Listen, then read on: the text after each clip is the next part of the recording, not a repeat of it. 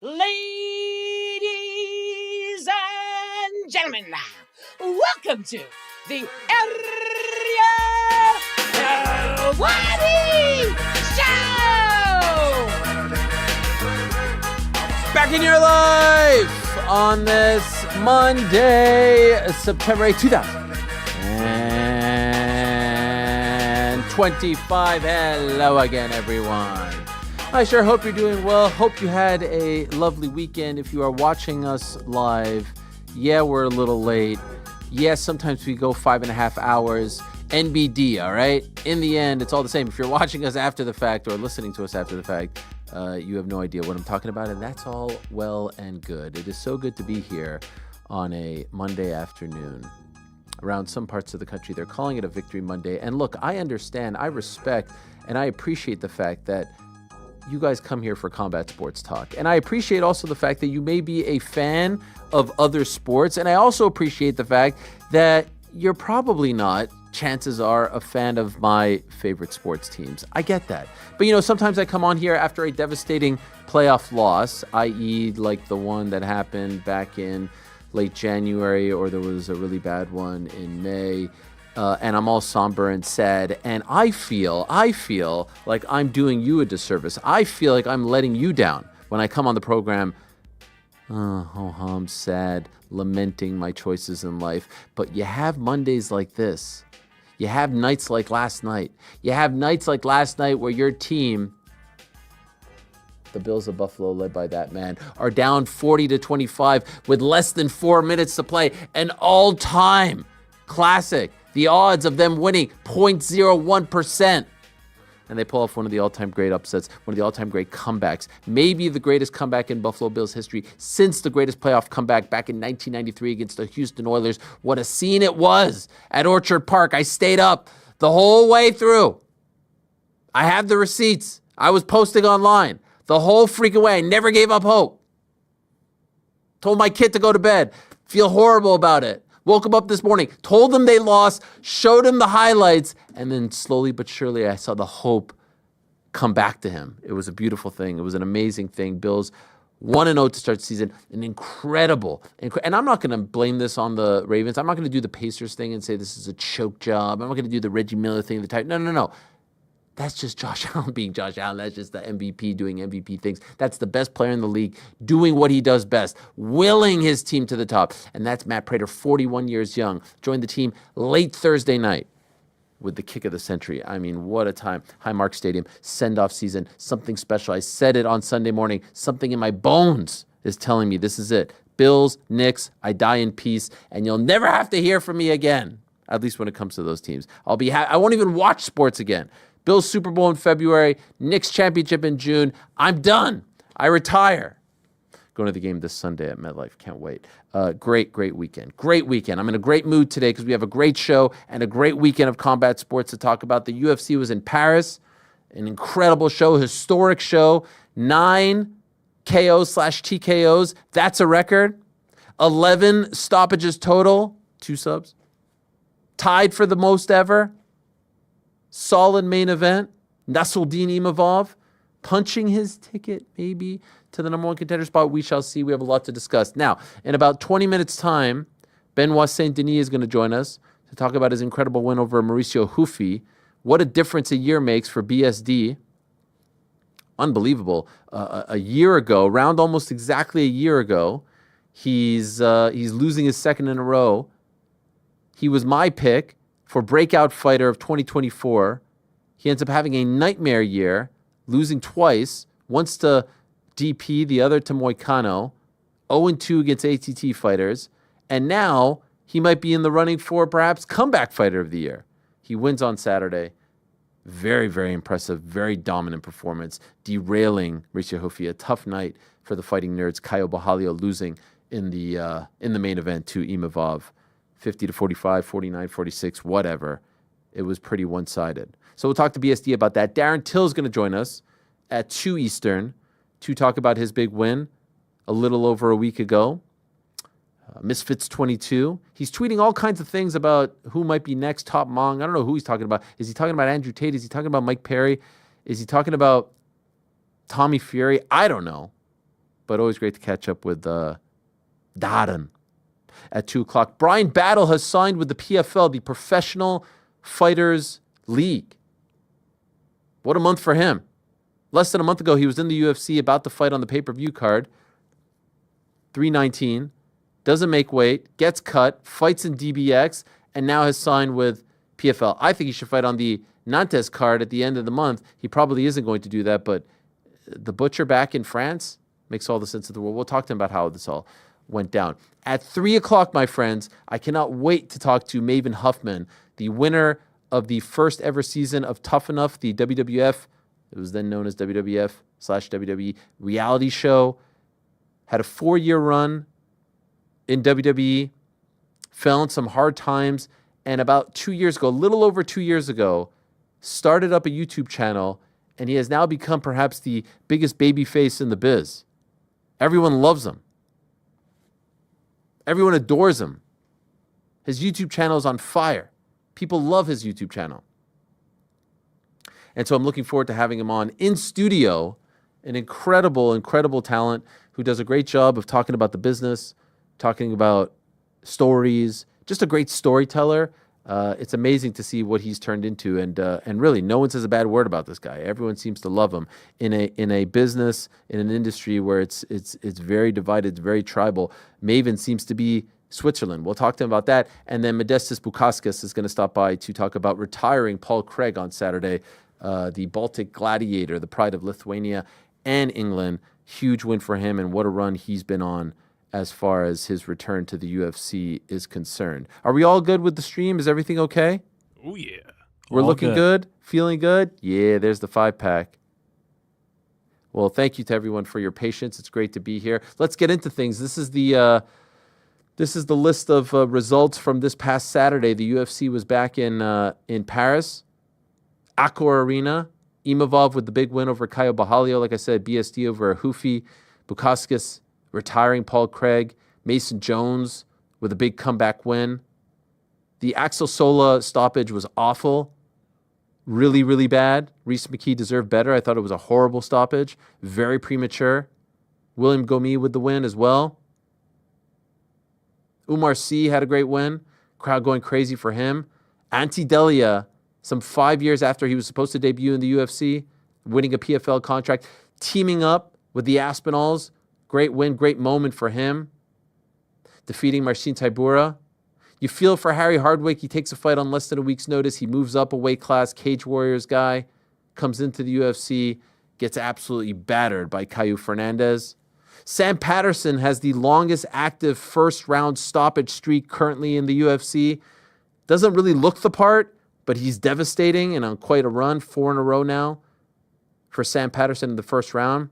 Robert Brychek with the win. Rinat Fakhretdinov defeating Andreas Gustafsson, and Sam Hughes got things started with a submission win over Shauna Bannon in the curtain jerker. Sometimes on this program, I lament the fact that the UFC doesn't come out and say definitively this fight is a number one contender fight. Sometimes they come out and say, oh, if this guy looks good, if this guy looks dominant, if this guy does it, whatever it is, they kind of like hold the cards close to their vest. They try to not back themselves into a corner. And prior to this fight, which we all thought was going to be a number one contender fight, they never came out and said it was going to be a number one contender fight. Borralho is weighing in before the Khamzat DDP fight as the backup, which sometimes, not always, but sometimes is a sign that, like, you're right there. Nasruddin is making fun of him.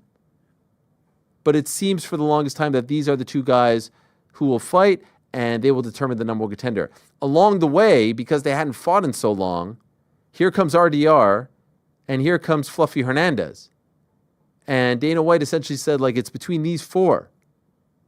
I don't typically like that, but now you kind of understand why they do that. Because I'm not saying Imavov isn't going to get the title shot, isn't going to be next for Khamzat. He has certainly done enough. He has won 5 in a row. It's against quality opposition. He was very, very dominant against Caio Borralho. But what I'm saying is, if Fluffy Hernandez and or RDR do something spectacular on October 18th in Vancouver, British Columbia, I would not be surprised if they get the shot over Imavov. Because the Imavov win felt bigger. If that fight was at the Apex, he'd be in trouble. It felt bigger and more exciting because he was in Paris, and that crowd is just absolutely unbelievable. They continue to raise the bar. But it lacked the excitement, the highlight reel finish that perhaps the UFC was looking for. If Fluffy or RDR pull that off in Vancouver, I would not be surprised if either of them leapfrog Imavov. Does anyone disagree with me? Not even a little. Not even a little. I think you both said that exactly at the same time. We tend to do that. It is bizarre. You're in sync. Yeah, we're in sync. Tell me, Rick, why? The performance by Imavov was flawless, right? Like it felt like there was only one moment where the momentum could have changed, and it was in that after that third round where Caio had, I think, the clearest win, one round. Felt like, okay, if he can turn it on and take 4, then maybe he has some momentum heading into the end of this fight. Imavov shut that down, won the 4th round, in my opinion, and it never felt like Caio really ever got started. We can kind of talk about whether the weight cut or anything like that was a factor. But having said that, it was a masterclass, but it was not the performance that if I'm sitting there as Dana White or the UFC going, I must give this guy a title shot. And I say that all because this is no disrespect to Imavov or the body of work that he's done. I think his resume is the best at middleweight outside of Khamzat Chimaev. If the win over Israel Adesanya did not get you the title shot, certainly this was not more impressive than that, right? Certainly this was not the one that you all of a sudden open your eyes and all of a sudden you've discovered Nasruddin Imavov. This was not that one. This was a counter-striking technical masterclass. So to me, the door was left wide open for absolute savages in Fluffy Hernandez and RDR to steal that title opportunity and earn that opportunity just based on the fact that they have the momentum right now and the fans are going to want to see that performance. Pete, agree? Yeah, absolutely. Like, and it doesn't really, I don't think our feelings come into this at all, to be honest, because it's not how we feel. This is what the UFC have been rewarding guys. Like, this is how they have been doing it. It's about being spectacular. Like, I can tell you, I had 3 phone calls from professional fighters in the UFC yesterday talking about how blown away they were by Imavov and how technically sound he is and how they love how he sets his body up before he throws a single strike. He's always in the right place. That's not really what the UFC are looking for in this day and age. They want big, spectacular moments, and that's why it's still open here. We're not again, as Rick just said, this is no way a critique of Imavov's ability. He's absolutely brilliant. As I said, his own peers are waxing lyrical about what he did to Borralho in this main event. But that's just not what the UFC incentivizes. They want the biggest exclamation mark you can get. So I agree with you. I think it's fully on the plate here for the 2 lads in October to take away from Imavov. It's not the meritocracy way, but it is the UFC way. GC, just to be very clear, I would not be upset. I think he deserves it. I think he's done enough. I just think he left the door open, right? Yeah, if Dana White came out and announced that Imavov was going to get the title shot, I wouldn't be shocked, and I wouldn't be upset about it either. Obviously, his credentials back up him getting a title shot. But Dana White opened the door when he made the announcement and said that it's either going to be between these two or the RDR Fluffy Hernandez fight. And then Imavov's performance on Saturday left that door even more open for 2 guys whose fighting style lends to exciting moments, lends to finishes, lends to those big, giant moments. And now that the door is open, I think they're going to capitalize on that next month in Vancouver. Yeah, I mean, and the timing works out, right? Because it's a little over a month away, so it's not like we have to wait very long. The champion just fought, so it's not like he's itching to get back in there. All 3 of these fights happening around, I don't know, less than 2 months of each other, almost exactly 2 months, because I think the last one was August 19th, if my memory serves me correct, and this is October 18th. Anyway, point being, I think, again, I just want to be very clear. He has done enough. He has won 5 in a row against quality opposition. There are a couple of eye pokes here and there. There's a little bit of that, but ultimately, like, Borralho just didn't have anything for him. You do wonder, Pete, on this Monday, is Borralho kicking himself for the weight cut in August? This was mentioned. Imavov was poking him, right? He was saying, you're an idiot. Why did you do this? Even Sean Strickland himself, who has trained with Caio Borralho, with a tweet insinuating the same feelings. Caio's my buddy, but he's an idiot. Okay. He trained with us and was useless. Me, what's wrong with you? Kaio, I'm cutting. I'm an alternate. So you're giving up 4 weeks of your camp, cutting weight twice while having a fight coming up? Whoever told you to do that, please hit him. Not fire him, just hit him. What do you think of that, PT? Yeah, no, absolutely. And look, anyone who spent any time around fighters cutting weight will understand how much these guys deplete themselves. It seems completely counterintuitive to do this to your body before a massive fight. If you've ever been around someone that's cutting weight, it is the closest to death that most people can get while still being alive. So I think it absolutely had an impact. And look, it's not only Kaio when you come away from this event, because obviously Huffy had the bad result as well. I feel like people are using this as a kind of a stick to beat the fighting nerds with. I've seen this kind of thing before with SBG over the years. When you are the hot gym that everyone's talking about, when you do hit a poor patch of form, people tend to turn on you very quickly. We know what the online fan base is like in MMA. I think Kaio would have wanted to do a lot more in that fight, but again, as we've been saying since the start of this show, I think we're overlooking how good Imavov was, how ready he was for everything that Brado was going to come to him with. He was perfectly set up to throw strikes at all times. He had his body in perfect positions over the 25 minutes. He made it very difficult for him. But if you're going to tell me that cutting weight to that extreme had no impact on this performance just a month before they took to the cage in Paris, I have some magic beans to sell you, Ariel. It's a little bit of a weird one, right? Because he had the number one contender fight for all intents and purposes a couple of weeks later. So did he only do it for the extra 30K, 40K? Like they're not giving you 100K. So why did you do it? You had the fight.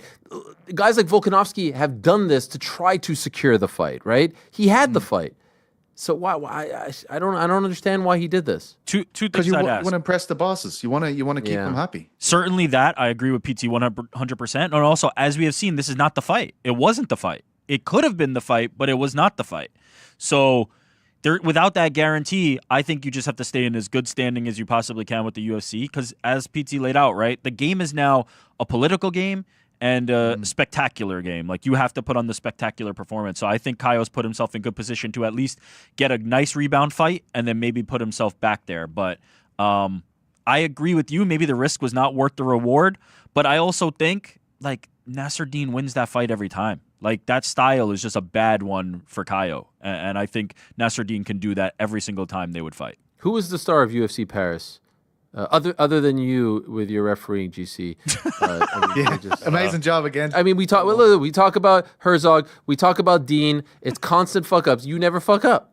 That's right. It's crazy. I like made a post on Instagram, and I think people are starting to comment, like, actually thinking I'm that guy. It's unbelievable. Like, man, great calls. Like, it's getting way too many likes now, and like a bunch of people that don't follow me are commenting, being like, "Good shit on Saturday." I'm like, no, I'm not actually. Does anybody know the ref's name? What is his name? It's like Brett's Connor Burks. It's I had his name. I follow him on IG. He's a great follow on Instagram. Is he? I mean, one of the best. What does he offer? What does he offer up on Instagram? Pictures of him reffing, Octagon shows, local European shows. I mean, he's only there for the Europe and the Abu Dhabi cards. Unbelievable. And that's why he's so great, man. Benoit Saint-Denis is the star of the night. Yeah. Lucas Bosaki. Lucas Bosaki. Lucas Bosaki. Legend. Of, I do believe, Polish fame or definitely Eastern European. He's a good-looking guy. That's all I know. Benoit Saint-Denis, huh? Why BSD, Rick? I think it was one of the bigger spots, right? It was a huge opportunity. It was one of these opportunities that it felt like he was kind of being served up, and maybe in the same way that Dustin Poirier once was being served up against him. Yeah. And Dustin was able to turn the tables. In this scenario, BSD was the one who kind of corrected the record, let everybody see what that there's levels to this game and that he's on a different level. So for me, he was the biggest star in the biggest spot. I will say I've seen a lot of people kind of piling on Fighting Nerds, a lot of people piling on Huffy. It wasn't too long ago. You go back a few months, and BSD was in the same spot that Huffy was. Where everybody's going, this guy is trash. Fraud. He's overrated. Was he a fraud? And now look at him. Now he's back on top. So I think there's still plenty of life in Huffy and opportunity for him to kind of come back. But for me, BSD was the star of the night. Also, I sort of feel like Carlos Prates gets a spinning back elbow knockout 2 weeks ago, and everyone's like, Fighting Nerds are back. Yeah. You know It's also what I mean? funny how, like, anything that becomes popular, people automatically hate it. These guys. Like, they were the darlings, but now they start losing. All the haters come out for it. I'm with Rick. I say BSD. Just the dominance that he showed. Huffy had nothing for him. And what about that celebration? The celebration The is celly was part hard. terrifying, part exhilarating. Hit the bang and Yes. then pulled out the extra pistol to fucking I don't know if finish the job. he knew where the hard cam was, but it's like it felt like he went to a dark place. That he went to another life there with that. It was all too real. It was damn impressive. What about you, Pizzi? Because there were a lot of your boys there, a lot of the guys that you've been following and covering for a long time from the European scene. Yeah, I mean, it was just great fights. I think Rick put it perfectly. The BSD basically had his Poirier moment against Huffy, which was quite ironic. I was all over Huffy in the lead up to this fight, as the lads know. Apologies, boys. Look, I think he didn't win. Paul Craig's retired, and that's a guy that's given me a lot of time over the years. He's been in the UFC for 9 years. I remember him during his first UFC contract. He lost a fight, and suddenly he was like, "Yeah, I'll just retire if I don't win the next one." And it was this kind of defeatist kind of attitude. And when you're interviewing, you're kind of like, this guy has 1 foot out the door. He completely rededicated himself to fight, and obviously this is why he's lasted so long. He's had some amazing wins. He's beat 3 UFC champions, Shogun. He's beat Ankalaev, and he's beaten Jamal Hill. And Jamal Hill's the win over him was like a massacre. That was a crazy, crazy fight. And look, he's beloved in Scotland, and he also humanized fighters in this part of the world a lot more than people will give him credit for. This guy was a school teacher. He was incredibly intelligent. Like he was always put forward on these BBC shows, and the people that could understand him, I know your audience sometimes struggled with the Virtue's his brogue, Ariel, but very, very intelligent guy. So I think that was one of my big takeaways from the night. Mason Jones had an absolutely unbelievable fight with Balaji Oki. Oki from Belgium, highly touted prospect, drops Jones. Jones comes back and bludgeons his way to victory. Elbows from Mount finish the job there. But just so many great fights. Obviously not a great night for the Irish. Reece McKee suffered a loss to Axel Sola. I agree with you. It was a bad stoppage. Sola, one of the highly touted prospects from France. He kind of reminds me of where Tom Duquesnoy was back in the day. He's that guy that everyone's really hot on from the scene. So Reece taking that fight in short notice. And I felt like he had the fight exactly where he wanted it going into the third. To end like that, I'm sure he's very disappointed. And of course, Sean O'Bannon lost earlier on as well. So not a great night for the Irish, but I'm sure we will be back as always. Yes, sir. The Fighting Irish. Let us talk to one of those big winners, and according to several of us on the program, the biggest winner of the evening. And I say evening. It was the evening in Paris, afternoon here in America. I do hope they do more of these. Probably not during college football season, but an afternoon card like that on a Saturday is just what the doctor ordered.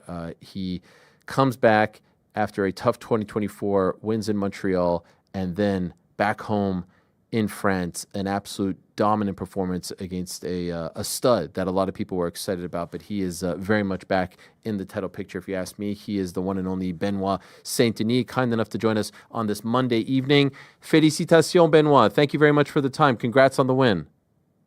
Thank you very much, Ariel. I'm really happy to be back. Oh my gosh, you are back in a very big way. Have you had a chance in the last 2 days, Benoit, to think like this time last year, I know it was late September, the Paris show, how different your life was? Because that was the Moicano fight, a forgettable 2024. Now look at the difference the year makes for you, Montreal, and then this win. All of a sudden, you're all the way back in people's eyes. Yeah, it's a tough sport. You have to keep faith in what you are doing at all time, despite being tested in every aspect of the game, on every aspect of the mentality that this game is asking you to keep as high as possible, as much time as possible. And like I say, 2024 was a tough year, but I learned really a lot from this year. First of all, humility on getting back to being the stud I was when I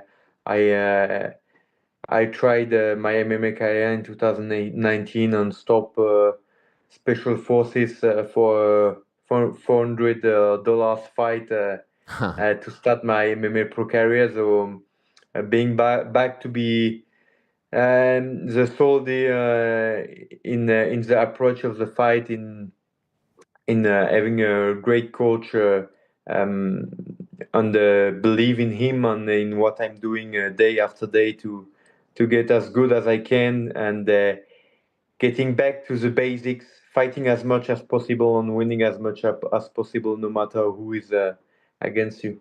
You mentioned keeping the faith, Benoit. Did you ever lose faith? Did you ever feel like you were never going to get back to the guy who was doing so well in 2023?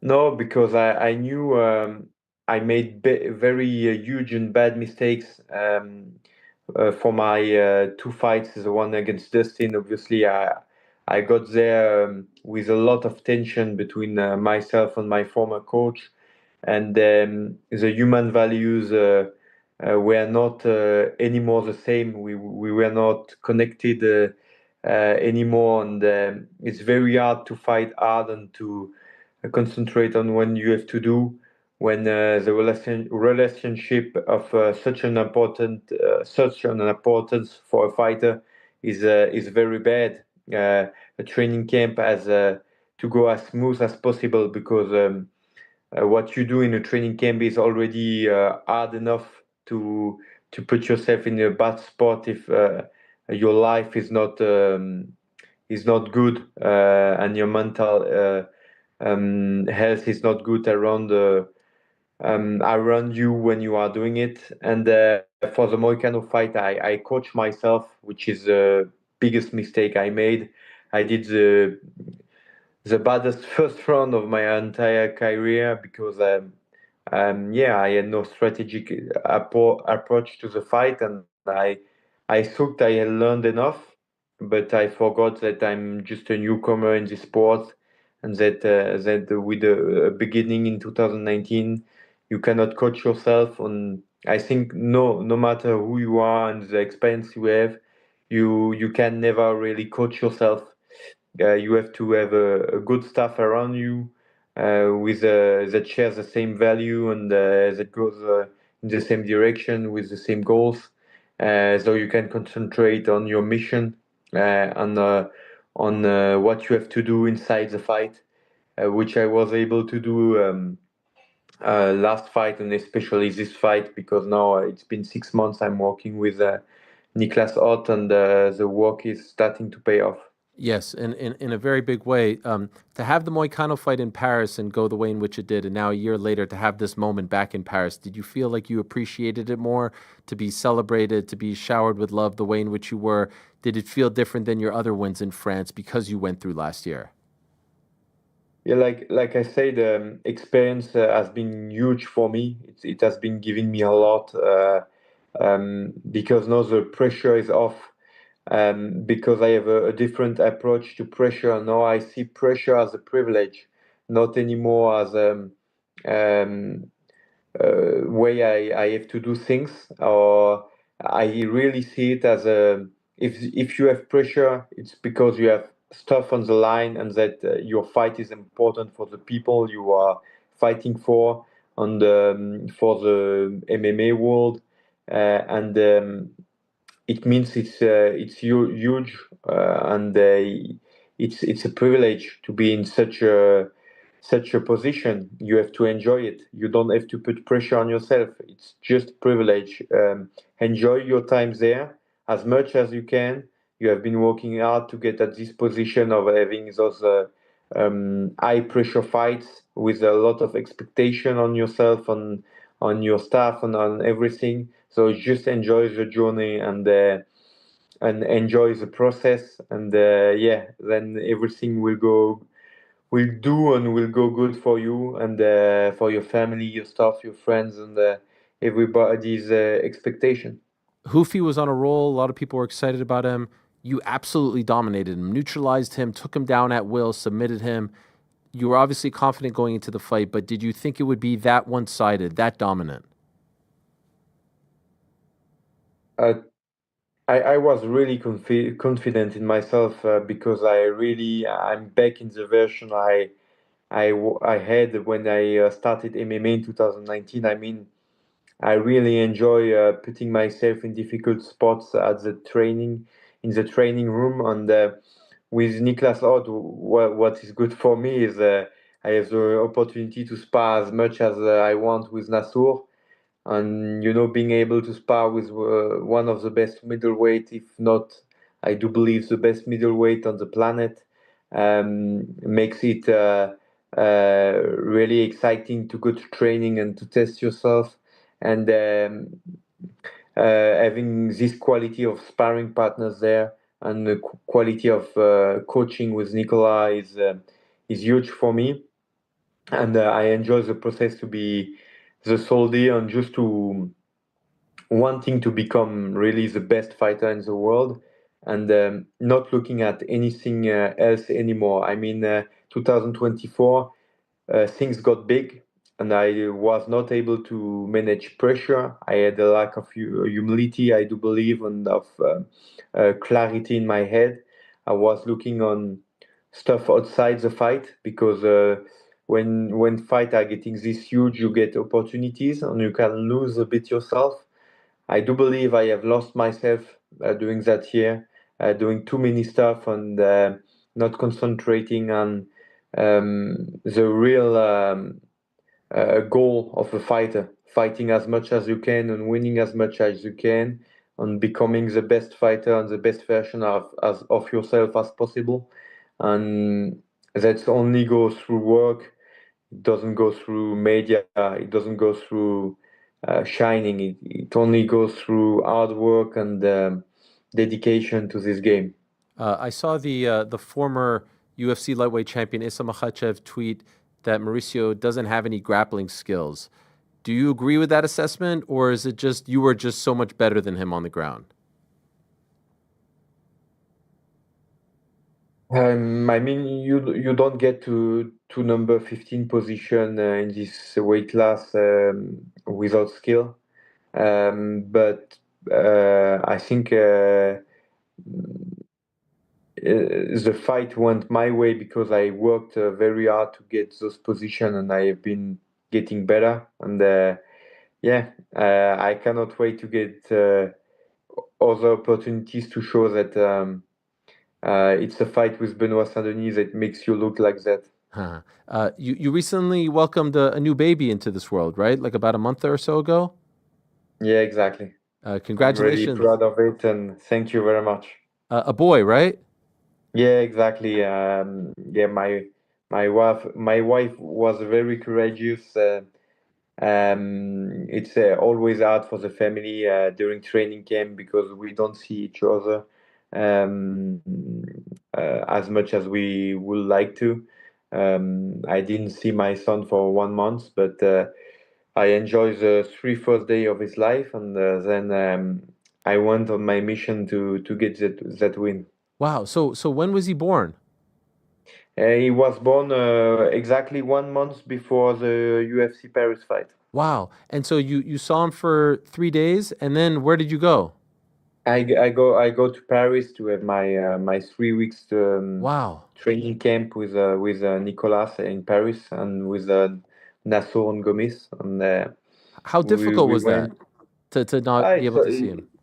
Yeah, it's always difficult, but it's the life of a fighter, and you have to make sacrifice if you want to get the job done. And at the end of the day, what will be remembered, and your family will suffer a lot more of a defeat with those high pressure fights. If you don't do your job correctly, it's always um, bad stuff for your family and your friends. So it's better to get the job done and to do the sacrifice you need to do. Do you? I mean, you probably don't need any more motivation at this point, and you have a daughter, right? Yeah, exactly. But did you feel like the birth of your son gave you any extra motivation, any energy going into the fight because it was so close to the fight? Did you feel any sort of difference after he was born? It's always a huge moment of happiness, but I have to say you don't sleep for 3 days.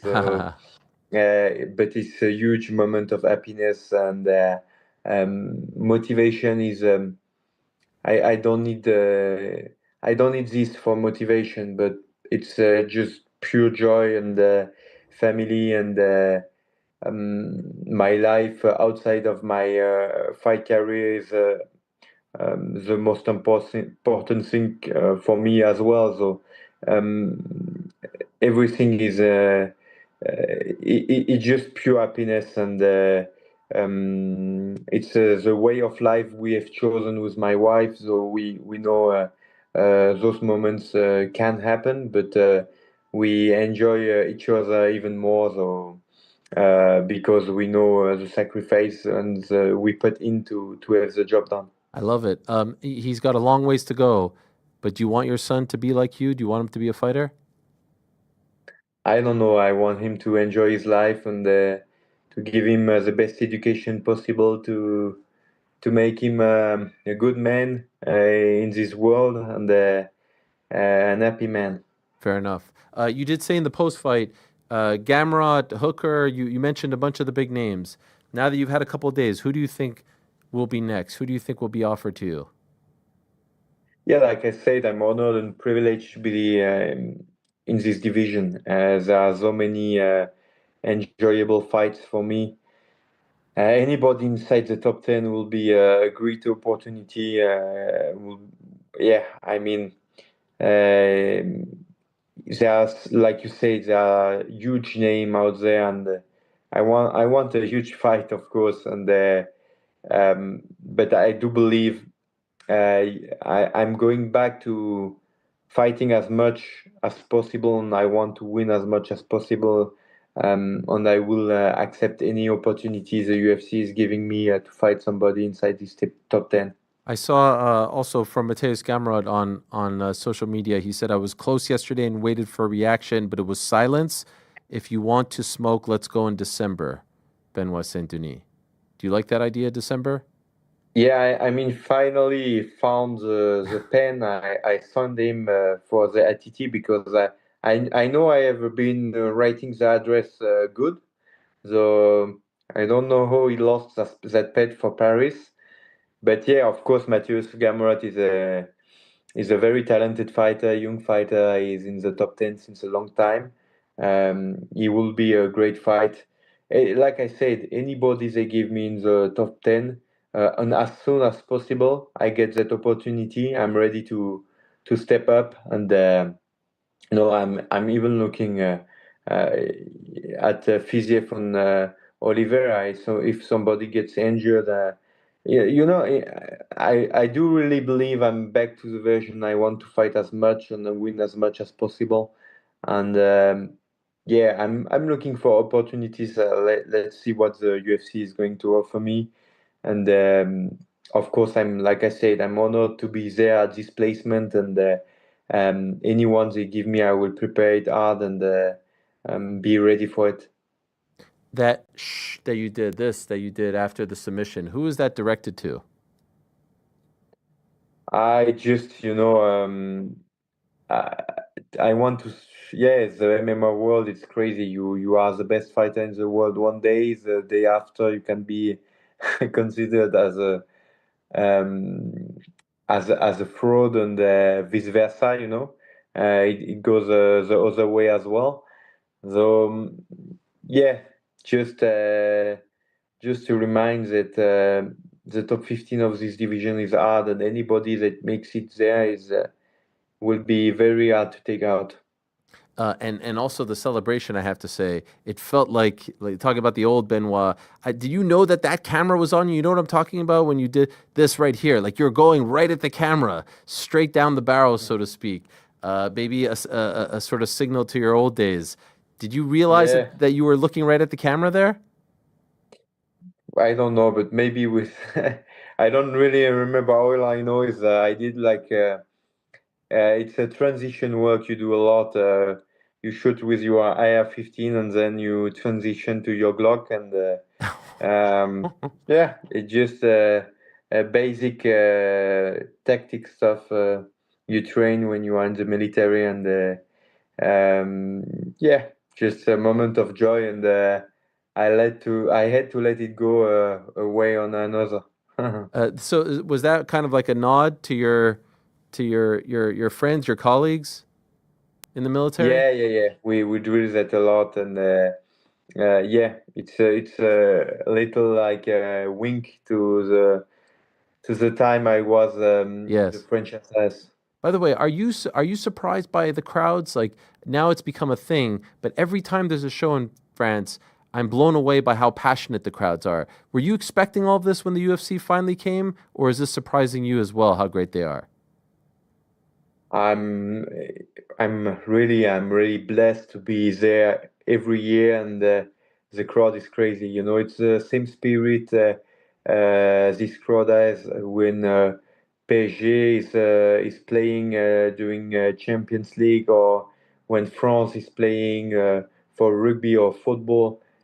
French crowd is really passionate and around his people, and this is why they are also very demanding. And like you say, our media is as crazy as the crowd is crazy. So when you win, you are getting put over the sun, and when you lose, it goes very fast as well because there's so much love around the French fighters and around the clubs and around the French sports that the expectations are very high from the people. They like to celebrate, and it's the way it is, and I love it. I really, like I said, it's a privilege to be there every year, and I enjoy my moment. Two more things. I saw that you were in a celebrity football match in Monaco. How did you do? Uh, f- I did okay, but I did okay because I did play a little bit when I was little, so I did okay. But um, I don't think I did as good as Cyril. Cyril Gann has been playing for a long time football and then basketball. Yeah. I think he has more football in him than I do, but I did okay. Okay. How do you think he does against Tom? To be honest, I think we are gonna finally have our first French UFC champion. I think Cyril. I've been talking with him. I have been taking more time with him this year than the past years, talking and training, and yeah, I think he's ready, and I think he has this fire inside him of wanting to become champion, working out since a long time. He's not talking a lot this past month. But he has been doing a real good job, and he has been working hard, and I do believe he's an exceptional athlete even for the heavyweight division, and on 5 rounds I do believe he's gonna beat Thomas Pinel, and I Wow. cannot wait to see it because it's, of course, it's gonna be tactical and very high level stuff, but I do believe Cyril can do it, and he will. Wow. All right. Well, I look forward to that. That's next month. For now, again, congratulations, félicitations to you and your family. Most importantly, on the new edition, the great win, everything you've done this year. I think you might be the comeback fighter of the year after what happened last year. Now you're right back in the mix, Benoit. So again, enjoy it. Congratulations. Well done, and thank you for joining us. Thank you very much, Ariel. Okay, Cheers. plaisir. All the best. There he is, Benoit Saint-Denis, the God of War, one of the most exciting fighters to watch in the UFC. Really, it's like kill or be killed with him. It's never boring. It's either going to be, a couple of losses, but for the most part, it's been a lot of dominant wins, and he's back on track with a win back in Montreal in May, and then this past weekend against Hufi. And again, everyone's going to talk about Hufi will be fine. He just fought a really tough guy on his home turf. Bohalia will be fine. People lose in MMA. And they win a couple, and all's forgotten. Look no further than this gentleman. What were they saying about him after the Poirier loss? What were they saying about him after the Moicano loss? He looked broken. And he has shed some light on the training situation, and that could do it. But look what a massive difference just a few months can make. Big prediction there. He's backing his guy. What a smart idea from the UFC to do the press conference for the Abu Dhabi card on Friday in Paris in front of that raucous crowd. They were unbelievable, and they were giving it to Tom, and they should give it to Tom. That's what you should do. The Irish crowd gave it to Jose Aldo. I joked rude. I was kidding, of course. They're backing their guy. I thought it was brilliant. It made the fight bigger. It added a little spice to it. In case you missed it, here's a great little compilation of how they were treating Tom on Friday evening. I mean,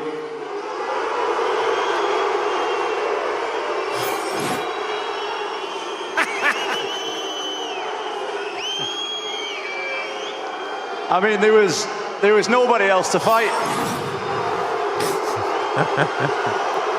I'll just Cyril, you just do your thing, man. You just do your thing. I'll just chill. Oh, it was amazing. Every time he spoke, it was that. If someone asked him a question, the media guy got booed like that. It was absolutely brilliant. The face-off was great. Both guys looked gigantic. Look at these guys. Behemoths. John who? Look at these guys. Look at Cyril. Mick, wake up. Look at Cyril. Look at that. Look at that neck tat. Yo, these are big boys. I don't care what name. It should be Volkov. No, it shouldn't be Volkov, all right? This is the fight we've wanted. And Tom already beat Volkov. So good. So good to have it there. So good to have it there. Loved it. There was another clip, right, of, I think, Tom being asked about John Jones. Let's play that one. You were originally supposed to fight John Jones for the belt. Now it's Cyril. So my question is simple. Considering that Jones is nearing the end and Cyril is in his prime, who do you consider the biggest test right now? Cyril's the guy I'm fighting, so he's the biggest test right now. John Jones is retired, so I don't really have much to say on that, to be honest. So I'm fighting this guy, and this guy's really good, so I'll be as ready as I can be. Is he retired, though? Is John Jones retired? Because I saw him yesterday. Now, this is a great clip. He was at the MTV VMAs.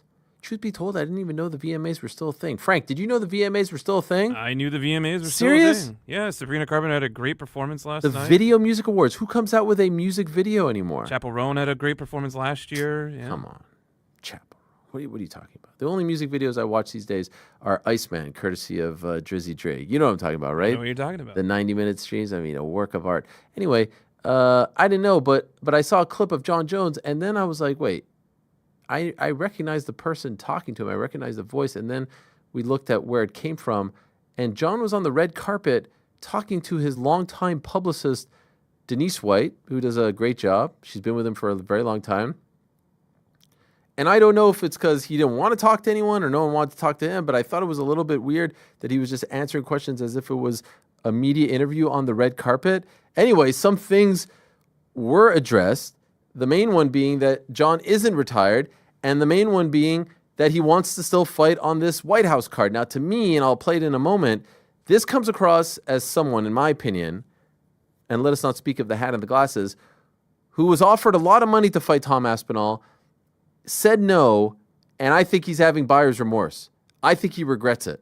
I think he regrets saying no to the $30 million. That's the only explanation I have for this insanity of retiring and then 3 days later saying, oh, but wait, I want to fight on the White House card. In case you missed it, here's what John had to say. Okay, we're here with John Bones Jones, the most decorated UFC fighter in fight history. John, where are you this evening? I am at the 2025 VMAs. And what are you doing tonight? Tonight I am introducing Bailey Zimmerman for Best Country Music. He's going to be performing. Great. All right, so let's get to a little fight news really quick. So there's a lot of rumors out there. Let's dispel a couple of them. First and foremost, are you retired? I am not retired. I'm actively training 5 days a week, and I'm in the UFC's drug testing pool. Great. And what's the status of the fight at the White House? I don't really know. It's kind of out of my control right now. I'm training for the event. I'll be ready for the event. That's my goal. That's my intention. But ultimately, it's up to the boss. None of it makes any sense. So if the boss says you're not fighting in the event, is he retired then? Like, you're only coming back for one event? What does that mean? What is going on? And what's going on with the glasses, John? What is this? Edge and Christian circa 1999? What's happening over here? Fucking hell. I mean, really? And can I be so bold as to say something? And this is going to come across as a little bit harsh, but I mean, Darren Till's coming up. I just hear a collective "we don't care" from the audience. We don't care. Do you not feel that way? I feel that way. If he fights, people will care. But right now, does until anyone that care? gets booked, yeah. No one cares about this. This feels a bit like Conor McGregor, where it's like unless you really feel like he's stepping in there, people are just kind of tuning out. There was a mega fight. It was right there. I'll believe it when I see it. Well, what's the point? If it's, I believe he actually wants to fight on the card. I think he has buyer's remorse, and I think this is Dana White saying, "No, you fucked with us. We got you the money. We called in the big guns. You dragged this out. You made me look like a liar. I said it was 100%. You said yes. You went back on your word, and now you want back in? To hell with you." No? Does it not feel that way? What's going on here? Dana White going so far as to say, 1 billion% John Jones won't fight on it. I think if John Jones demonstrates that he is training 5 days a week and ready, and July starts rolling around and it looks like he can fight, they will make that fight. I feel that very much so. I think, yeah, sure. I mean, obviously, a lot can happen in the next 10 months. Plus, like Tom said, there's not a ton of people for him to fight. No, I get it. If the circumstances line up, they'll make it happen. It's just all very weird. And also, the interview with the PR person is a little... Glasses were fire, bro. They were... Yeah, I'm sure. Yeah, I'd love to see you in those glasses. Hat, too? Sure. I rock a cowboy hat. I don't know about the glasses. Well, that's the story. Let's see. I didn't see him at the VMAs, but apparently still think. Did it air on MTV? Yes, sir. All right. Let's go back to 2 weekends ago, Misfits 22. What a scene it was. Our old friend Darren Till. We talk about Benoit Saint-Denis turning things around. Who has turned things around? Perhaps he is the comeback fighter of the year because he has found a lane, he has found a niche, he has found his groove. Like Stella, he has gotten his groove back, and he is the talk of the boxing world now. The one and only Darren Till, kind enough to join us about everything going on in his life. Is he really there? Yeah. Hello, Darren. How are you? Now you talk to all the boxing YouTube guys. You forgot about your old friends on this side of the fence. I see you all the No, time I haven't. I haven't spoken to anyone until, and you're the first person. Okay, well, it's good to see you. I just like to be a little bit, needy. I'm the same. Congratulations. Thank you, sir. I appreciate that. You have found something here. Did you expect to find something here? Like, you are a different person. There was once a moment where it felt like you were sort of floating. We weren't sure if you were going to fight from this side of the fence. No, I'm wrong? Everyone's wrong. I'm obviously I sort of portray like a wild, stupid persona. I've said this for years, but behind the scenes, behind my little weird brain, I'm very tactical and I know exactly what I want. I've always known what I wanted. Now, it's not like I've found a niche. At the end of the day, Ariel, I've always been a tremendous striker. I've always been IQ high striking. Academically, I'm probably not the smartest guy out there, but when it comes down to the fighting game, not the strongest, not the quickest, fastest, but I'm certainly one of the cleverest. So striking's my niche, whether it was Muay Thai, kickboxing, and essentially boxing. So I'm in it now, getting better every fight. I don't care what anyone's saying. I did say a few years ago, like, I'm going to come in and just end this influencer game, and that's essentially what I'm doing. And the sky is the limit. It's big things on the horizon. So why end it? Because you're succeeding in it. It's treating you well. Yeah, but I've still got other goals and aspirations. And at one point, yeah, it did look like, it looked like a lot. Behind the scenes, there was it was hard the first year. But what I've done cleverly, other than these other MMA fighters, is I've really dedicated myself to the art and craft of boxing, learned the small details, obviously got better with each fight. First three fights, obviously one in Dubai and the other two this year, wasn't as maybe high profile as Luke. Luke was obviously the higher competition, obviously former UFC world champion, obviously a little bit older, but still, a force to be reckoned with. And just showing exactly why everyone should really be avoiding me, like all these guys. And yeah. Was there anything about Luke going into this fight that concerned you? Sorry? Was there anything about Luke that concerned you going into this fight? You thought this would be a cakewalk? Yeah, his boxing's too slow.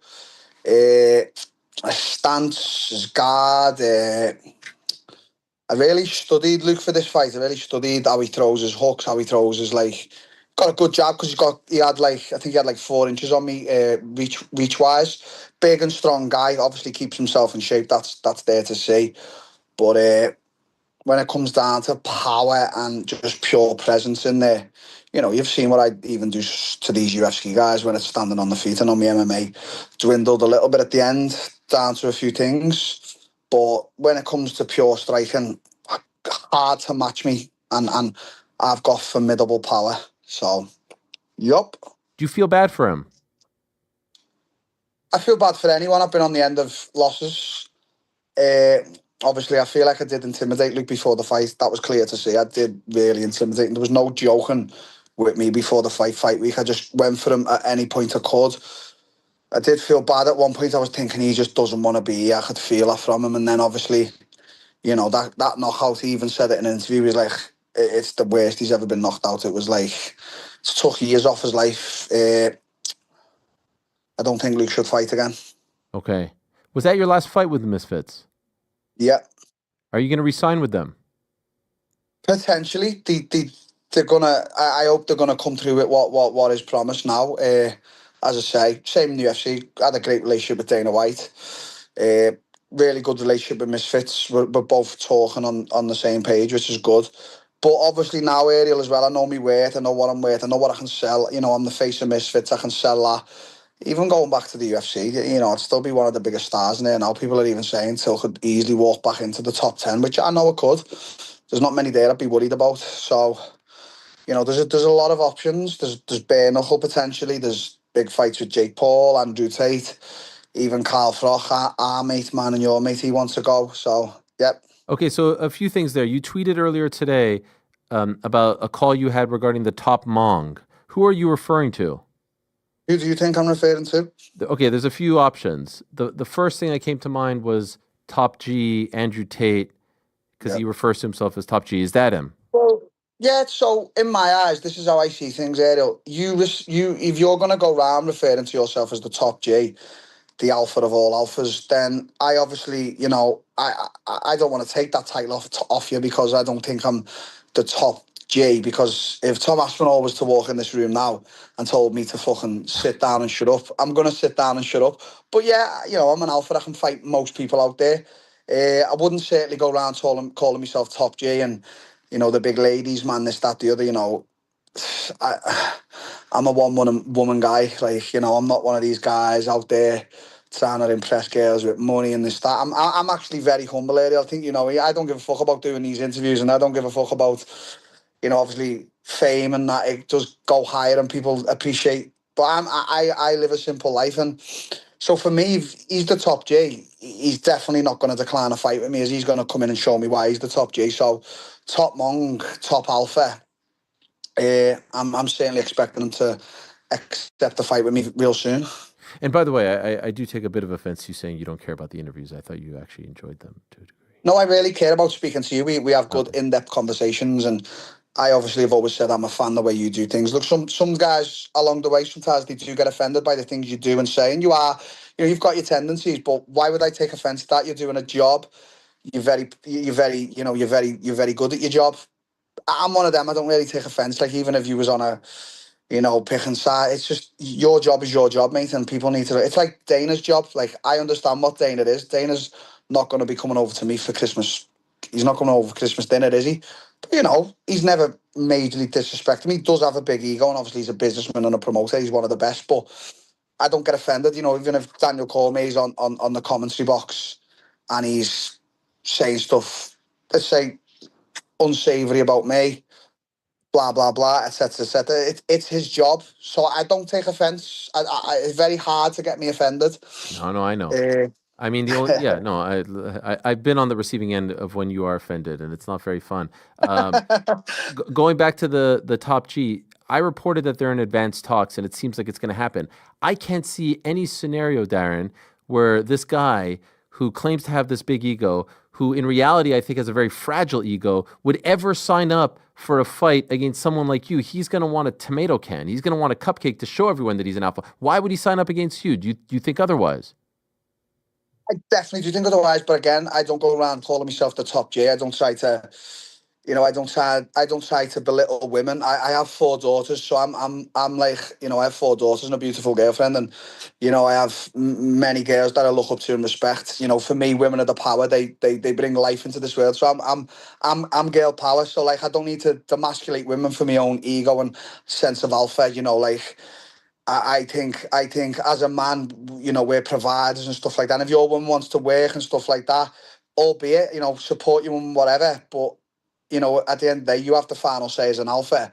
But you also listen to your woman and you listen to my daughters are essentially going to grow up and be at one point treated like shit like men. That's just the way of life. So, all this ego bollocks and that, it's just not for me. Obviously, all of us out here in this life, whether you're a man or woman, we have egos. That's just life. But when do you put your ego aside? When do you not think you're the big boy? So obviously, there's a lot of views I agree with Andrew Tate, but any man that calls him the top G and top alpha, he's obviously going to come and have to prove it like me. But I'm just a different kind of man. He's a very intelligent, like high IQ guy. That's for sure. But his ego is what'll hurt him if he ever comes up against me on the mic at the presser. I'm willing to go all the way. Like I honestly, truthfully, there's men out there who are bigger, stronger, whatever. But I genuinely don't give a shit about anyone. Like I'm willing to go all the fucking way. Andrew Tate, I'd have to probably calm down on him a little because, as I said with Luke, I didn't get many chances in the UFC to get on the mic and give it to people. Luke. I was not stopping with Luke, and I could see he was intimidated at the end of it all. The same would happen with Tommy, Andrew Tate. Carl Froch can say whatever he wants. Prolific boxer. Can't take away his accolades. I hope he's listening to this. But to me, you didn't get in the ring and face off with me, and that does tell me a little bit about things. One more thing about Andrew. Is this an active thing that Misfits is trying to get done? Do they want to make this fight happen for you? Yeah, I think all parties do. Andrew Tate definitely is interested, or he wouldn't have tweeted me back. Misfits are interested. My management are interested. His management potentially. It's looking like a fight that's going to be made before the end of the year in a great location, and in a obviously he's in my eyes he's probably one of the most famous people on the planet. Certainly the most Googled, well bigger name than Jake Paul and stuff like that. So for me it's huge. Wow. It's money. It's money changing. It's life changing with money as well. You fight Andrew Tate. You don't have to think about working again. And obviously, the money's obviously tasty for him as well. So it's definitely it's. I'd say at the moment a 75% made fight from what I'm hearing as well. Where would it take place? Not in England anyway. Okay. Middle East. Okay. We'll see. What happened with Carl Froch? You called him out. He's sitting there. He responded on his YouTube channel. Was that ever discussed? I saw Kaller Sauerland of Wasserman say he was going to go to Nottingham and sit down and talk to him last week. So that probably would have happened by now. Any idea what happened? Eddie Hearn is definitely potentially interested in the fight. Well, he would be. He's fucking one of the smartest businessmen out there. We can't take that away from him, even though he's a top G, top Mong, top Alpha. Loves he's got a big ego, but I didn't know Carl was at the fight, to be totally honest with you. And then my coach got in the ring and said, Carl's over there, going obviously, make the fight. And I went over with a lot of aggression and intensity, and he was sat there like he wasn't bothered eating an apple. Well, if you're not bothered getting you certainly are bothered because you're making YouTube videos and stuff like that. So there's a sense of, again, it's the ego. I'm not bothered about that until, well, you are a little bit bothered about me. You're turning up to Misfits. Like you're a professional boxer where you guys all sort of look down on Misfits, which is fine. But there's a sense of, yeah, you're interested, so get in the ring and let's face it. He's definitely intimidated by me. And it's that thing again, as a boxer in his heyday, if we'd have come up against each other, he's fucking one of the best boxers to come out of England, but don't start saying this and that about him, mate. You're talking about me getting choked out by the absolute cream of the crop in the world. I have fought, there's no better fighters that I've fought the highest levels, but you're going to say about me getting choked out. Do you realise what I could do to these normal boxers? Does he realise 10 seconds flat he's just getting totally strangulated begging for his life? That's what I could do to Carl, and there's nothing he could do about it. And this is not to say, this is just facts. And so do you think that there is a chance that this happens, or do you think that that ship has sailed? I'm going to be honest with you. I'm not begging no one for fights. I certainly won't beg Jake Paul and I certainly won't beg Carl Froch. I'm not interested in Carl anymore. I'd probably at this point decline the fight with him because, you know, you want to go on YouTube and say stuff with your little shitty channel and you want to act like you're not bothered. Well, I've tried. I've called you out. You come to the fight, you're not bothered. So I ain't no beg. I ain't no fucking dickhead. Yes, people that either love me or hate me. I do have a real sense of, you know, I am an out there character, but that's obviously because I don't give a fuck. But I'm not going to sit there and beg for a fight. You can go and get to fuck. Like, fuck off, you little maggot. Like, I don't give a shit about you. Go away with your fucking stupid nose. You and Eddie go and shag each other. I couldn't give a fuck about you. I'll decline the fight now if it gets made because I'm not no dickhead. I was looking forward to that one. I like that one. Fuck him. I don't give a shit. What about Tommy? Because you tweeted the video of him running. That's another huge one. Again, I'm out here, mate. I'm out here making press conferences, going mental. I'm out here trying to make fights, and I'm not getting a lot back. It's like in a relationship, if it's all give, and you know, it's all take, and no give back. Like, well, what the fuck? It's like friendship. It's all, you know, give, take, and no give. It's the same thing. I'm in a relationship with these guys, and I'm not getting nothing back from them. Tommy's not giving me nothing back. He's just calling me a mong and an idiot. His dad the same. Well, you're obviously asked by me, so either fight me or keep my name out your mouth, or I'll punch your skulls in when I see you, and I will. I was there in front of John and Tommy. They walked out of the room. Like, so keep my fucking name out your mouth. Because you're a free agent, are you talking to Eddie about Matchroom? Are you talking to Frank Warren about Queensberry? Are you talking to these guys? If they want to speak to me, I'll speak to anyone openly in a respectful manner. Misfits have got 90 days to come back with an offer with me, so I'm obviously team Misfits. But if Eddie and Frank come on the table, I'm all about that right now. I want to make a big name for myself. I want to punch all these guys' heads in. Potentially, if I go back to UFC, if that could ever be a thing, you know, get the arm, knee sorted and stuff like that. My knee actually popped out before my fight against Luke. 20 minutes in the dressing room before I was to fight Luke, it popped out. Wow. So I've been hard. Yeah, it popped. What happened? I was doing my warm up. I have a running coach. I have a nutritionist and a strength conditioning coach around me these days, and I was obviously doing a real like warm up, like foot drills, speed drills, and obviously box jumps. And as I'd done a jump, I sort of let my knee go a little bit limp, and I come back down, it just popped. So I had to go in the toilet, re-pop it back in. Oof. And I just said to me coaches, don't worry about it, I can get through this fight. And then after the fight, it was even worse when I took my boxing boots off. So I'm in talks now to get the knee actually completely fixed. It's actually going to cost me a big chunk, but it's time now because it's just popping way too much. How long will that sideline you for? Not a long time. I've been speaking to the best people in the world, and they're ready to help me. Okay, and what is it? MCL, ACL? ACL. I popped it 8 weeks before my Derek Brunson fight with Tom Aspinall. That cheeky little bastard popped it, big cunt. And, you know, it was either pull out or do the fight. I should have probably pulled out, but I took the fight, and that's where my wrestling sort of went downhill. Because before that, no one could take me down. Kelvin Gastelum, Woodley couldn't take me down. He knocked me down. Whittaker couldn't take me down. Do I have to speak about anyone else? Stephen Thompson couldn't take me down. Or Hey Masvidal couldn't take me down. So this enigma with wrestling, I wasn't getting taken down, and if I did, I popped back up. Gastelum tried to take me down 3-4 times, popped back up. Whittaker, 5th round, took me down twice, popped back up. So what's amazing about your situation right now is like, I could see a scenario where the UFC says, yeah, come on back. I wouldn't necessarily go in that direction if I were you because you're enjoying so much success here. You've got all the former MMA, I see the Masvidals of the world mentioning you, Perry, you're talking about him. He would obviously still be interested, BKFC, all that stuff. Then you've got the crazy ones out there like Andrew Tate. The Jake one, everyone afterwards said, that's the one. That's the one for Jake. Same size, same age. That's the one. Yeah, the options are... It's definitely the one, but we have to look at the facts with Jake. He's fighting Gervonta Davis for a mega fight. You know, Jake can really box. He's got power. He's a big, strong lump. Like, let's stop talking about YouTube and he's a fighter. He's a professional boxer. Like now, I would knock Jake out. I'm just my twitches and just the experience. I would knock Jake flat out, but that would be a fight where I would train like never before. I'd bring a whole team around me, 12, 14 weeks. Do I see him taking it right now? It's a bit of a danger zone for him. And again, with the ego stuff like that, he's always terrorized people at the press conference and stuff like that. He just wouldn't last. I'm too quick for that guy. He just talking about money to me. I don't really give a shit about all that. You can have all the money. You can have the best model girlfriend in the world. You can have everything. You've actually got it all. Like, it don't matter. Jake Paul, don't matter. What do you think of the Tank fight?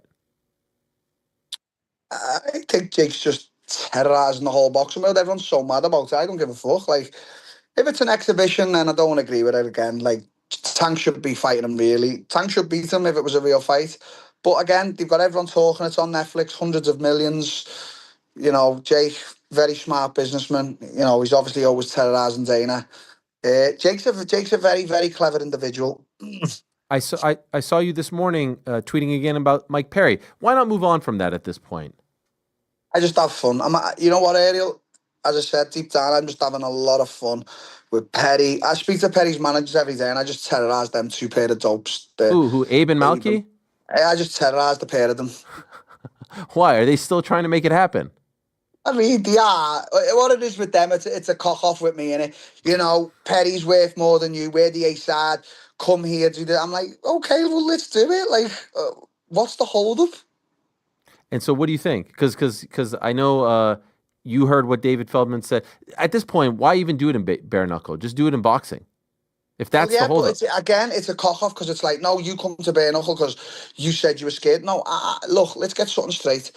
I've had a heavy amount of fights in my life, like on the street, in the ring, Muay Thai, boxing. Like, I had about 5 unlicensed boxing fights before I even went into like MMA and stuff like that. I've had a lot of fights. I spar with no headgear.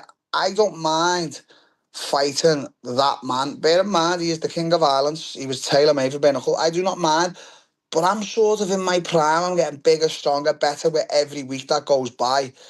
I don't really need that in my life right now, just getting cut to pieces. Like, 36, yeah, sounds, but not really for me right now. That's just the truth. I'm not saying I'm scared, but right now it's just not for me. I just don't want that type of damage. Is there any part of you that just kind of wants to be a top-ranked WBC fighter and just prove that you can hang with these guys? No crazy name, no celebrity, just now be a normal boxer.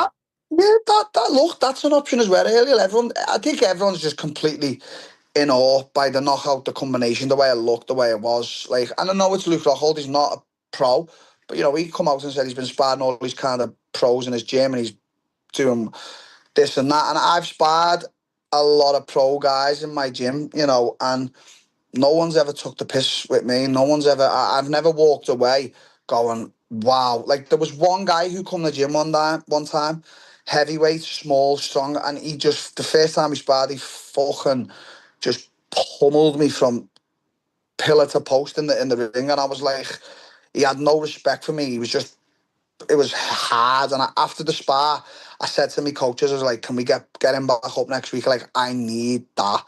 And then obviously I sparred him again after we had a pretty even spar. He still was immense, but he's the only guy where I've sort of questioned and gone, oh fuck. But he had a style that was really hard to figure out. All the other pros who've come to the gym, not a problem with not one of them. At this point, what are we, September? Probably not fighting again this year, right? Yes, definitely fighting again this year. Oh, really? Okay. When? Yep. December. Okay. And right now, would you say the front runner is the Tate fight? I'd say Andrew Tate more than likely. Then wow, Carl, Tommy, and Perry and Masvidal. Just nothing to say. Tommy Fury is moaning to his father how tough life is. He has way more money than me. He's probably better looking than me. He has his wife. His brother's a world champion. He's got a big mansion. What are you moaning about, you fucking stiff dope of a man? The Tate fight, pro fight? I would think so, yeah. Okay, how many rounds? Well, as I said, I asked Luke and his team for 8, and I could only get 6. So I don't think Andrew could do 8 with me, so maybe 6. And weight? I don't really give a shit, Ariel. I couldn't give a shit. I honestly couldn't give a shit. Would it be under the Misfits umbrella? I think that's what they're trying to do. Okay. But look, if someone else comes in and makes the fight, then that's it. Then do you get it? Yeah. What about this unholy alliance that you seem to have put together with Tony Ferguson and Dylan Dennis? At the end of the night, the three of you were like the Avengers. Yeah, as I said, never had a bad word to say about Tony. Tony got a lot of time for him. Dylan, we've went back and forth for years, but I don't think it's actually. I can't figure Dylan out. Dylan, he fucking doesn't have to tell a lot of people. I've seen him do an interview like, "Oh, Darren doesn't want to smoke like me." Come on, I've terrorised you millions of times on Twitter, and he's obviously terrorised me. I think with me and Dylan, it's just one of them. Like, we don't mind going to the depths of hell to terrorise someone and troll them. So it's like I met him, and it's like, no, come on, I'm not going to start like. And he said a few nice things about me. It's all good. We've been in the DMs for years. I've got no problem with Dylan. I like the way he does his thing. If it didn't, I'd just say it. I don't mind Dylan. Overall, dealing with Mams and the whole Misfits crew, has it been more enjoyable than you thought it would be? KSI as well? Been fantastic. KSI, can't really say a bad word about him. Mam's got nothing bad. Kala, Wasserman, whole Misfits team, all very, it's very enjoyable to be around them fight week. They do things like the UFC on a professional level. They're growing. Everyone wants to be with Misfits now. They can see how much money he's getting made, what kinds of fights they're making, the shows they're producing. What's not to like, Ariel? So if this comes to fruition, would it be a one fight deal with Misfits, or do you think you'll sign another longer term deal with them? I would sign longer with them for sure. I would sign on the basis that we could do co-promotions with other promotions. If I want to do a fight outside, maybe you let me do it. They take a percentage of it. I'm very much more switched on now with the business of this thing. I've always been switched on with business here. I've got a budding business there that we've just relocated to Dubai. Block Asset, Block Bet. Our online casino is absolutely flying.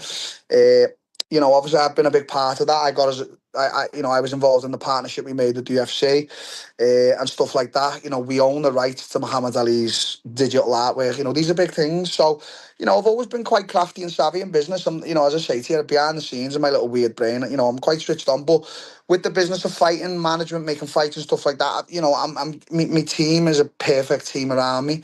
And I'm getting more switched on in the business. By the way, given all your success, the going rate for like a photo of a gorilla eating a cupcake, has it gone up?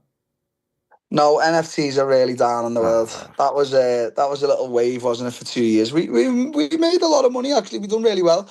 It's still a good thing, you've got a digital piece of art on your phone, verified stuff like that. It's just people. It was a wave that came and gone. The real money in that area is your crypto, getting in at the bottom, holding it for a certain amount of time. It's really coming into the real world and stuff like that. And obviously we've gone off that and made our online casino mainly in crypto. So yeah, look, it's doing well. Okay, it's doing well. And just so I understand the deal with Froch, like what is the genesis? Why is there this friction between you two? Where did it all start? What's like the actual catalyst for it? I just make a beeline for people some days when I'm drunk in my house on Twitter, and it becomes a thing then, you know what I mean? So that's how it started between you two. Well, how did it start with Froch? I couldn't for the life of remember, but it was started from my side. I'm good at making these beefs. I love having beef. I really enjoy having a lot of beef in my life. He did say that he's gonna go to the gym and feel it out and see if there's anything there. He's been saying that for years though, Ariel. Like at some point, there's no, as I said, there's no give back from him. It's like he's like my girlfriend who just doesn't give me nothing back. He doesn't suck me dick or nothing like that. It's like all give to him and no take. Sure. By the way, 4 daughters. What are the ages? We have a 6-year-old, nearly. We have a 4-year-old. We have a 2-year-old. And we have an 11-year-old. Wow. That's a lot. Yeah. You know what they say about guys who just have girls? Like that's a real man, alpha male, the testosterone. Like Mark Coleman, only girls. Cale Sanderson, the great American wrestler, only girls. Like the alphas of the alpha male only have girls. It's my daughter's birthday. My daughter's birthday this month, and Yeah, I'd like to think that I'm an alpha. I'd really do. I've had my relationships over the years. Whatever. But yeah, I've got a hell of a lot of respect for women, and I just want me three daughters that obviously live here in England. They're beautiful little souls. Their mother is a tremendous mother. I can't fault her, and obviously we're separated, but she is a tremendous mother. Like, I know my girls are gonna grow up to be really, really like good human beings, and obviously my daughter in Brazil, who I'm shortly going to visit, same again. So I've been really lucky. Yeah, I've been really lucky, Ariel. You have a relationship with all four? Yeah. I have a relationship. Yeah, obviously, when you're separated, it's a little bit tougher and stuff like that. But yeah, as I say, I can't fault the mothers.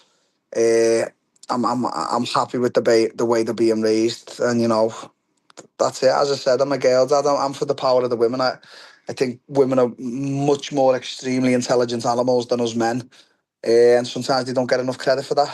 Is that the issue with Tate? You don't like the way he treats women, and you're doing this for all the women out there. No, because I think Tate does have a lot of points with women, but he also has a lot of very strange points. Like, he's talking about, like, you get a girl, you got to get her young and stuff. I'm not a big fan. Like, obviously, if you meet a woman and 25, close to 30s, she's been in a past relationship, as long as she's carried herself well and stuff like that. Like, what is she? Is she just meant to live in a box and not have a boyfriend until she meets you? If you meet your girlfriend when you're both young like that, that's fine. But it does come across a little bit rapey, some of the things he says. Like, obviously, you don't want to meet a girl and she's been around the town and stuff like that. I get that, what he's saying, because it's different with women and men. I don't want to be too much of a, what you could call him, misogynist or something like that. But it's just, even as other views, it's all alpha. I'm top G, top D, top G. It's like, you are top G, but if you came around me and my friends in Liverpool, we just absolutely terrorise you. You just get told to sit in the corner and shut up, and you'd have to. You'd have to sit in the corner and shut up, or you just get slapped up. You just get slapped up completely. Just an open palm slap to the cross of his face, his face. What's he gonna do? What's he gonna do against someone like me? Really? Yeah. He can fight, but what's he gonna do against me if I turn on him? Like, tell me what he's gonna do. I'll whip his leg up, take him down, and just, again with Carl, strangulate the life out of him. So, who's Can the he top really G fight then? though? Can he really fight though? Has he ever fought anyone on your level? I think Tate can fight. I don't think he's no dickhead. I think he can definitely fight. But again, there is certain levels. I did see that tweet. He said, "I've got a lot of experience in beating up Scousers. I smashed 2 of them to pieces in Playground on New Year's Eve 2017." He most probably did, yeah. Playground was a famous club in Liverpool years ago. He most probably did. You know what? You're beating up civilians. You're an actual fighter. So you beat up two civilians. As I said, if he came around me and my friends, it's a real problem. He's gonna get a steel bar smashed over his head and get told to shut up and sit in the corner. But that's it. When do you expect us to know if this is happening? I'm just fucking waiting. Okay. I'm bored. If I wait any longer, I'll probably end up on the booze. No. Fucking my life up. So hurry up. You're in tremendous shape. Stick to that. Thank you, sir. Thank you, sir. Are you sticking with that? Yeah, I've trained yesterday. I done a little run. So yeah, I'm sticking with it. All right. As I said, when I've got no fighting routine area, that's a scary place for me. Obviously, my woman keeps me in check, but I'm volatile, and I love living life on the edge. What a time for Darren Till. This is some kind of story. I don't know if we thought it would turn out this way. It looked for a moment, you may not think so, that it was going in a different direction, and all of a sudden you're the talk of the town. It's wonderful to see, I have to say. Because deep down, I'm not a bad soul, Ariel, and I'm not out here robbing people and telling lies and being fake. I'm just me, and not a lot of people like that. But I'm for the good of this world. You know what I mean? I'm not out there being a piece of shit. Well, thank you very much. Congratulations. Shout out to Lee. Lee has changed my life. Because now that I met Lee, we have some sort of like normal person in the relationship who can actually contact you. It's not for nothing, Ariel. I'm such a procrastinator. Like, I procrastinate everything. It's always been my biggest downfall. So yeah, Lee rang me before this interview. He was like, "Are you going on?" I was like, "Yeah, I'm all ready." I'm all prepped and ready. You wrote to me like 5 days later. You said, I just woke up. what, That's the truth. I what were went you on a bit of a doing? mad one. Was it a crazy one? Oh, it was crazy for sure, Ariel. What would you do? Ariel, come on, mate. Okay, I just want to know. Can't tell Let us. me live No, vicariously. Yeah, no, look, I just celebrated with, a couple of close friends and obviously my woman. I have to give shout out to, me coaches and me woman. Like, without them, I was coming home every day to 3 prepped meals. Even in the night when I was waking up hungry, I'm getting meals prepped for me.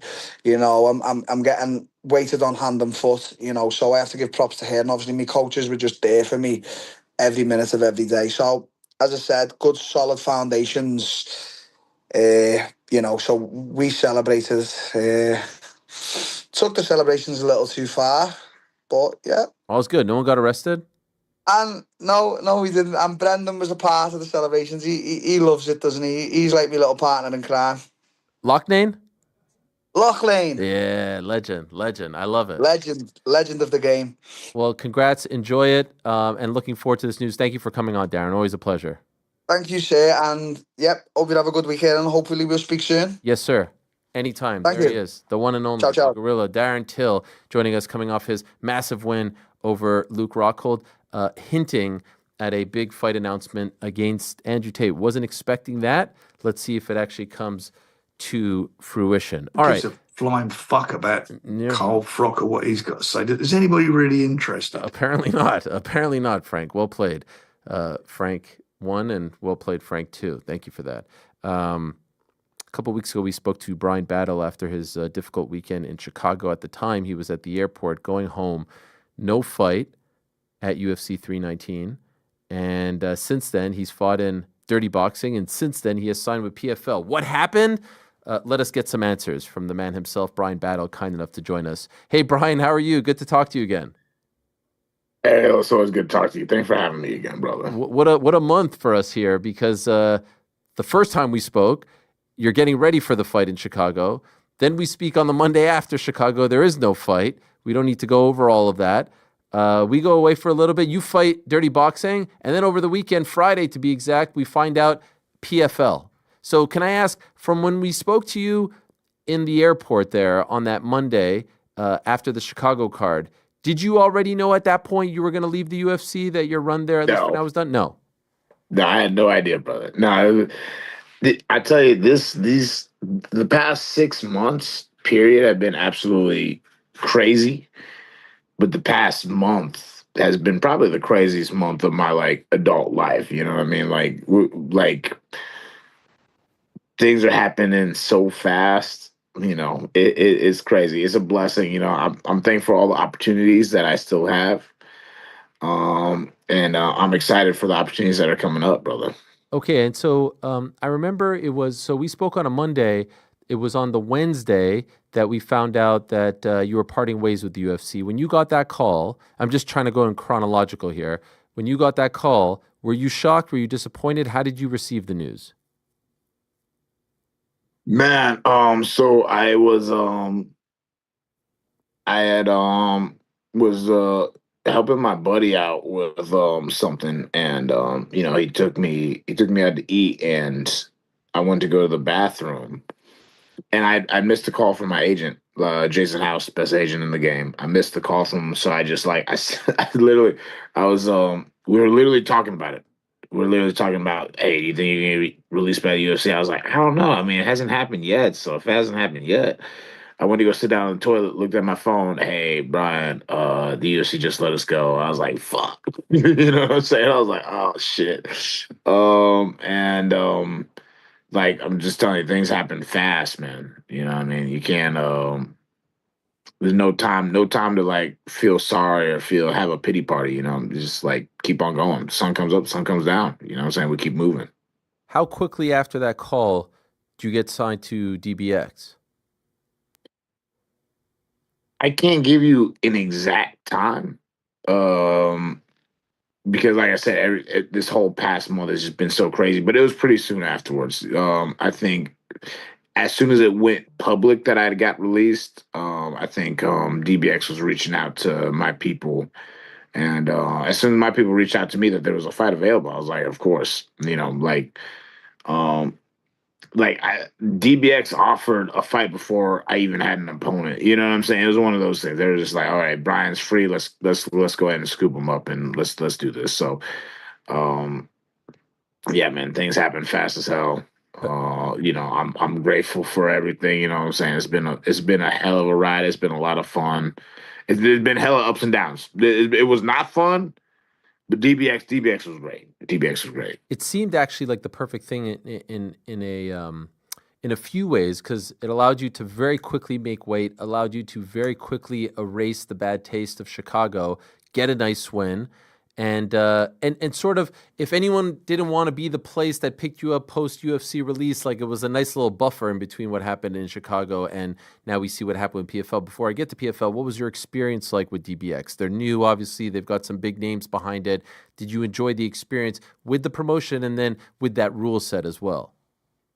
I tell you, well, first of all, just with the promotion, DBX was, I think, they have so many people that have been involved with UFC, the behind the scenes UFC and stuff that, even before you start to walk and make weight, a lot of those things are very similar to the DBX fight week is very similar to the UFC fight week. They model it very similarly. So for people who have never fought in the UFC and might graduate from the DBX to the UFC, they'll feel familiar.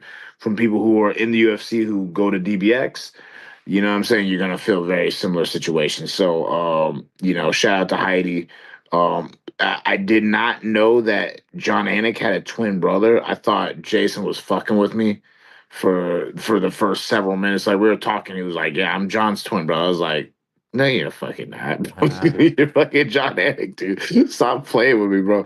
And nah, it's like he actually has a twin brother. They're cool as fuck. And DBX, I have no bad things to say about them. They were awesome. Everything about it was great. They went above and beyond, and I'm grateful for the opportunity that I had to fight with them. You know what I'm saying? Maybe we'll do a little bit more with them. You know what I'm saying? We'll see what happens. Okay, so then how does PFL come into play after that?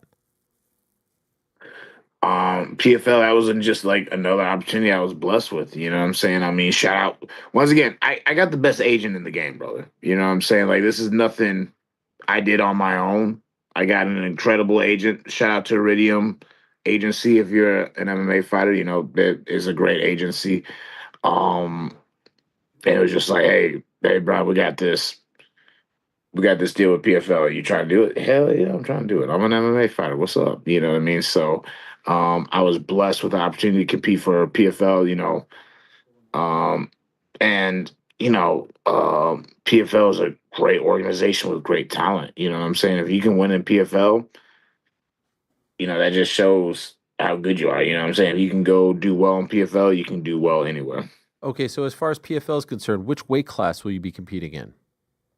185. Okay. I'm planning on competing more regularly. So since I have to compete more regularly, I'm just gonna cut the bullshit. Like, let's do it at 185. You know what I'm saying? No, I get it.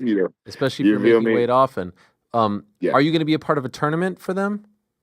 Yes, sir. Okay, that'll be next year. Yes, sir. So usually their tournaments start like the end of first quarter of the year. Here we are, September. Are you going to get one in beforehand?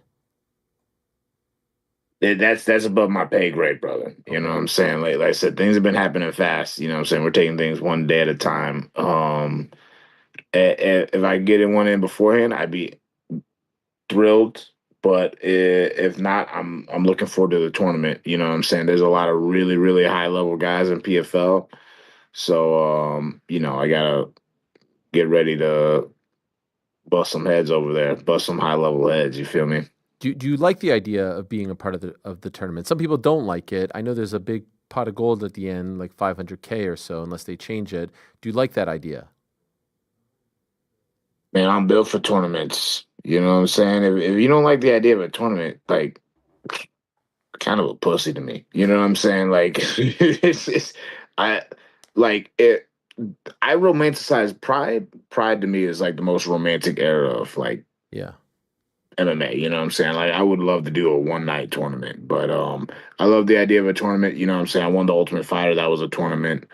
Um, Competing regularly. That's why, like I said, 185, no bullshit. Like, all right, you know what I'm saying?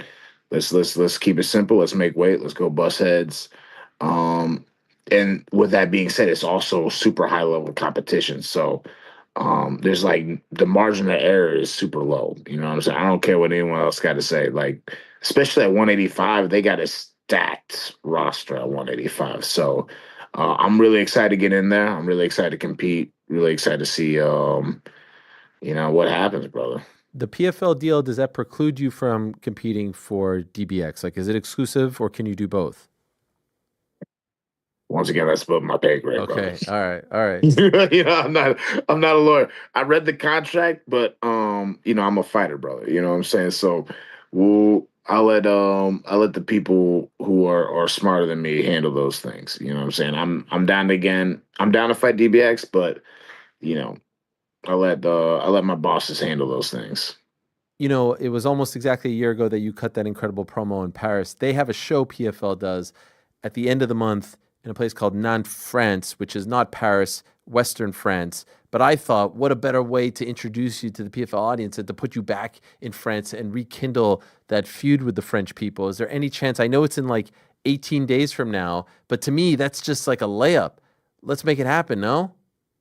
I mean, I would do it. I would do it hands down. And it's funny because like you say that, and I also peeped that. And Kevin Jusay, who I fought, is like headlining that card. So I know he'd be annoyed as fuck if I was on that motherfucker. You know what? I didn't even notice that. That's freaking amazing. This is brilliant. They have to put you on this. And I'd be down. But with all that being said, I'm just whatever opportunity I have, I'm grateful for. I'm training right now. I'm busting my ass right now. I went to training earlier, came back, gonna do some interviews, gonna go to training later after I pick up my kids from daycare. You know what I mean? So I feel extremely blessed. Whatever opportunity comes my way, I will take it and make the most out of it. But I'm not demanding anything by any stretch of the imagination. You have a great perspective on all this. Could you have ever imagined, like a year ago, when you cut that promo on fire, that a year later you would be in the PFL? No. Like, what a crazy year, man. It's been a hell of a year, brother. I think they're gonna, by the time my story is all said and done, they're gonna make a movie about this. You know what I'm saying? They're gonna write books and make movies about this stuff because a lot of people are writing me off now. Like you said, like a year ago, I was on top of the world. Right now, a lot of people are writing me off, and my story is far from finished. I'm really just entering my prime right now. So I'm gonna go out there, just keep on winning. That's the most important thing, just to keep on winning. Stay dialed in, keep winning fights, keep making weight, show everyone that I'm professional, and I got a couple things that I'm like I need to do. There's a couple goals I need to hit. And after I hit those goals, I'll be good. But until I hit those goals, like I can't stop. What are the goals? Become the world champion, you know what I'm saying? Become a UFC world champion. And so now I didn't know PFL would be an option. So now PFL world champion, PFL tournament champion or world champion, they're both in the picture now. Becoming a world champion of any organization I step my foot in is a goal. So now it's like before, like this time last year, I thought I'd be a UFC guy for life. And so now I have the opportunity to go do things in other organizations that I didn't think I'd have the opportunity to do. And I'm extremely excited to do that. And so you just signed with the PFL. You seem happy. You seem thankful, grateful. If when it's all said and done, you don't get a chance to right the wrong in the UFC, will you feel a void? Will you feel like, no, you won't feel any regret? Man, I don't regret anything in life, brother. You know what I'm saying? Like, life's too short to be dealing with regrets. I have too many things. like fighting is one part of my life. You know what I'm saying? I have so many other I have two beautiful children. You know what I'm saying? I have a lot of great people in my life. Um, and who knows what's going to happen over the course of the next year. You know what I mean? So I have so much in my life to be thankful for. It's hard to. And my run in the UFC was, if what I've done in the UFC is all I'll ever do. I had a great run. I won the Ultimate Fighter. You know what I'm saying? I was technically speaking 7-1-1, but we all know that was really 8-1. And, I enjoyed every second of it. You know what I'm saying? It was a hell of a ride, brother. Now, with that being said, I'm determined to get back and finish some things that are left undone. You know what I'm saying? To shut some people up. But with that being said, if I never get that chance, if I never get that opportunity, I'll be able to put my gloves down and things with a smile on my face. You know what I'm saying? Move on to the next phase of life. So even over the past month, no regrets on how everything kind of played out at the end there. I mean, if I went back in time, there's things I would do differently, but I think having regrets is like unhealthy, man. You know what I'm saying? You can't have regrets. Like, would I do things differently? For sure. You know what I mean? Like making weight for Ruzabov with a couple adjustments is like a piece of cake. You know what I'm saying? Like, it was really like tactical errors, but now I know that. You know what I'm saying? Like, it's a rough way to learn, but I learned. You know what I'm saying? So I'm grateful. I think everything happens for a reason. You know what I'm saying? There's things. It's bigger than just fighting. You know what I mean? So the highs and lows. I'm grateful for the highs as much as I'm grateful for the lows. You know what I mean? So all I can do as a man is to learn and to grow from that and be a better man. When you got that call that they were releasing you, did you expect to get back on your feet this quickly, or were you kind of thinking like, man, next few months are going to be rough. I'm going to have to work my way up through the indies or something. What were you thinking as far as how this would play out? Because it's very rare that it happens this quickly on the back end.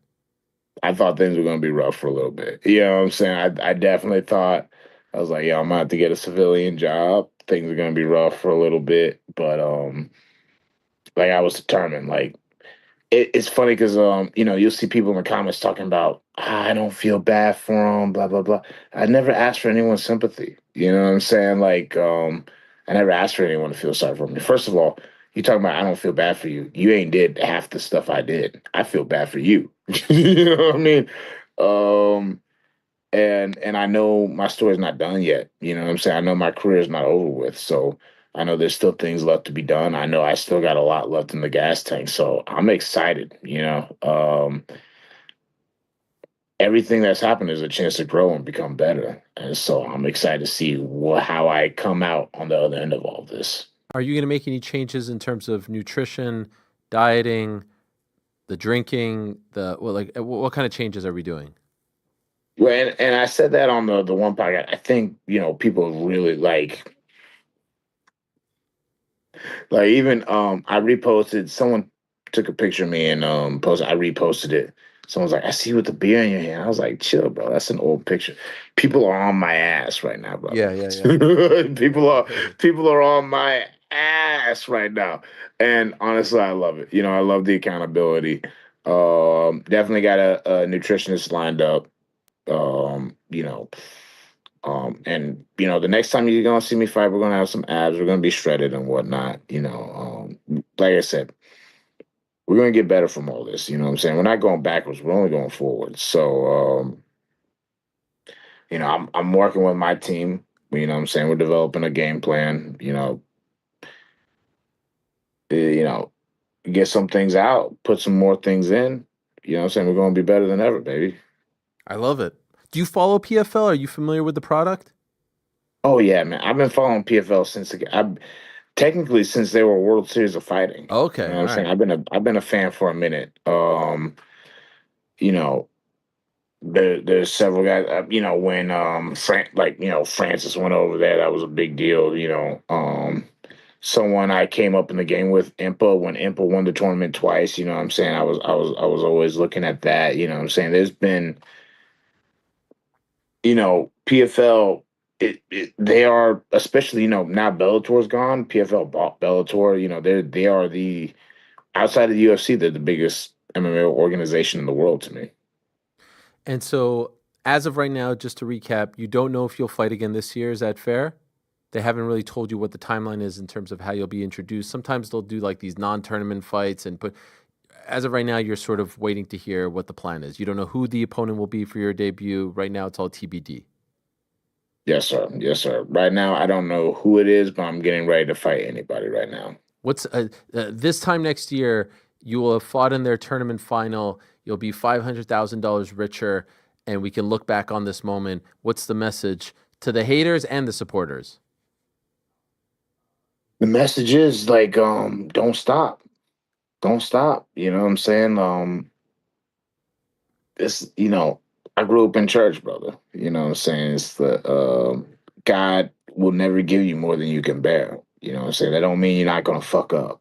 You know what I'm saying? That don't mean you're not gonna fall flat on your face in front of the whole entire world. That means you just keep on getting up and you keep on going. And you're gonna get stronger. You're gonna get better. And you're gonna do what you're supposed to do. I haven't done what I'm supposed to do yet, and I'm gonna do what I'm supposed to do. So just keep on watching. Hop on the bandwagon while you can, and it's going to be a hell of a journey. Good luck, Bryan. Great stuff. Great perspective. Dare I say inspirational? Despite the issues, you're maintaining a positive outlook. I like the way you're speaking, you're acting. Great to see you back on the winning track at DBX. They gave you a great opportunity, and I thought this was a brilliant move from PFL. I still think they should put you on that France card in 18 days, but if not, I get it. It's a little tight. I just want to see another promo. I want to see another promo. France. Listen, France went undefeated this past weekend, and did. I was, whatever. I did everything that I did. You know what I'm saying? But I thought there should have been someone there that should have ruined their day a little bit. You know what I'm saying? Like 5-0. It's crazy. Y'all went 5-0. Like, all right, 4-1 at least. Fuck, if dude. The Butcher was there. It would have been different. It 100% would have been different, but whatever. You can say that, but if you're not there, what can you really say? You know what I mean? Appreciate it. Congrats on the new deal, and looking very much forward to the debut. Thank you, Bryan. Thank you. I appreciate you very much. Shout out to my boy Frankie. He loves you. He watches everything. You know what I'm saying? He's been your number one fan since as long as I've known him. Much love, Frankie. Yeah, my boy Frankie. Thank you so much, my man. Thank you, Bryan. All the best. Talk to you soon. Thank you, bro. Yes, sir. There he is, Bryan Battle. I don't know. I was wondering. Do you think he was talking about you, Frankie? Quite possibly, yeah. Yeah, I was wondering. Great guy. Met him. And he's a very good signing for PFL. Just what they need, in my opinion. Get him on that France card. It makes all the sense in the world. Let me just rock this up. Oh, my God. Yes. All right. I am so excited to have our next guest on. We sort of go way back, but not. If you get what I'm saying, you'll understand in a moment. But he has been absolutely killing it. I said that he is the biggest babyface in pro wrestling today. What he's doing on YouTube, what he's done over the past 2+ years, a little over 2 years, has been incredible, outstanding, inspirational, mind-blowing to go from a sort of non-factor on YouTube to one of the most beloved characters in wrestling and one of the most popular channels is amazing. And if you watched wrestling back in the early 2000s, you know all about him winning Tough Enough, you know all about his run, you know about the Undertaker elimination at the Royal Rumble, and then he kind of just fizzled into the night. But now he has resurfaced in a very big way. And we mentioned about a month or so ago, we need to get him on. I just said it. I wanted to get him on some way, somehow, and there he was. And now here we are. Let us say hello to the one and only Maven Huffman. Is he here? Ah, yes, one of the best dressed guys in the business, if not the best. Yes. I am here. Hey, Maven. Ariel here. Hey. I wanted to say that. How are you, sir? Such a pleasure. Thank you so much. Thank you. a Are you pleasure. recording this? Is this for the channel? There you go. Are we live right now? We're not This is live, for later. but it is for my partner. I just got off the phone. Okay. Oh, did you drop your phone? I did. Yeah. I just got off the phone with Diamond Dallas Page. DDP. Wanted me to tell you hello. The man. One of the truly one of the nicest. Yes. individuals from the professional wrestling business I've ever had the pleasure of knowing. I'm sort of in awe of you sitting right in front of me here. Why is that? Because I watch you so much on YouTube these days. Like, you're my thing. Stop. You're my thing. That's good. It's unbelievable, man. And you know, I don't know if you know this, but this is actually the second time we've met. Oh, gosh, you're going to Tony Khan me. No. I evidently met Tony Khan back in 2004 with Randy Orton. I did not remember that. Okay. So tell me, when did we meet? And first of all, that might be the first and only time that someone says that I'm Tony Conning them. Because, yeah, we have a bit of a history. 2002. Okay. I'm in college at Syracuse University. In fact, I had a wrestling MMA radio show called The Main Event. I wanted to be doing this, what I'm doing right here. I'm Canadian. WrestleMania 18 is in Toronto. Yes. My friends and I buy tickets in the rafters, literally fourth to last row of the Sky Dome. You're on that card. I was. You're new to the roster. I was. You had just won Tough Enough a few months prior. They don't care about the guys, the autographs, the pictures. I want to go to the fan access. Right. And there I am with Maven Huffman, right over there. There we are. Get out. Taking a picture together at the fan access, 2002 in Toronto. You were doing a little thing, a little sort of like seminar thing in the ring. Yeah. There were some guys who did like meet and greets. You were just kind of out and about. There I am. There you are. I was stoked. I still remember that they gave us the jerseys. Yes, when I yes. interviewed Spike Dudley on our channel, he wore that exact same jersey. It said like WM18. Yes. On With it. the X8. The yeah, X8. with the X8. Yes. Yeah, that is so cool. Oh gosh, looking at younger me. Yes. You still look good.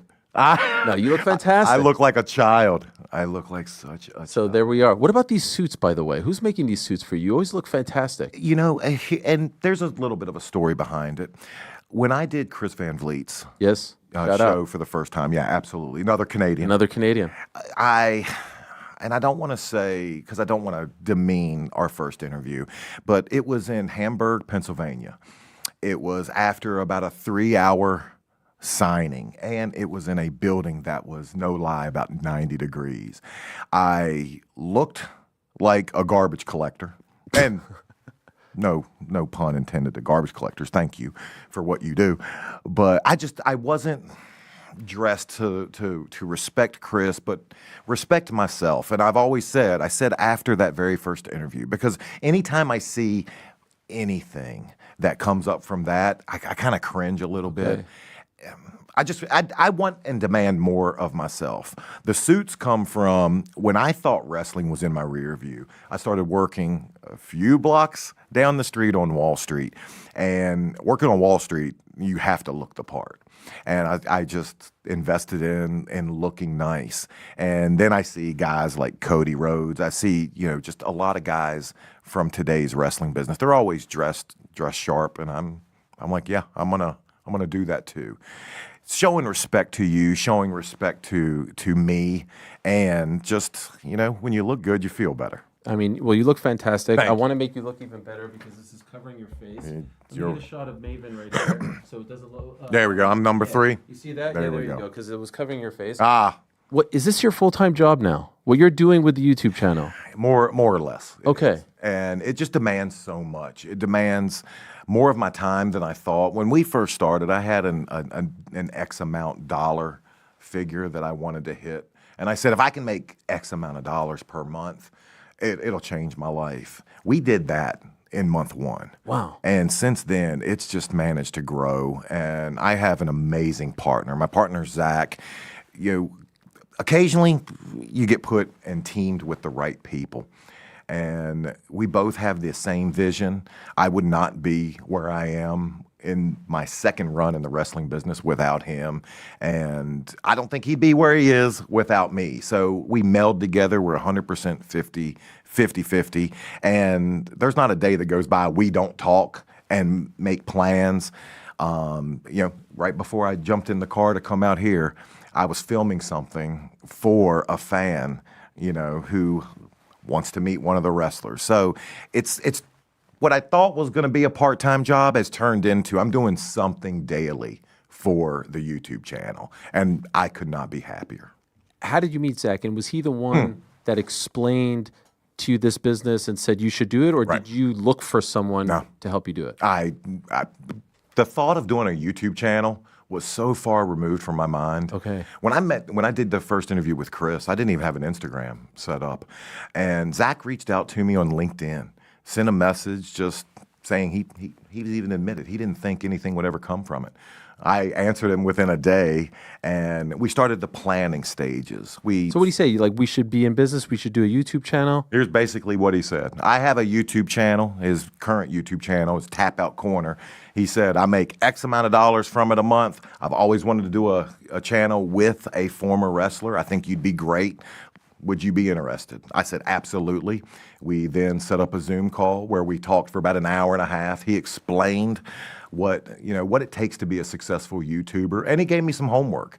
He gave me guys like Mr. Beast and Mark Rober, guys to watch, and he said, watch what they do and tell me if you watch more than one video, why.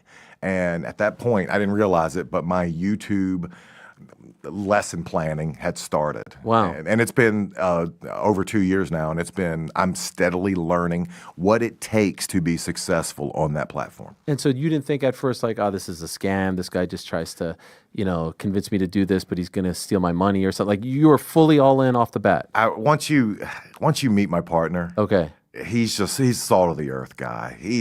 I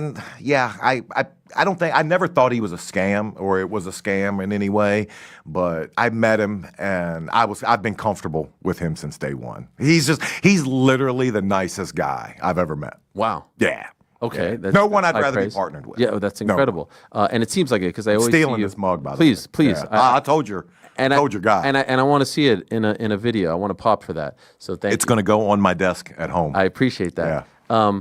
That you launched in June of 2023 as your first video. Right. When do you start talking, and how long does it take to launch it?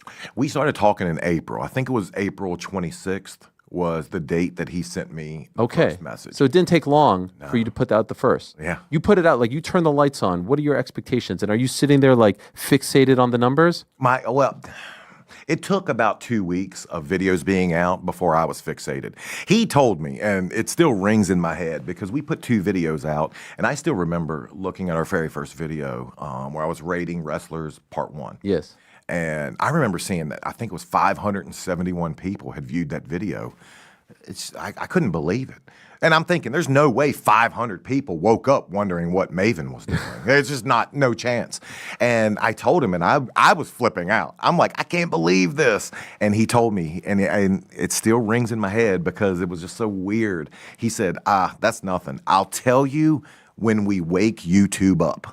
Okay. And I was like, I don't know what that means, and I think it was 2 days later, I woke up, it was a Sunday morning, and he said, okay, we've done it.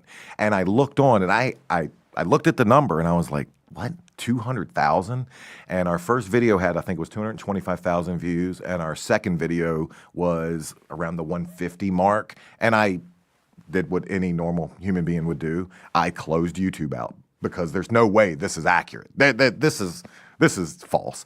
I opened it up and I called him immediately, and I was like, am I seeing what I think I'm seeing? He's like, yeah. He's like, we woke YouTube up. We got into the algorithm. Right. And then the next 3 days was a whirlwind. I had people that I worked with on the Home Shopping Network that I haven't talked to for years, reaching out saying, your video came up in my feed. And that is the key to YouTube. Being able to touch non-wrestling fans. Right. That's why we've had the success we've had. I'm surprised it only took 2 weeks. I mean, I'm just on. I thought you would say 2 months. No, it took about 2 weeks. Wow. Yeah. And then he told me, he was like, we have something here. We're doing, but he also explained it to me. And part of his pitch was wrestlers do it wrong.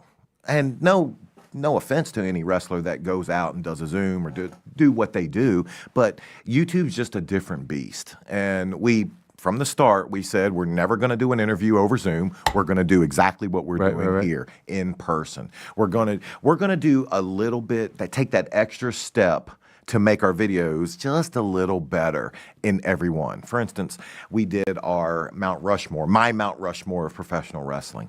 And we went to Mount Rushmore and filmed it. I was walking in unrestricted areas with the little, the little game wardens there allowing us to film.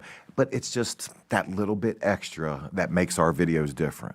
At that point, when he's reaching out to you and you're getting this going, are you following the pro wrestling world, or Not a bit. Not a bit. Not a bit. Nothing. Still don't.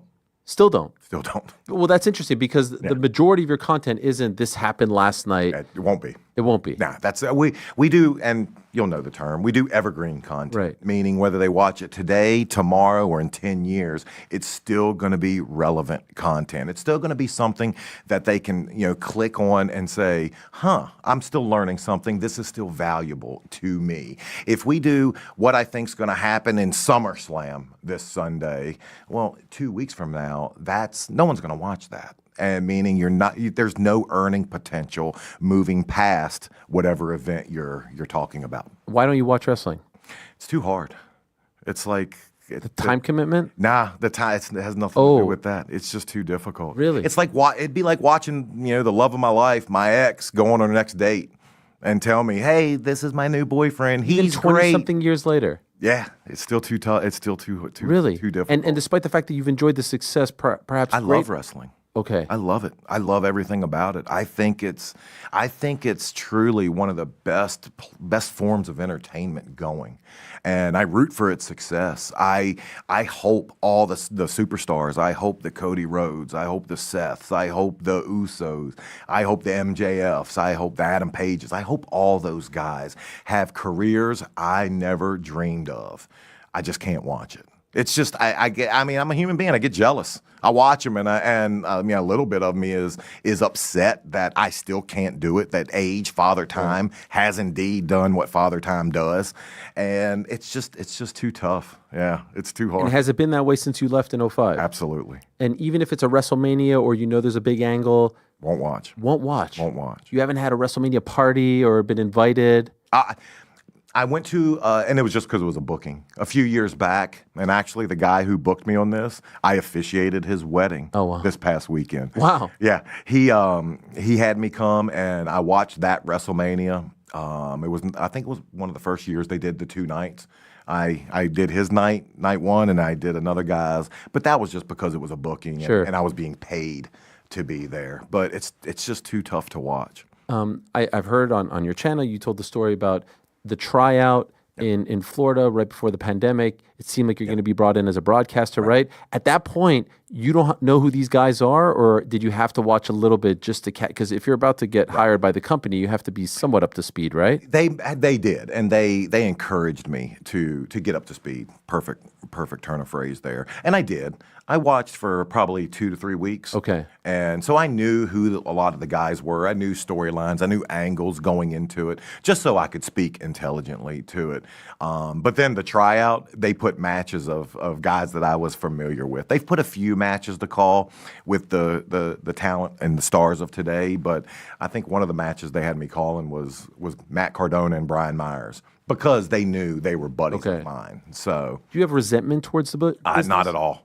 Gosh, no. Wrestling has given me I wouldn't be sitting here. I wouldn't have met you. I wouldn't be sitting in the new house I just moved in last week.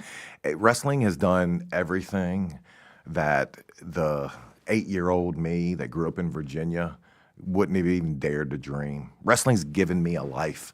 It's given me purpose, as crazy as that sounds.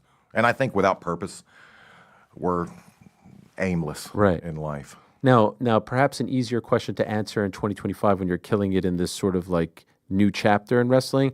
If we're talking in 2015, where you're sort of the guy who, had the brief run and then had the issues, are you giving the same answer, or was there a time where you did actually feel resentment towards it? I don't want to say feel resentment towards wrestling itself. Wrestling didn't make the decisions I made. I made them. I have never and will never blame anything or anyone for anything bad that's ever happened in my life. I'm a man that I own my baggage, like I like to say. It's just, there was a time when I was so so far removed from wrestling, I would not take any bookings. Somebody called, I would politely and respectfully decline. I wouldn't, Maven, we want you to do the big event. No, thanks. No, I'm good. We want you to come on our podcast. Nope, I'm good. Really? Yeah. And if there was any type of resentment, it was a resentment that led me to just distancing myself from the business. And so now when you say, okay, we're only going to do evergreen, we're not going to talk about the news. We try. We try. And there's things that obviously you're doing, Yeah. but is there any fear that you'll run out of things? There was for a while, but fortunately, like I said, my partner, he's good, and he comes up with ideas that make me think, oh, okay, I haven't thought about that. That's a great idea. Let's look into it. I've already changed what I said I wouldn't do, like originally, and I still won't. But when we first started the channel, I said I'm not going to tell other guys' stories.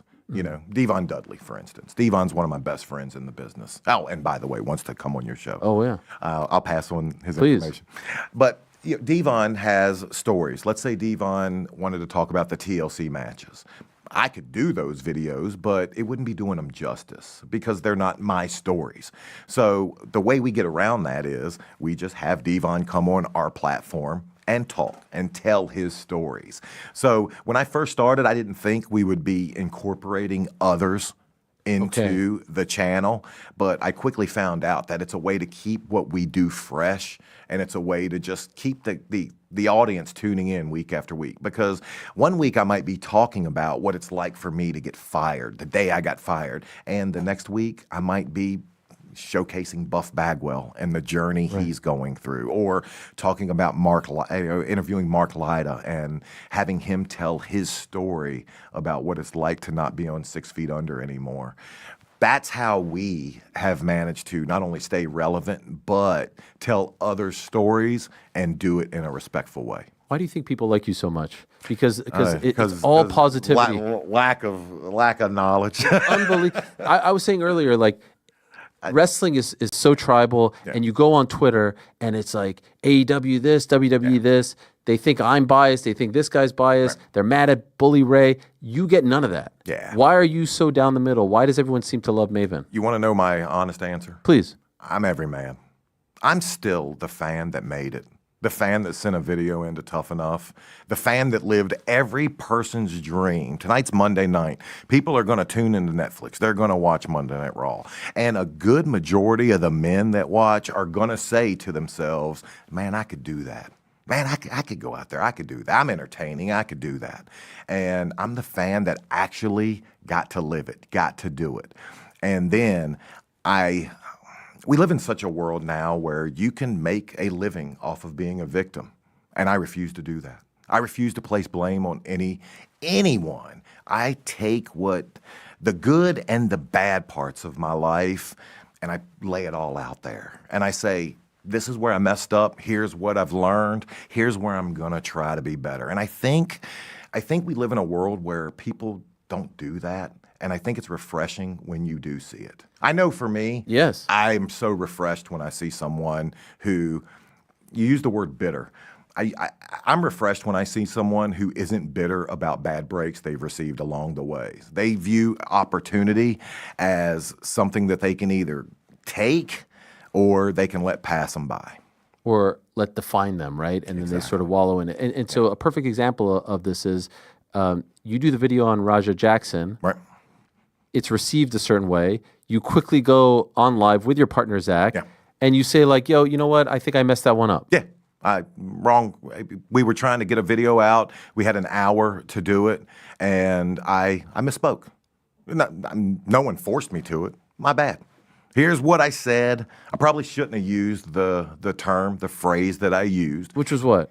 I said, because we were talking about, the Raja incident and I said it was borderline assault. I mean, it wasn't. You got so mad. Yeah, they got pissed. Yes. Yeah. But rightfully so, because it was nothing borderline about it. It was assault.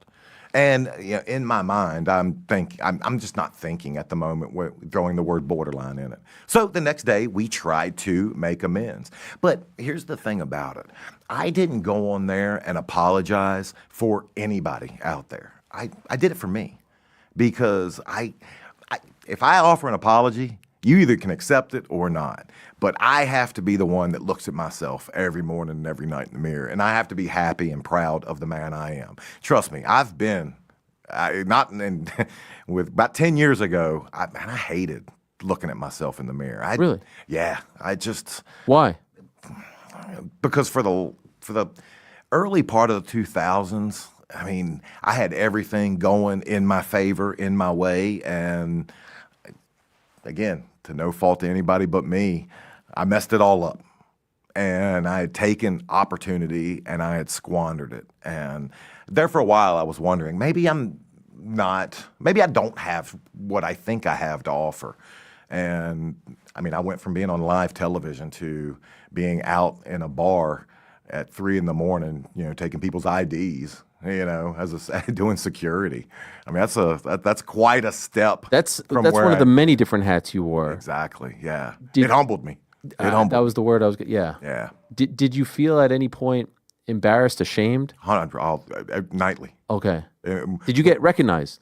Occasionally, and I hated it every time I did. So you were literally the guy at the door saying, "Yes, wow." Yeah. Deciding if people were getting in a bar because you couldn't get any kind of other job. We moved after my arrest in 2012. We moved from Florida back to New York because my girl, she's from this area, and when people say that they're starting from scratch, I lost 2 houses and every possession I had fit in the back of my truck. Wow. Now that's starting from scratch. And when you're in your 30s and you're trying to start afresh, trying to start new, it's tough to stand out with a business resume, and because most people want to hire entry level, and entry level means you're in your early 20s and you're not in your late 30s. So it was tough. It was tough to stand out, and I needed money to come in, and doing security work was at least easy money, night in and night out. But yeah, occasionally I would get noticed, and it was tough. I'm not gonna lie. It was embarrassing every time people would want to take pictures. I would do it, but I certainly wasn't having the candid conversation with them that you and I are having. This is in the city? It was. Yeah. Do you know the name of the place? Oh yeah, it was the first place I worked at. And I'm so thankful that I had friends that stepped out and said, "You're moving. Let's put some money in your pocket." The first place was called Sutton Place, Midtown 1015. It was over on 2nd Ave. And the second place I worked was a gentleman's club called Vivid Cabaret. Wow. Yeah. And so guys come up there occasionally and say, "Aren't you?" Yes. Yeah. Did you ever try to lie to them? No. Okay. I mean, I would joke with them. I'd be like, "That's my brother." Okay. Yeah, he's a jerk. But I never tried to run away or hide from who I was. I just hoped people wouldn't recognize me. Right. If that makes sense. The girl that you speak of, same one you're with now? Same one. Gina? Yeah, same one that's in my videos. Well, yes, because she made it a few appearances. She has. You guys aren't married though?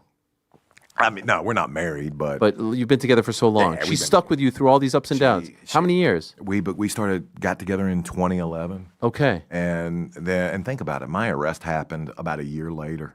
And we had a house in Florida right on the water. I still had my house in Virginia. And following my arrest, I mean, I'm talking everything crumbled. Everything caved in because I had no income coming in. My HSN job, gone. And yeah, she never gave me a hard time about it either. Really? Yeah. She could have easily. She didn't threaten to leave you. You got to clean this up. She said, "We're going to New York," because she had connections here. She's like, I can make money in New York now, and it's time. So, wow. Yeah. She's a Jersey girl though. She hated being down in Florida anyway. Okay, so this was a good reason. Well, yeah, it was her chance to get back to her home. I mentioned Everyone Loves You. When I say that, I speak of the fans.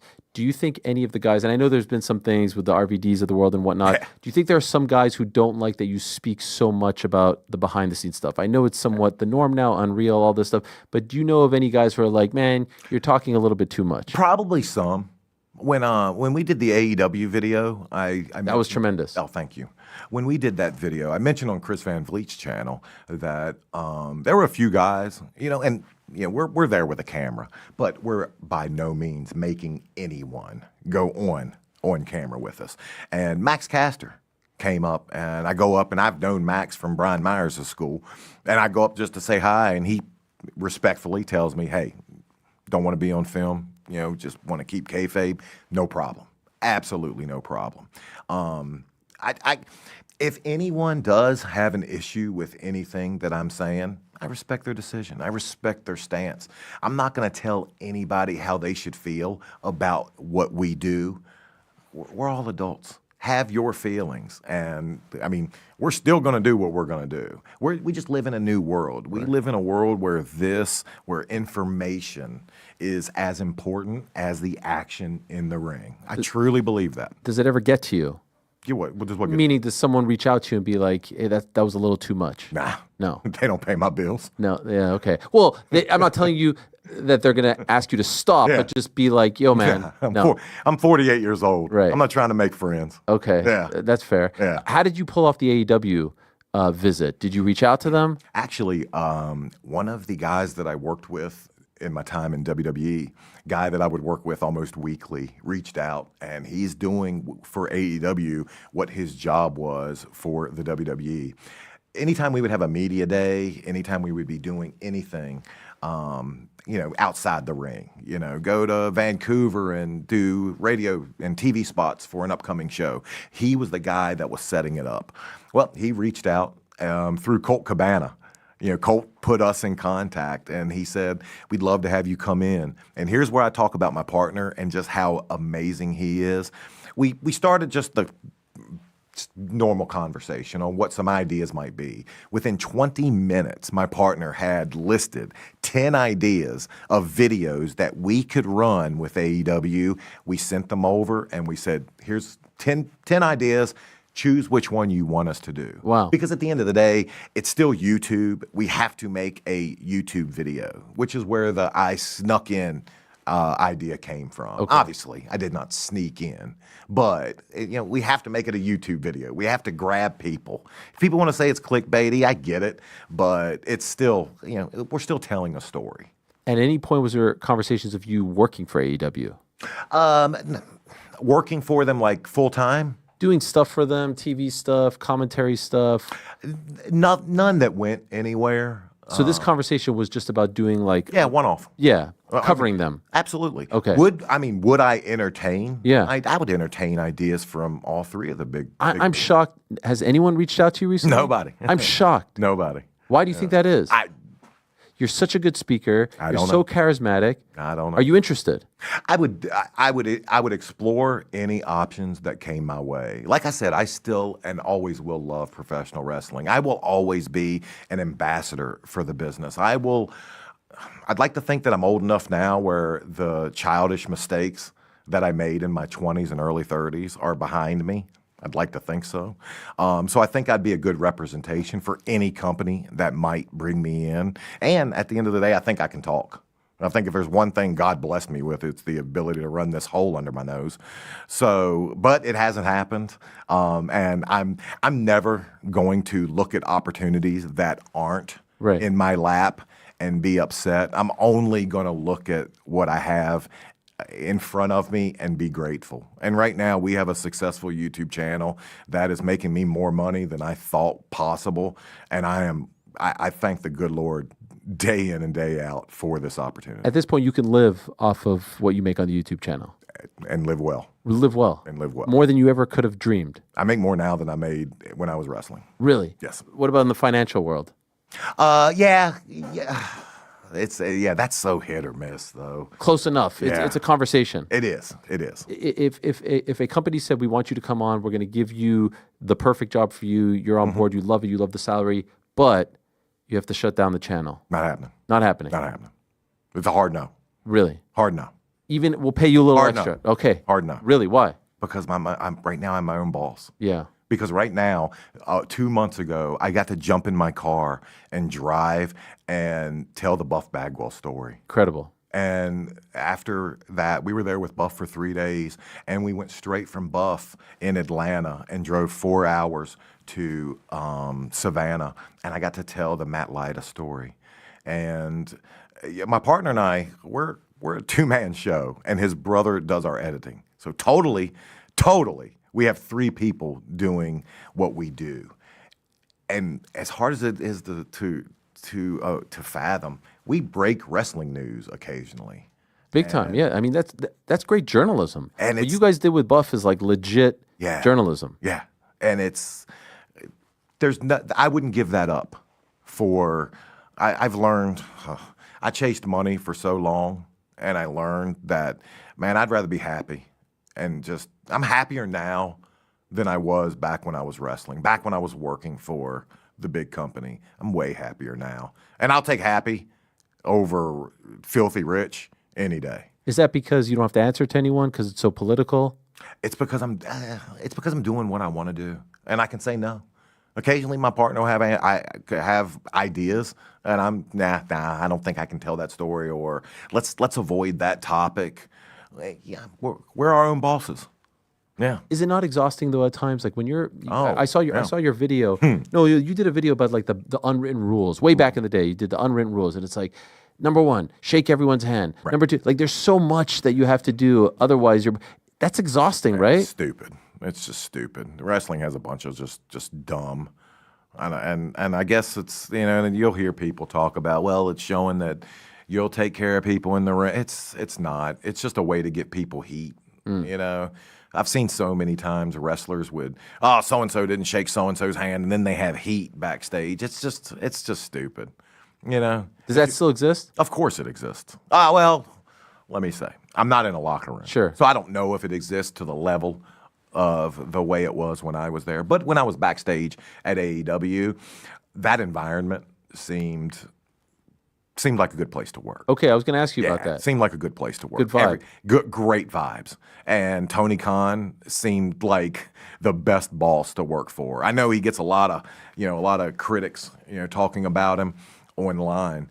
I sat and watched. They were about 30 minutes away from ending the show, and my contact told me, Tony wants to meet with you.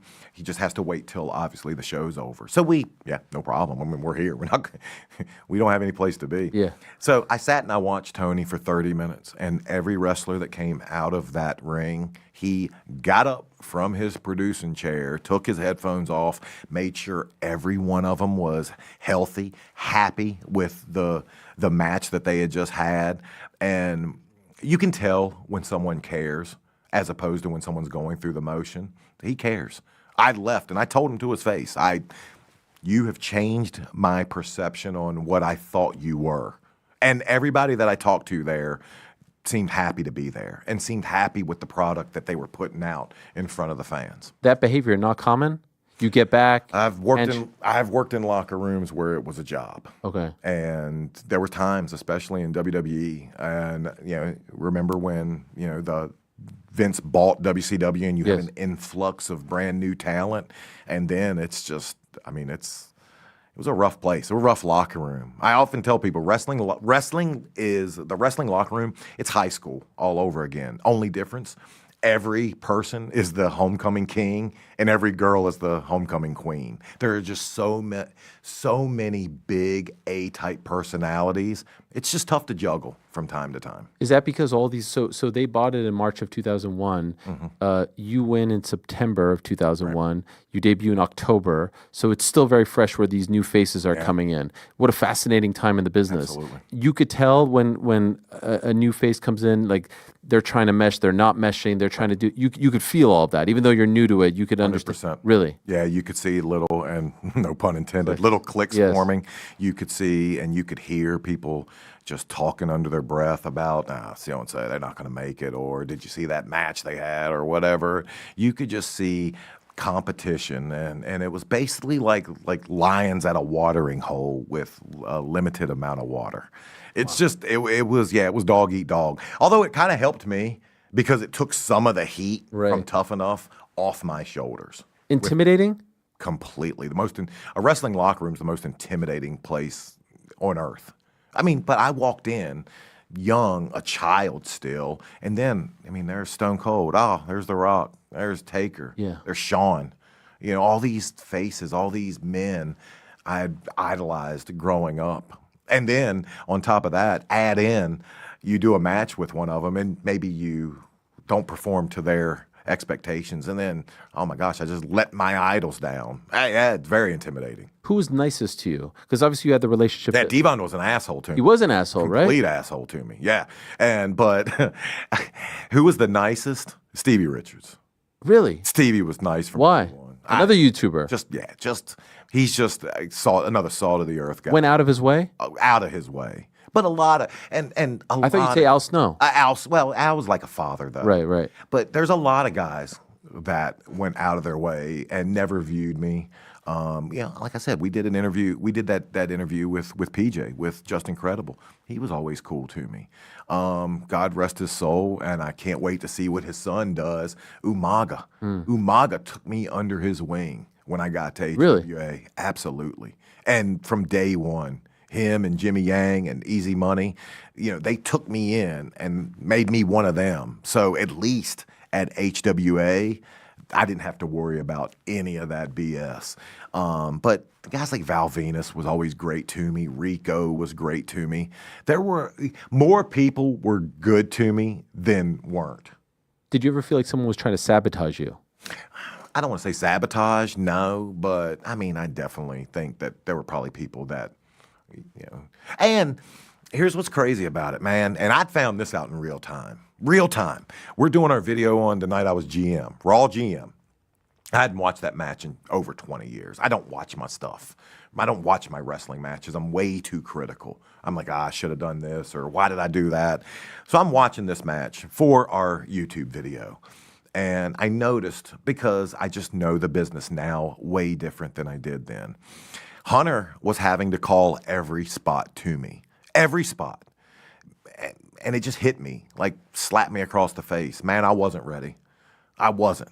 Like, yeah, the veteran should be leading the rookie or the less knowledgeable guy through a match, but he shouldn't have to call every spot. There was a spot where I came up and I punched him. And you see him, his head go down, and he tells me, stay on me, punch me again. Stuff I know now. Right. But I didn't know then. So, it's just, I was mad and I was hurt and I was upset when they let me go, but this is all stuff I should have known. He should not have had to walk me through every, as far as punch. Okay, punch me. I should have known, stay on him. Finding that out in real time while we were doing a video, it made me look at things a whole lot different. So an anger I might have had at somebody or something for me feeling maybe they didn't give me my full opportunity. It was, they should have. They had every right to let me go when they did. Do you think that if they maybe put you somewhere for a year and they didn't do the thing where you come in a month later and then and you really got to be somewhat seasoned, it would have turned out differently? But then you're not capitalizing on the buzz from something else. Right. They had the only move, which was, hey, this is a show we just did. We need to maximize it. I get why they did what they did. I mean, would it have probably boded better for my career? Absolutely. But, that's not the cards I was dealt. Right. You did a video on Unreal and you said something that kind of made a lot of news where you said no one trusted you, Hunter, other than Sean, I guess. What did you mean And I'm by not that? going to say who, but I had at least five wrestlers reach out to me and thank me for what I said. Wow. 5. Active, non-active? Non-active. Okay. What did you mean when you said no one trusted you? Everybody knew backstage. Everybody. And I know it got a lot of, and that's not what I didn't mean to, break news or whatever, but, it just, people knew Hunter what he was positioning himself for, which is what he's got now. But I don't want to act like he didn't deserve it or he didn't earn it. He does. You're never going to find a better or a more intelligent mind when it comes to professional wrestling than with Triple H. He's earned every right. Every right that he has truly earned.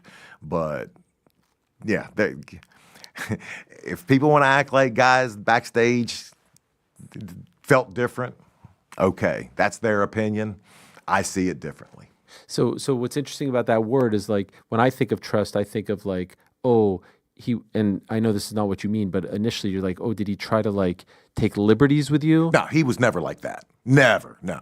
I wrestled him several times, and I'll always put Hunter protected you. 100%. Okay. And there was never anybody better to be in the ring with. Hunter could keep me from blowing up, meaning getting tired as I'm wrestling, and he was always the easiest person to put a match together with just because his knowledge is so expansive. But people just backstage, they knew, okay, Hunter's office. It's that simple. Okay. He was office, and guys knew that. And guys knew if you're saying something in front of him, it's going to get back to the office. Understood. That's what I meant by that. The decision to have you eliminate the Undertaker, who is to get that credit? Who came up with that? I always, and for 20 some years, I thought it was Shane. I thought Shane. Because Royal Rumble was his thing, right? Absolutely. And when I got there that day, because I flew in, I woke up the morning of the Rumble in Cincinnati, and Les Thatcher told me, "You're flying to Atlanta, kid." And I jumped on a plane and flew. That day? That day. Wow. Arrived in Atlanta for the Rumble, got to the arena late. I think I got there around 3 o'clock, and they immediately ushered me to the ring where I found Taker and Shane. And Shane was the one who told me, "You're eliminating Taker." So I've always thought that it was Shane's idea. And when I did 6 Feet Under with Taker, he told me it was his idea. Wow. Yeah. Does that blow you away? Blows me away. When you were told that information, you're like, what the hell, right? Absolutely. I remember that. I remember exactly where I was. I was in my dorm room. I remember what you used to wear. I love the fact that they would just give you like running shoes. Oh, yeah. And the pants. Oh, no, they didn't give me, though. That was those were yours. Yeah. Yes. Yeah, But the fact that pajama pants? Yeah. Easy Money made me those pants with that M on it. Yeah. He made me those literally spur of the moment because I needed something. But it was perfect because you kind of looked like rags to riches. Absolutely. Like you're hard on your luck right now. You don't have the money. It was brilliant. Yeah. And the drop kick was a thing of beauty. Imagine, like you nailed him with that. Yeah. How nervous were you? As nervous as I've ever been and will ever be doing anything in my entire life. Wow. I could be in any position, whether it be on TV or whether it be in front of a live audience, and I'll never be as nervous as I was before I went out for that. Because I knew Taker was pretty clear with me. He said, "As long as you hit me with this drop kick, I can protect you on everything else." Wow. Because remember, his back at that point is turned away from me. If I miss him, he can't take the bump. The spot is ruined. And yeah, everything in my career I owe to not only The Undertaker, but to that drop kick. And I'm happy. That's why he told me, he's like, kick the shit out of me. And I'm glad I did. Because after that, my night was over. The rest of that night was easy. Getting hit with the chair, that was easy. The popcorn machine, everything else was easy. I just needed to hit him with that drop kick. Do you remember getting to the back after that? Oh, yeah. What was said to you? I mean, was everyone happy? Everybody. Well, yeah. I mean, everybody still had a job to do. Remember, they're still, wrestling in the midst of the pay-per-view. But I remember sitting, and I was probably like a little lost puppy dog looking for a belly rub. I remember following Taker everywhere, just making sure he was okay with it. And he's just like the coolest dude. He's like, "Yeah, man, it was perfect. It was perfect." Wow. As long as he was okay, then I knew I was fine. And then later on that night, I started getting calls again from Umaga, from guys, Rosie, Easy Money, Jimmy Yang, guys from HWA. And when I had those guys calling me, I knew I'd done something that was pretty special. Did you ever suffer from imposter syndrome? Like, I still do. Still do? Still do, yes. I think everybody suffers from a little bit of imposter syndrome. Because if you don't, that's telling everybody I deserve and I belong to be in this seat right here. And I don't think that's just the way we as human beings are wired. I think everybody has a little bit of, whether it be nerves or just, I don't know if I can necessarily do this. But I think that's healthy. I think that's good. I think that forces us to be our best versions of ourselves. I've heard you tell the story multiple times where it's like one of the cardinal sins that you made, for lack of a better word, was you didn't go to the ring when you when you get to the show, go to the ring, work on stuff. You didn't do that. What did you do instead of that? Oh, I went to the gym. I was riding with Randy, and Randy was Randy's one of those talents that comes along every 100 years. And Randy was great from day one. And I probably thought unwisely that I was in his league. I was not. I did everything but. We'd go to the gym. There was times I'd go find an empty office and take a nap. Wow. Yeah, just when I should have been, and when I say by going to the ring, I should have went because there were guys. There were the Fit Finleys and the Shelton Benjamins, and there were guys, the Dean Malenkos, guys with unlimited wrestling knowledge in that ring, just waiting, hoping they can pass it on. And I should have been there just soaking up like a sponge every bit of that knowledge. And I didn't. And did anyone tell you, like, hey, man? Oh, yeah. Johnny Ace told me all the time. Wow. Maven, get to the ring. And what'd you say? Oh, yeah, Johnny. Yeah, I'll get there. Yeah. I'm going to eat, and I'll be right there. And you would never go? I wouldn't say never. I just didn't go as much as I should have. I would go find whoever I was wrestling on Raw that night, go over my match, make sure I had my match down, and then go do something else. Wow. Again, kid, stupid. And when you say go to the gym, like you wouldn't leave the arena? I would, yes, 100%. Oh, really? I would leave the facility and go off to a gym and get a workout in. Oh, my gosh. Yeah. And no one told you, hey, that's a mistake? I mean, they probably told me, but they didn't. They told me another way. You thought you were the man. You thought you were the shit. Yes. Really? Yeah. And at no point in that are you humble to the point where you're like, hey, man, I might lose my job if I don't start. Like no one's scaring you. The day It was just the day. The day I got fired. Wow. I was humbled. You were blindsided by it. Because you had just signed a new deal, right? I just signed a new deal, and I felt like I was getting better. If you watch my work, if you watch and when you watch somebody wrestle, here's an easy way to find out how comfortable they are. Their aggression level. If they're aggressive, if everything they do looks like, oh my gosh, they're putting everything into it, they're pretty comfortable in the ring. If their aggression level isn't elevated, that means they're thinking. That means they're trying to not have a bad match. And my aggression level was starting to improve. It was starting to get better. And my moves looked better.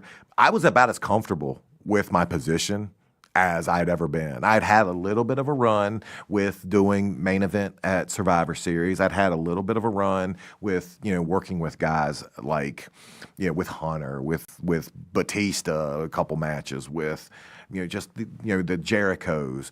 And I thought, okay, they gave me a taste of what it's like to be up here. Now they're going to pull me back and give me a few years to just get better. That's where I thought they were why they were bringing me down, back to mid-card status where I belonged. And I thought within time, I'll earn my way back up to main event status. And then the rug got pulled out. But again, I go back to my match with Hunter. They weren't wrong. Right. They weren't wrong. How did you handle fame? Like being recognized, being popular? You go from being a teacher to the reality. Looking back? I don't think... You forget. I've been around and in a room with The Rock. That's fame. Right. Okay. That's fame. So you didn't walk around thinking like you were okay. Nah. I've never considered myself famous in any way whatsoever, and it's only because I've been around truly famous people. Right. Where somebody walks in and just like the movie where the record skips and every eye is on that. Be in a room with The Rock. Every eye's on him. Everybody wants a piece of him. Everybody wants to go up to him. I've never experienced that. I can't imagine what it would be like. At that point, you're like, how old? When I got fired, I was 28.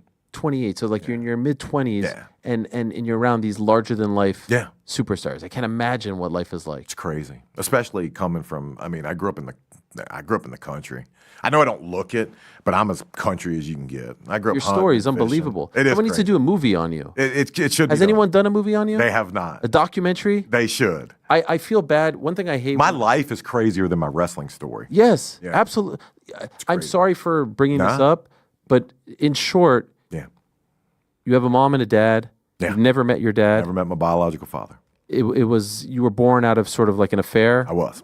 Your dad was married. Yes.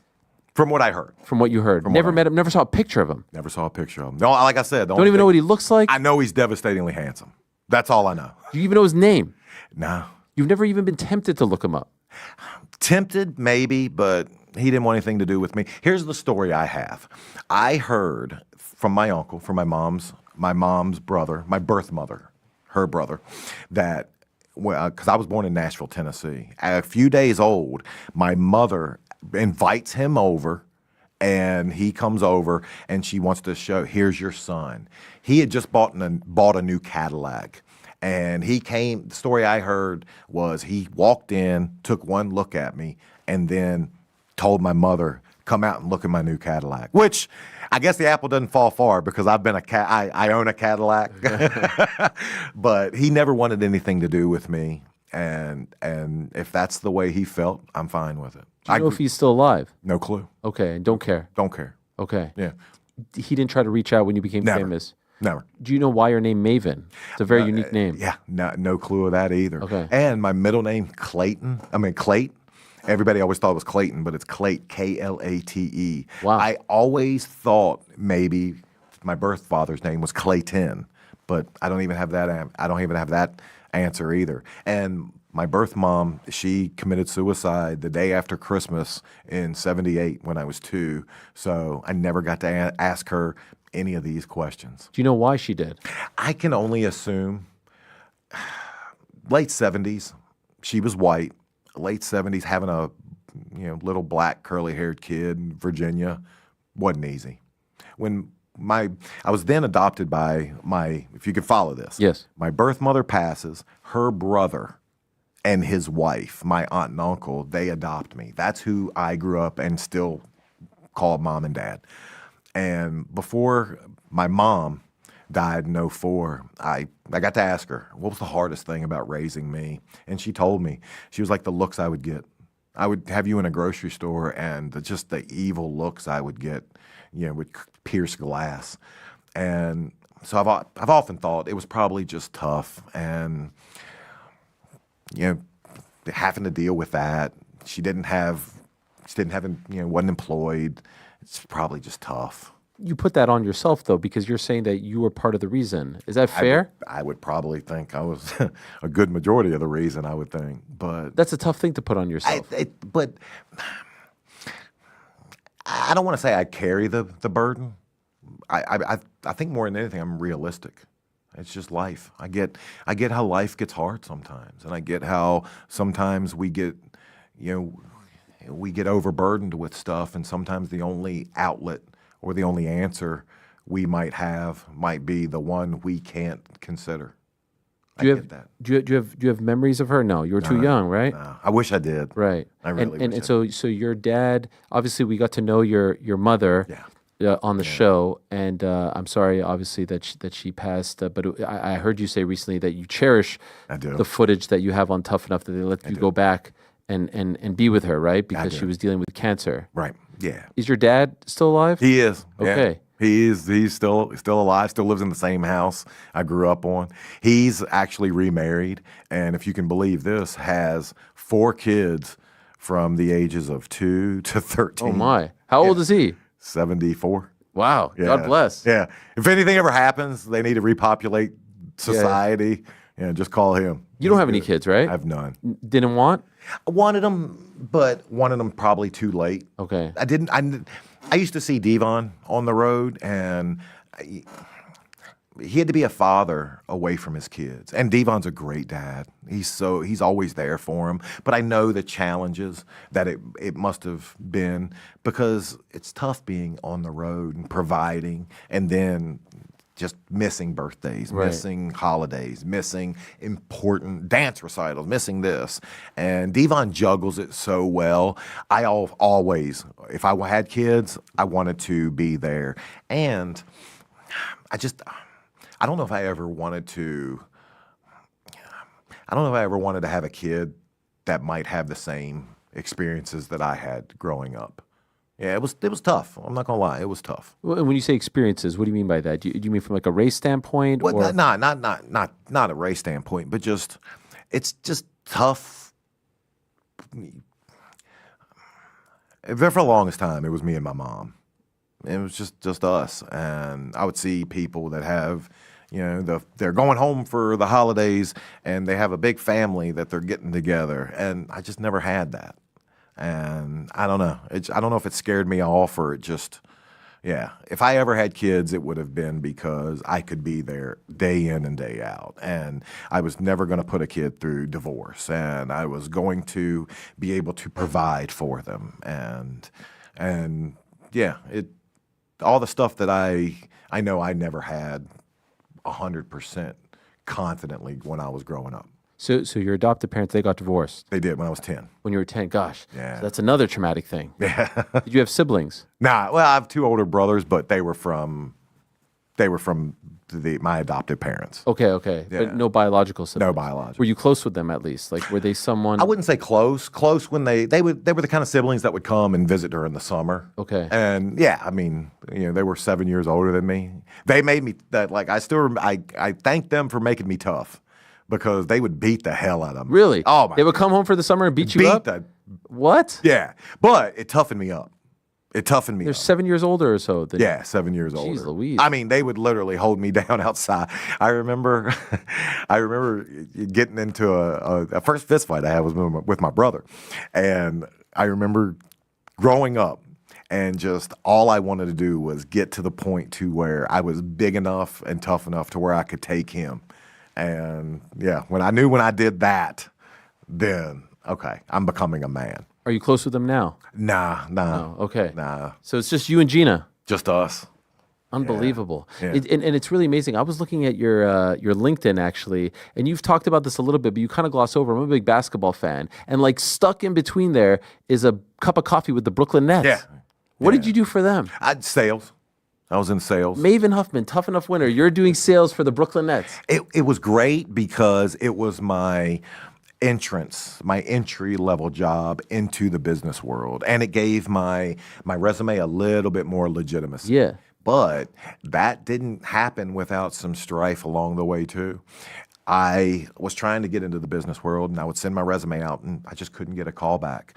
And finally, the wrestler Pete Gass, who was the Mean Street Posse. Bingo. Yeah. I told him, I'm trying to find a job, trying. And finally, he, was pretty high up with WB Mason. He was like, let me send you in. But I never wanted to use anybody. I never wanted to get a job out of a favor. But he hooked me up with an interview, met with them, went great. They offered me a job, and then they did a background check on me. And when they found my arrest, they had to pull it. And once that happened, my best friend from college, who was at the time a vice president with the Brooklyn Nets, he's now a vice president with the Islanders.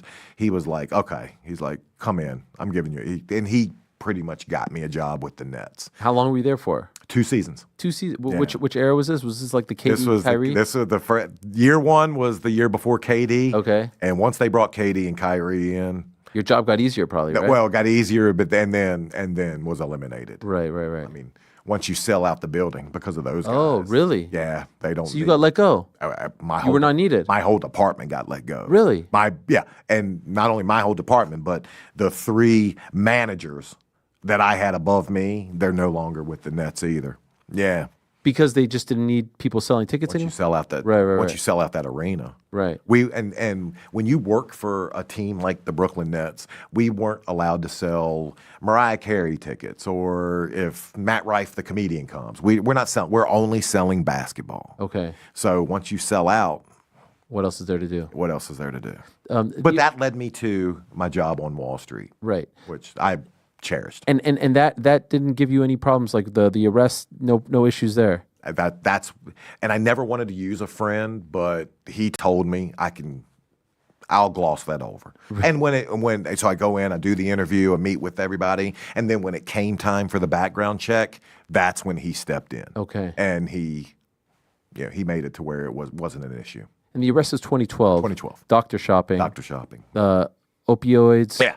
I had a couple doctors that I was just getting painkillers off of. Yeah. And how'd you get caught? Because this is going to sound ridiculous, but I didn't think I was doing anything wrong. I wasn't buying them illegally. I wasn't buying them on the streets. And when I got them, I wasn't selling them. Never sold one. a day in my life.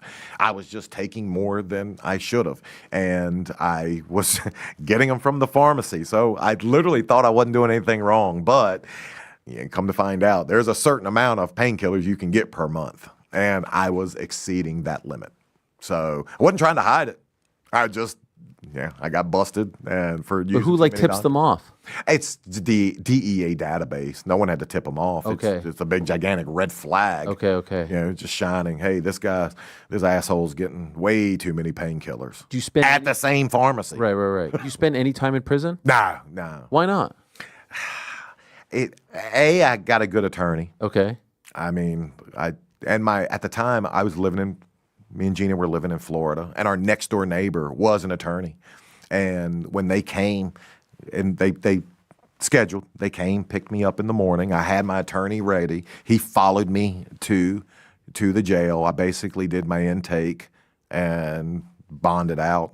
And then at that point, from then on, it just became how much of a fine I was going to pay. Which was what? It was a lot, $25,000. Okay. Yeah. Did you feel like that was rock bottom? Rock bottom was losing my job. Rock bottom, because I thought WWE job. No. Rock bottom was losing the HSN job, because that was a great gig. So you were just like a salesman on TV. Yeah. I was their sports host and doing well. Doing very well. It was the easiest job. I'd basically stand and have these amount of cameras, and I would talk and sell NFL merchandise or sports memorabilia. I did a show when they put primetime Deion Sanders in the Hall of Fame. He came in with a line of merchandise, and I got to do a few shows with him. It was easy. It's just basically me standing up and running my mouth, selling NFL stuff. Right. Yeah, and great money. And so they let you go because of that, of the arrest, and that felt like rock bottom. Yeah, that was rock bottom. How did you handle rock bottom? Probably labored in self-pity for a few years. Yeah, which is why I'll never allow myself to get in self-pity again, because it stopped me from growth. I should have just picked myself up, which I eventually did, and rather than think and dwell on all the things that I no longer had, I should have looked forward to the things that I lost. But let's get some more stuff back. Let's start rebuilding the person that you are, because again, I had days where I just hated the person that I had become. And that was my lowest point. Being embarrassed that I'm of a job that I'm having, which was honest work. No one was giving me money. I was going out there and standing in front of that bar and earning that money. But it wasn't the job that I once had, so I looked down upon it, which was wrong. That was my lowest point. I feel like I'm kind of going all over the place, but your life is so fascinating, and you've had so many different chapters. Going back to that WWE tryout right before the pandemic, you try out, it looks like you're about to get it, and you're there, and then the pandemic hits and everything changes. Why didn't they, once things started to roll back, why didn't those talks get picked up again? That happened the day that the world shut down. Right. We're in a hotel, and I'm sitting there watching how they're shutting down the NBA season. They're shutting down this, shutting down that, and we were in Florida, and I immediately thought, I got to get back to New Jersey, because this is fresh territory for everybody. We don't know, are they going to not allow interstate travel? Who knows? Right. So my job was immediately to get back to New Jersey, and I still had hope. I still thought, okay, maybe this is just a small hiccup along the way. But once they started doing the show from the Performance Center with a very skeleton crew, with a very limited cast of characters, they started letting people go. And I knew once they start letting people go, they're more than likely, if they do bring people back, they're going to bring the people back that are familiar with the current product. And I knew it was a long shot. Even 8, 9, 10 months later, those talks didn't get rekindled? Never got rekindled. Did you try? Did you say, hey guys, we were talking before? The guy who I was put in touch with, the guy who set up everything, he was one of the ones that was let go.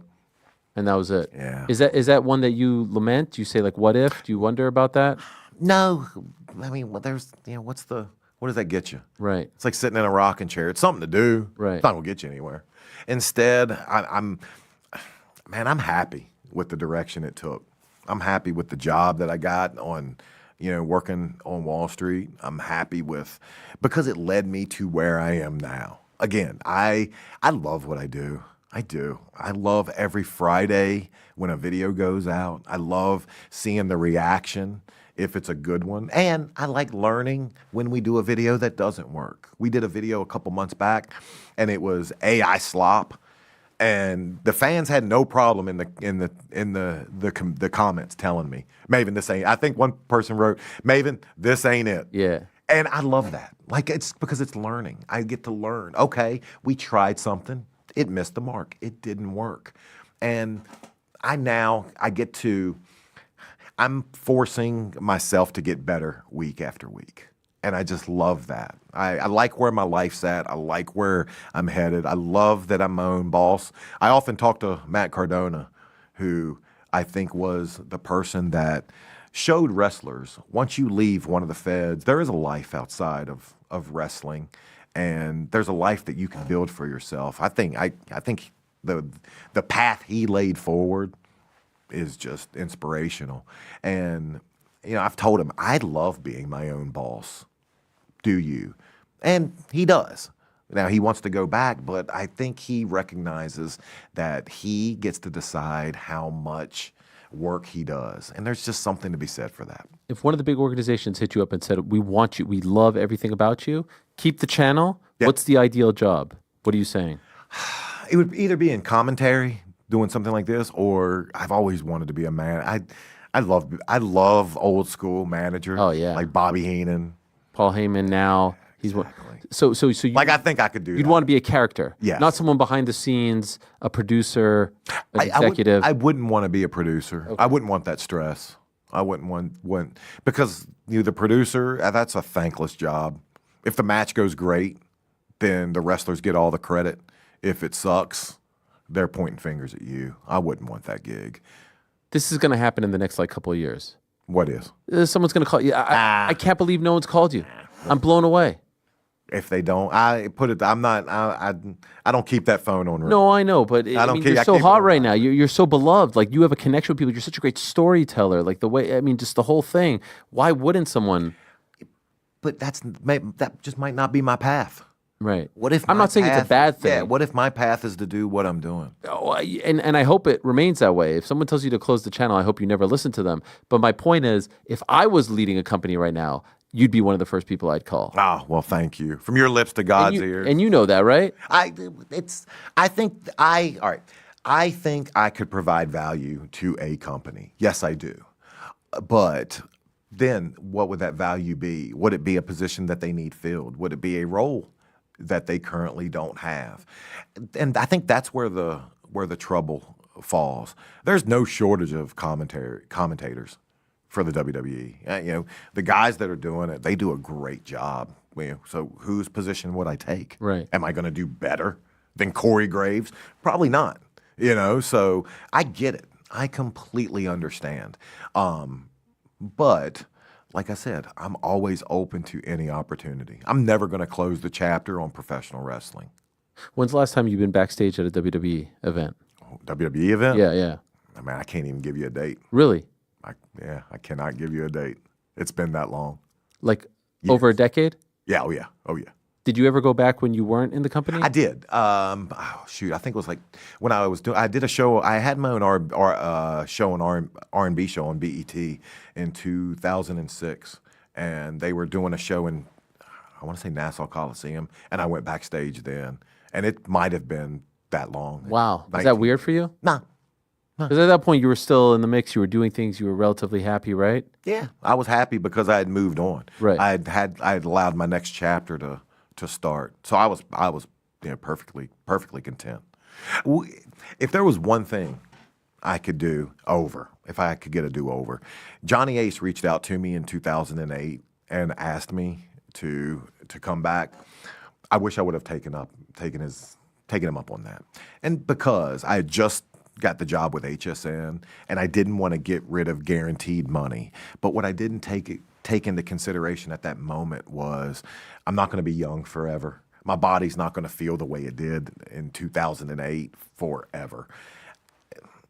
HSN I could have done at any time, But wrestling had a shelf life. And I just wish I would have. Okay, Johnny, where you want me to go? Where am I going? The FCW? Sure, I'll go do it, and then go with a new gimmick, new appreciation for the business, and basically start my career in wrestling over again. What was the pitch when he called you? The pitch was, enough time has passed. You're no longer going to be the tough enough kid.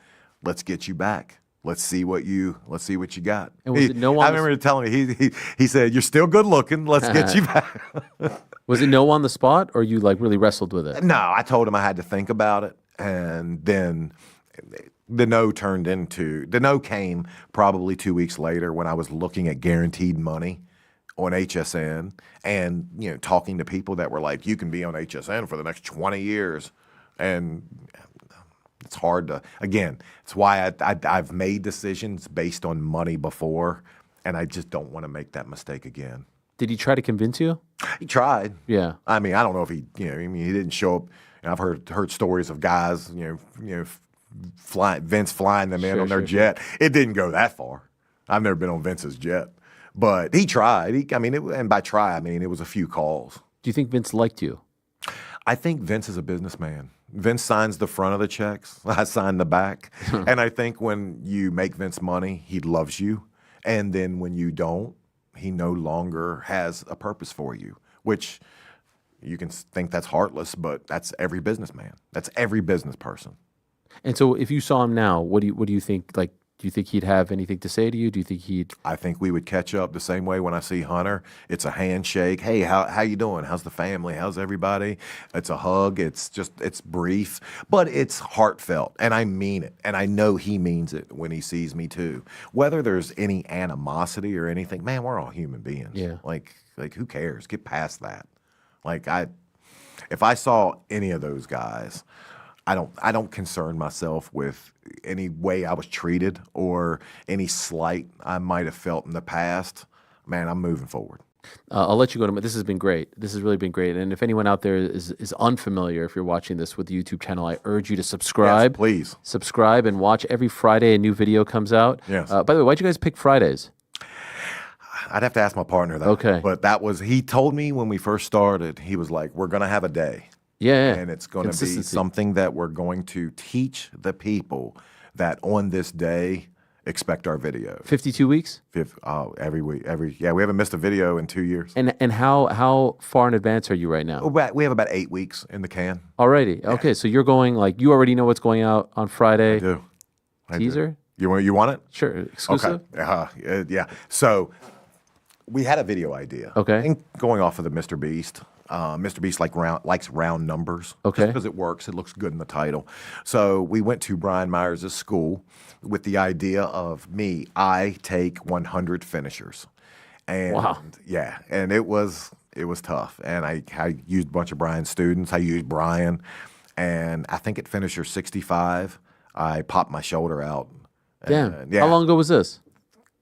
Month and a half. Okay. And it's a shoulder. I dislocated this shoulder when I first started wrestling, and I never let it heal. And I've probably popped it out 23 times since then. But it's like Lethal Weapon. It goes right back in.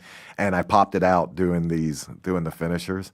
And so you're getting physical. Yeah. This means you're getting back in there. Nah. You're taking bumps. No, it means I like the idea of a YouTube video doing good. And anytime we've done 2 different videos at Brian's school, and they've done well. Okay. So, but the one I always had other people doing the moves. So this is just a payoff of you guys have given me a hard time because I got these students doing the moves. Now I'm doing it. Originally, we wanted to get to 100, so because that title would be just great. Right. And for all you YouTubers out there, title, thumbnail, content. There's your secret sauce for YouTube. How involved are you in all that? Do you look at the thumbnail and say, "Man, I don't like this," or does yeah, of course. But I've maybe changed or given my 2 cents about maybe 5 along the way. That's it. Okay. I trust my partner implicitly.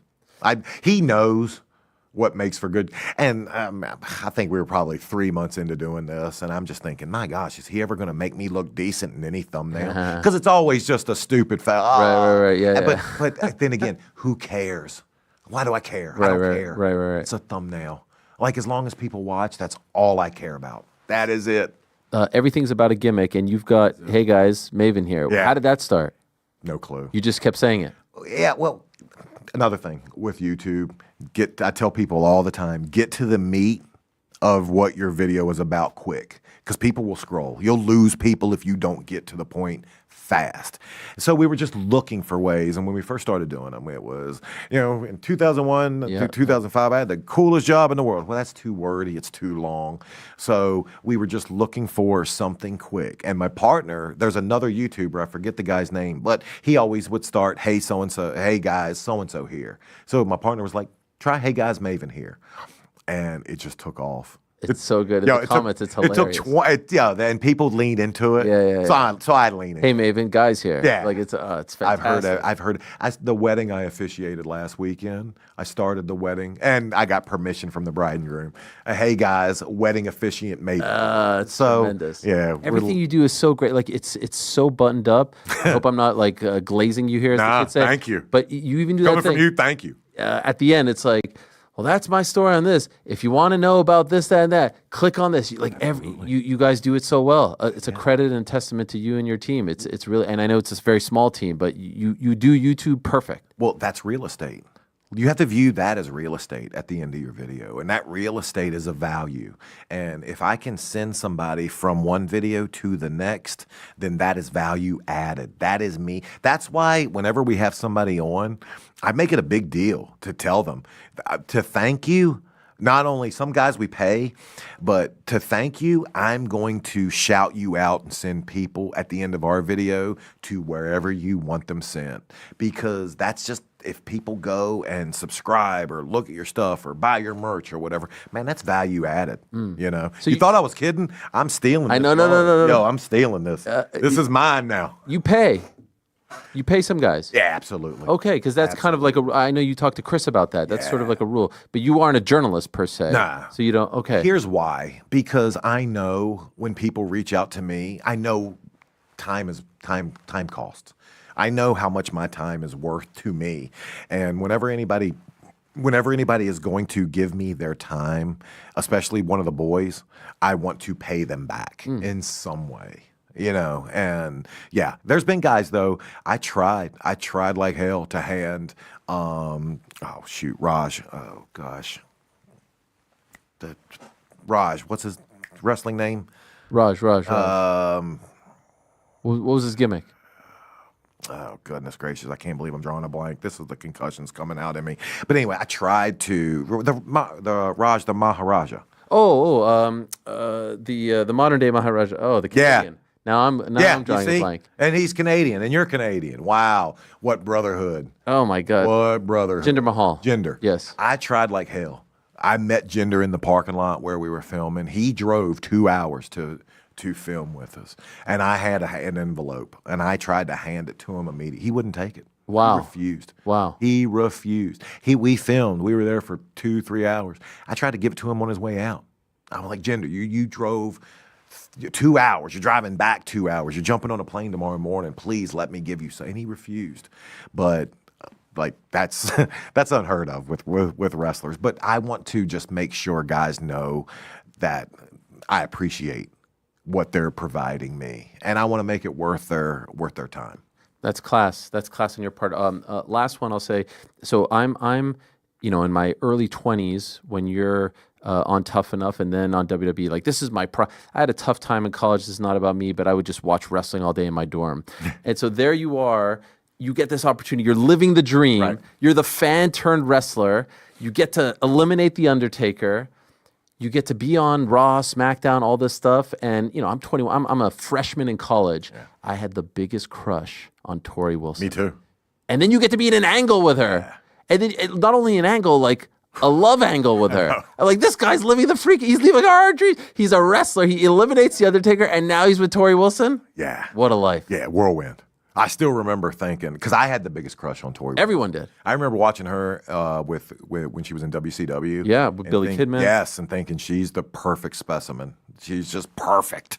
And how my mind works, that is perfect. And then then I got to kiss her, and it's the worst kiss ever.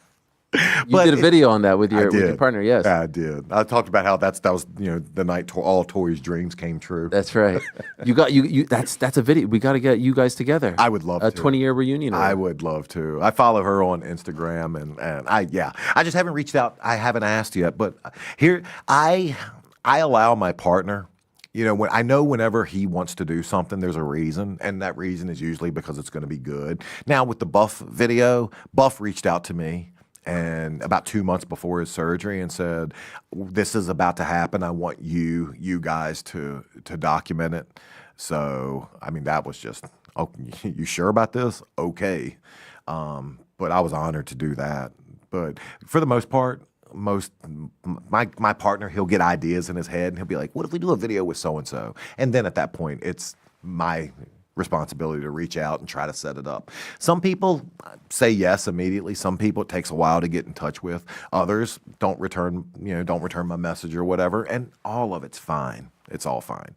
But Tori, that one needs to happen, man. I can't even imagine what that was like back in the day. Well done, man. Truly, thank you, bro. Well done. Congratulations. Coming from you. No, seriously. It's really impressive what you're doing. It's great to see all these years later you thriving like this and having this success. I'm a huge fan. Congrats to you and your partner as well. And thank you for coming in. I know there's a lot going on in your life right now with the move and everything like that. Really, I was so excited to have you in because I'm a genuine fan of what you're doing from all the way back then. I have the receipt. I have the photo from all the way back then. Crazy. So there he is. If you aren't, I'm a fan of your work. Thank you. Appreciate that. If you're not subscribing, please do so. It's Maven Huffman. Just put his name in there. Tremendous content. Even if you aren't the biggest pro wrestling fan, the way he tells stories, the journalism that he's doing is second to none right now. So well done. Thank you so much. We'll take a quick break. Say goodbye to Maven. Back with Modestas Bukauskas. Some of your questions as well. Don't go anywhere. Paris, France, not a big fan of Tom Aspinall by the looks of things. I mean,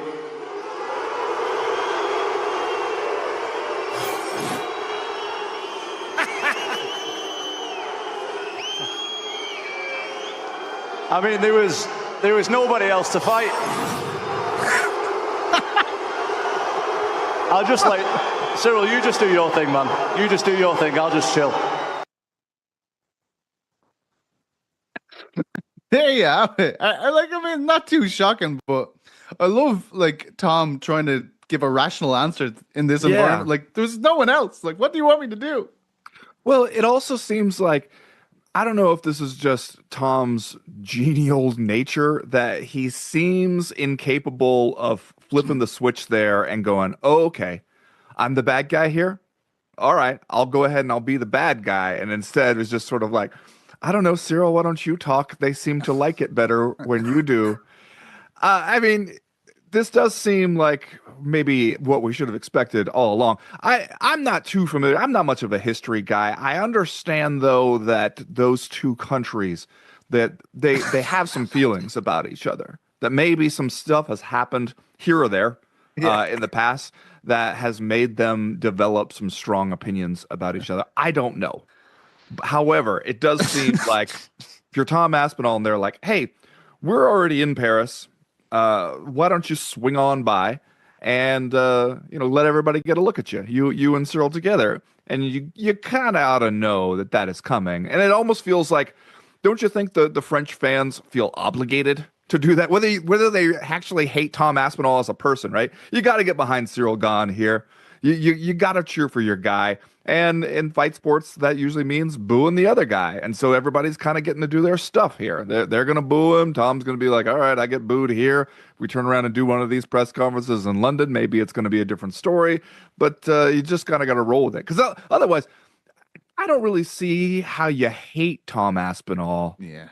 Especially in this sport where our bar for being a good person is low. It's real low, man. If you just if you're actively not committing felonies, you you got a good chance right there of being one of the likable people in this sport. And Tom, hasn't really done anything. He's the guy fighting their guy, and so they boo him, and that's just part of the game, I guess. Yeah, it's interesting that you've noted that, because I was contacted by one of the Aspinall crew as this is happening, and they're kind of saying, "What do you think of all this booing? Like, I don't feel hostility. Like we're walking around Paris, we there is no hostility to us here from any of the people. Everyone, like, we're taking lots of pictures." And I was like, "No, they understand the assignment pretty much, like you've said here. Like, there is the guy, our guy is fighting." Cyril Gane is a huge deal over there, by the way. Like, I know we talked about Cedric Doumbé and what he did for PFL over there. I went to see him fight there. They sold out the Accor Arena, the same arena that the UFC used for when they first went to France in 2022. Very, very impressive for PFL to be pulling those kind of numbers. But Cyril Gane is kind of like more of a mainstream guy. He's been the guy, I think, that's been featured more in L'Equipe, the magazine, the famous sport magazine over there, the French equivalent of Marca, which we talked about before when it comes to Ilia Topuria in Spain. He's the guy that is the face of MMA there. Like, he's the guy that's pulled out on these chat shows. And, they asked Cyril about, how he's going to correct stuff, because this is his third time fighting for a world title. And as we know, it has not gone well. It has gone spectacularly wrong, I'd say, twice against Francis Ngannou and John Jones. And I think you'll be excited to know, Ben. It's kind of from the Sean O'Malley not jerking off wheelhouse here. Oh boy. Cyril Gane, he's not going to play the PlayStation, and he's not going to go to Champions League's game, which you've been a victim of before in the past. You're a great supporter of Paris Saint-Germain. Do you think this will help him in his quest to beat Tom Aspinall? No PlayStation, no Champions League. I'm curious what led to those, especially the PlayStation one. Did you find that they were at the gym texting you? All right, back on the program. That was Ben Folks and PT. I told PT this. When did I tell him this? On Friday. The chemistry that he has developed with Ben and Chuck, but on this particular episode, it was just Ben and PT, has been one of the great, pleasant, beautiful developments of the 1 year uncrowned era. Love the show. Perfect way to end the week, so to speak. Take you into the weekend. They do a great job. That was a taste of it. So if you missed it, a lot of the stuff still stands. Obviously, they spoke about the Paris card, which has come and gone, but a great chat about the Smashing Machine, which is receiving a ton of praise right now. So I highly recommend you checking it out. And what about Maven? Golly, I'm such a big fan of that guy. He's a true gent. And I love what he's doing, and it's inspiring. It really is. You can stumble, you can fail, you can pick yourself back up, you can brush yourself off, you can reinvent yourself. Tremendous stuff. Hope you enjoyed that. No, stop it, Frank. How dare you? Did you get a pick with? Fucking name out your mouth. Oh, that's a good. Is that a new one? That's a new one. Shut up, Jedi. Okay, one more guest. He is known as the Baltic Gladiator, had a tremendous win over Paul Craig. In fact, will hold the distinction of Paul Craig's final opponent, at least for now in the UFC. Who knows? People come back, but it sounds pretty definitive. The finish there, the ground and pound, the knockout, the elbow, the sounded like a baseball hitting like an aluminum bat. It was devastating, and it was at the very end of the first round. Actually, the fight wasn't stopped, and then it was very clear that Paul could not continue. So it's another big win for the man they call the Baltic Gladiator. A big win for Team Aspinall, if you will, because not only did he win, but his teammate Antti Delia won as well. I'm talking about Modestas Bukauskas, who is kind enough to join us right here now on the program to talk about the big win. Hello, sir. How are you? Hey, how you doing, my man? Always great speaking to you. It's great. I know it's been a minute, but what a run you've been on, and what a win that was on Saturday. Congratulations on the win.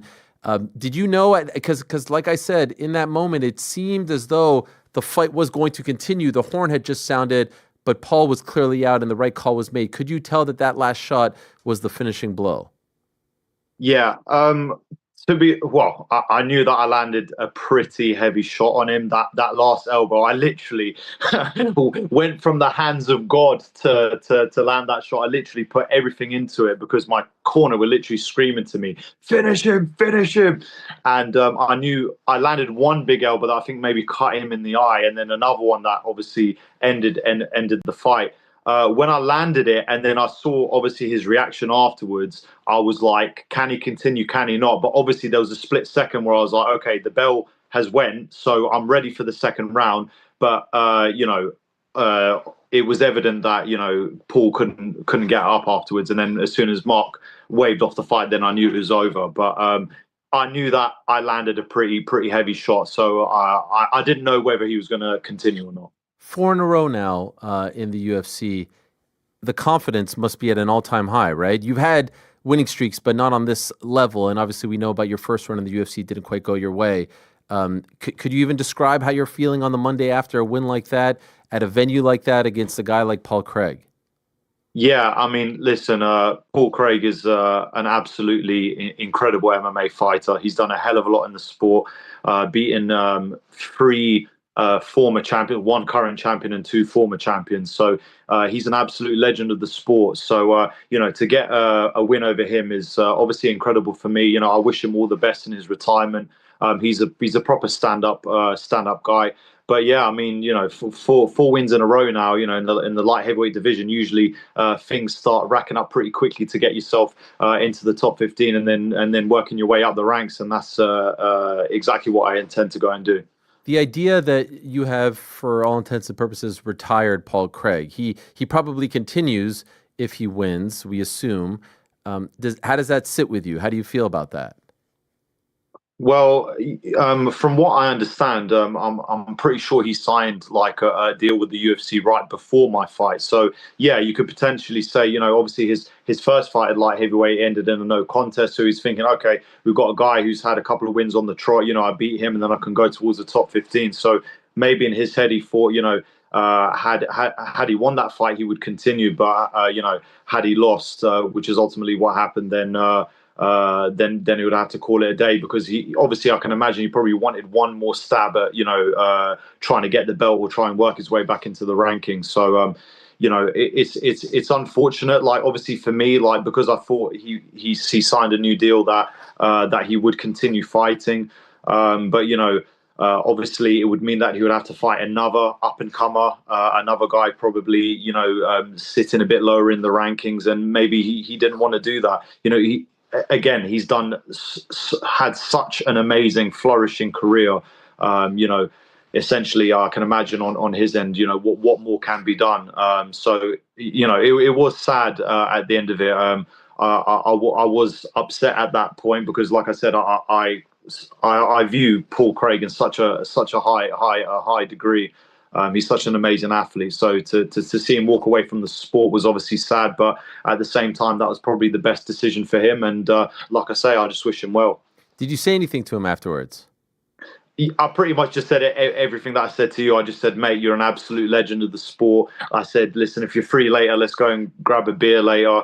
I said, I look up to you massively. I told him as well that facing you made me prepare like the best that I could ever prepare. I was literally preparing myself to be in the best shape possible. I said, you're the one that forced me to do that, and I thank you. So I was just basically saying how much of a legend he was, and how much I appreciated the fight. And yeah, like I say, massive respect to him, because he's an absolutely amazing guy outside the cage and inside the cage. When you're out of the UFC and then you have a brief moment where you're on the outside looking in, did you allow yourself to think, oh, I'm going to get a second chance and it's going to go like this? Or was there a moment where you thought that was it? That was your brief cup of coffee and this will never come? I always knew that the story couldn't just end there.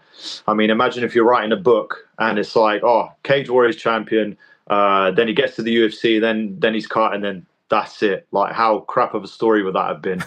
So always in my head, I was kind of thinking, imagine imagine what it would be. You come back, you get back to the UFC, and you make a statement. You start showing people who you really are and show what you're really capable of. And that was something that my dad kept on plugging into me all the time, is basically saying, you're much better than this.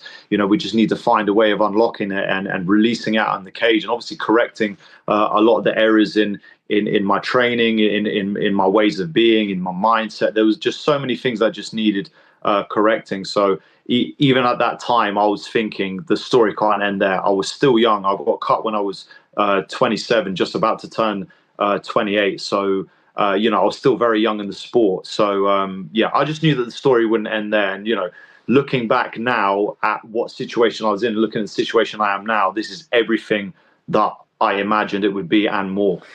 When did you link up with Tom's team? So it was beginning of 2024.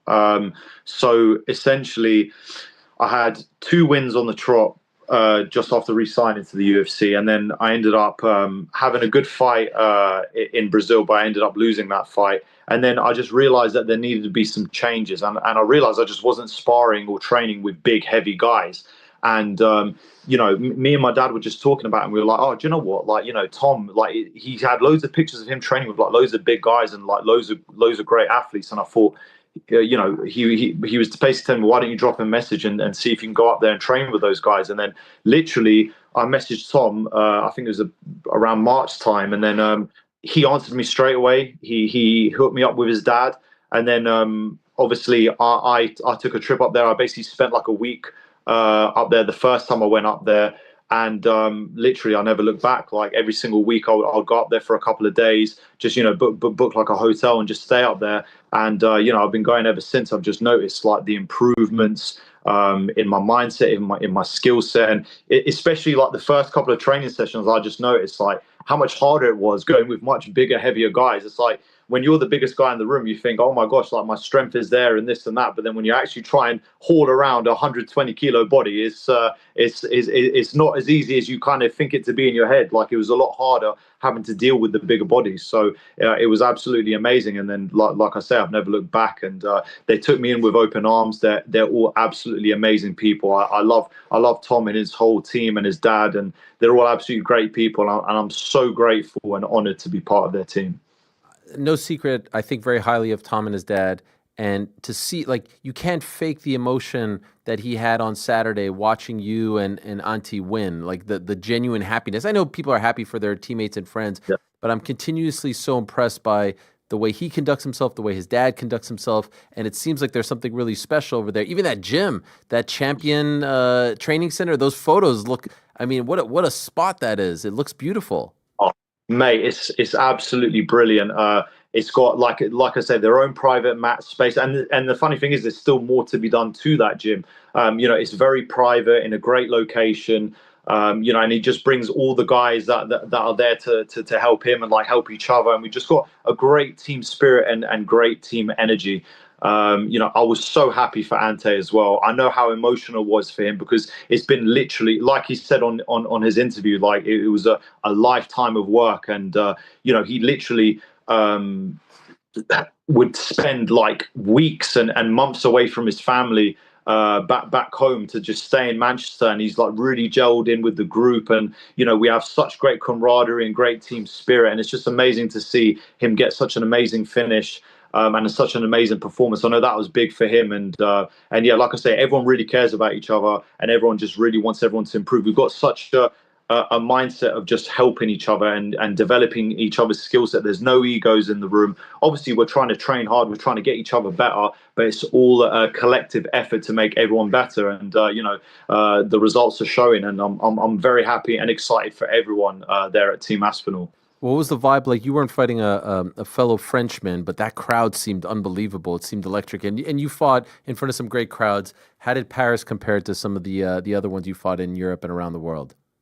Yeah, so in Manchester, it was actually a pretty big crowd just because of obviously the time. Like I think I fought about 12:30, so the arena was pretty packed. But it was mad because I saw even when even the first fight first fight of the night, when I was watching it on UFC Fight Pass at the hotel, like the arena was packed. And it's funny, one of my really close friends, he's actually he's my videographer. He's a French guy, so I invited him to come to the fight. And he was telling me the whole time, he said, mate, there's no crowd quite like the French crowd. And I can see exactly what he means.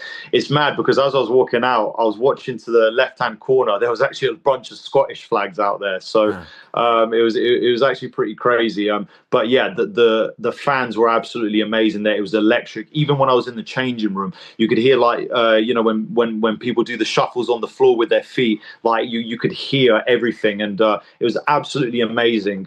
Definitely the best crowd I've fought in so far. And I was really blessed to obviously fight quite late on the card as well. So the arena was pretty packed, and it was electric, and I enjoyed every second of it. So over the years, I've had the pleasure of meeting a lot of fans from all parts of the world, England in particular. And there's a young man named Nim that I met, and stick with me here. You'll understand where I'm going with this. Several years back, and he has continuously asked me to have you on the program. Why? Because he attended the same high school as you, entitled, I want to get this right, Haberdashers. Haberdashers? Yes. Haberdashers. Yeah. And the way in which he describes Haberdashers, you don't know him. I think he was there before you. One of the best schools in the country. It would produce mainly Oxbridge students, doctors, bankers, lawyers, etc. He's curious, and I'm now curious, as he explains this to me, how someone goes to a school like that and ends up doing what you do for a living. And by the way, is that a fair assessment, in your opinion, of the kind of people that graduate from Haberdashers? Yeah, you usually, like I say, this school is meant for like extremely clever people, which I definitely don't think that I am by any means. You could say I'm quite well spoken and stuff like this, but my parents have always tried to get me to go to like the best schools and stuff like this, and they wanted me to have a really good education. So essentially, there was a school that I went to before Haberdashers where I was just getting into too much trouble. I was a kid that liked to be to myself, but for some reason, people used to just keep picking on me.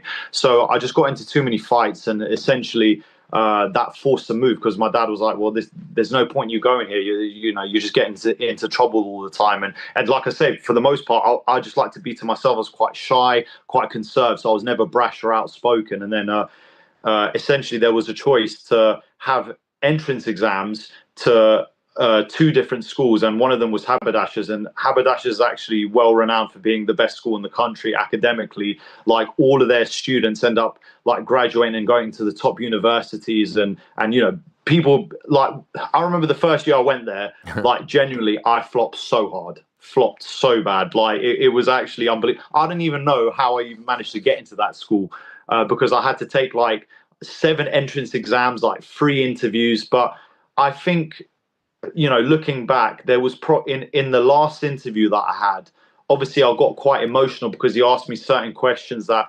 obviously I delved quite deep into, and like the choices as to why I wanted to go to that school. And I think that's ultimately what got me the place, because looking at when I was doing those exams, mate, for that school, I was literally sitting there just like looking at like blank pages, and it was me against like 3 other dudes for this one spot. And they're all like literally just rushing through their papers, like frantically, like ripping their papers over, like writing like essays. And I'm sitting here still like my second word. So I don't think I got into that school because I have much academic prowess. I just know that I work hard, and maybe I offered something athletically that the school didn't have.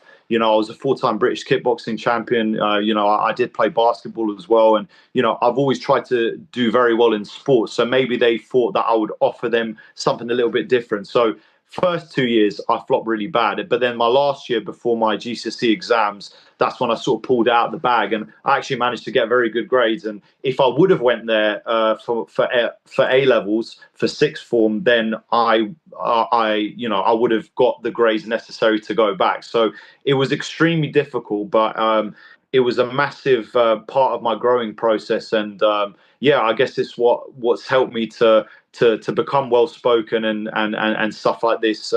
in my future, essentially. And I was very grateful and thankful that my parents paid for me to go to that school. It was very difficult, but yeah, like I say, I'm very thankful. But yeah, you would never think, like, if you look at all of the people that went to that school and what their job titles are, you wouldn't even think UFC fighter would come anywhere near to it. You have to be the only one, right, in the history of the school. I'm literally exactly. I'm literally the only one. I'm pretty sure there's two guys in entertainment that I'm pretty sure Sacha Baron Cohen went to my school. Actually. Wow. Funny enough, and he's a very intelligent guy, and he's done absolutely incredible. So yeah, I think I'm like the lone shot of the guy being a UFC fighter. So yeah, I'm happy to grab that title, I guess. How was your basketball game?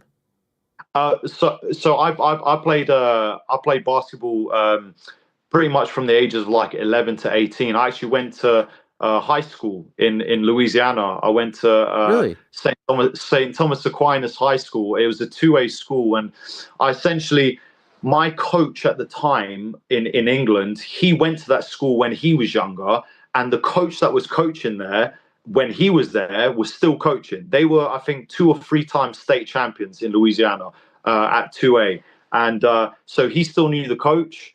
Obviously, he got in contact. Talked about me and stuff like this. I think showed a bit of footage, and then next thing you know, they said, "Yeah, bring him over here." So at 16 years old, I went to live basically on my own with a host family and a guy that played on the basketball team at the time.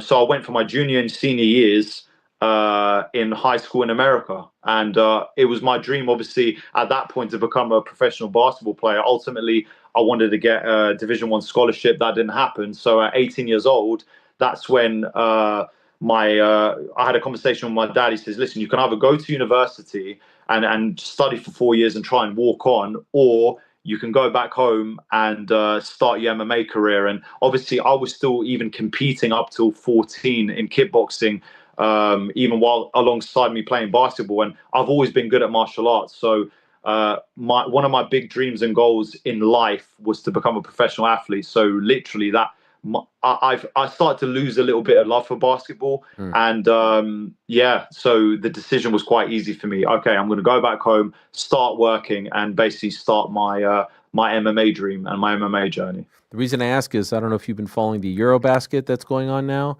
I know Lithuania won the other day. They did. They beat Latvia on Saturday morning. So when you fought, Great Britain was in it and won one game. I believe their first time winning at Eurobasket. So at the very end, before they got, I believe they beat Montenegro before they got bounced. But so you don't often hear of people from the UK playing basketball. Perhaps there's something brewing. I don't know. They've got a ways to go, I think, before reaching the Frances and the Germanys of the world. But I was going to say that I think that individually the players, like I've seen some players go on to do really well in like college in America. Like I knew a guy that I used to play with. His name is Dwayne Lautier Ogunleye. I think that's his name. I think he played for Bradley University, and he actually did really well. I think now he plays in Europe. But there's been some really top talent from the UK, but I think it's just there's not a lot of funding as much as is in other countries, and obviously in terms of playing as a team, that stuff obviously is probably not as good as some of the other European countries. But hey, hopefully in the next couple of years, maybe they'll start doing some damage. But obviously I'm Lithuanian born, so I'm obviously as well. You've got great blood. Massively supporting Lithuania, and I'm glad that they're doing so well. I know that there was like a news article saying that the whole country to watch obviously the basketball game, and then there was my fight like literally a couple of hours later. So it was like it was a massive day of sports for Lithuania, and obviously it was amazing to be a part of that. I love that. I've also seen on the St. Thomas Aquinas Regional Catholic High School Wikipedia page, you're listed as a notable alum. There you have it at the bottom there, Modestas. So I didn't even know that. Yeah. So that's crazy. Thank you for pulling that up, mate. No problem. That's mad. I love that. How far do you think you are from, light heavyweight is going through a bit of a transitional phase here. There's some great young talent coming in. It seemed like they were sort of, I don't know, the division was sort of stalled for a moment there. How far do you think you are away from, getting into those really interesting fights in the top 15 and top 10? I definitely think my next fight should be a top 15 matchup. I've just now beaten a guy who was ranked at light heavyweight in the top 10 for many years before then, and then he moved down to middleweight and got ranked at middleweight, and then obviously moved back up to light heavyweight. And I've got 4 wins on the trot, 3 of them being finishes. I've beaten some notable names, so I feel like my time is now, and I feel like in the light heavyweight division, you win a couple of fights in a row, things can happen very quickly. I want to test myself against the best in the world. So I definitely feel I deserve a shot for my next fight at the top 15. And so how quickly do you want to return now after that fight on Saturday? 1-round fight. I would imagine you want some time off, but are you hoping to fight again at the end of the year? So I'm going to be taking. I literally just booked it today. Funny enough, I'm going on holiday with my girlfriend on Thursday, and I'm going till Tuesday. But I'm actually getting back to training to obviously help Tom help prepare for his fight against Cyril Gane. So I'm going to be straight back into training anyways. I'm going to be staying in shape, making sure I don't eat too many cakes or drink too many beers. But yeah, so end of the year would be absolutely amazing, or early next year. So whichever one I'm absolutely fine with, but I'm going to make sure that I'm going to be training, working on my skill set, working on improving. But ultimately that's down that's down to my management, amazing management, Iridium. So whichever comes, I'm ready for it. If they offer me a top 15 at the end of the year, let's go.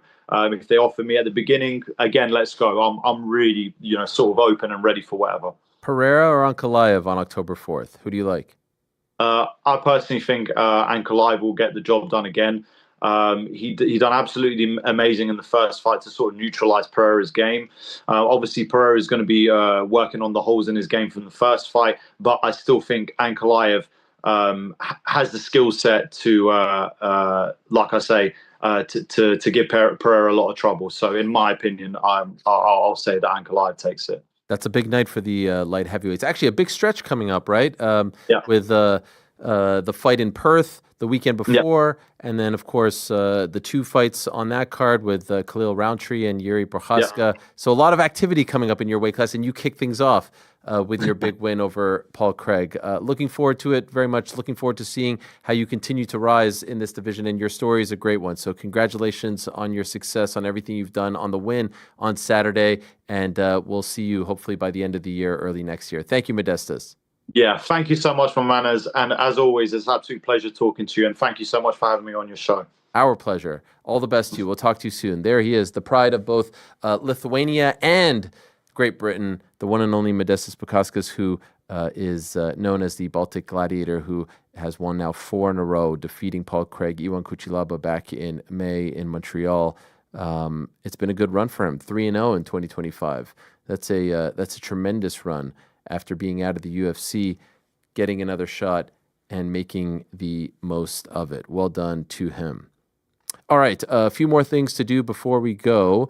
One just crossed the wire here. Remember Cynthia Calvillo? We haven't talked about her in quite some time. There was once a time where the UFC and Dana White in particular thought that she would be the future of the women's division. Well, it appears as though she has called it a career. She posted this on Instagram earlier today. It's time to say goodbye to a sport that I gave everything to and that I loved so much I wasn't ready to let it go just yet, but life and opportunities that fizzled out has led me to pursue the next chapter in my life. I just want to say thank you to every single person that helped me live this crazy dream of mine, to all the coaches that believed in me and spent countless hours making me the best I could be.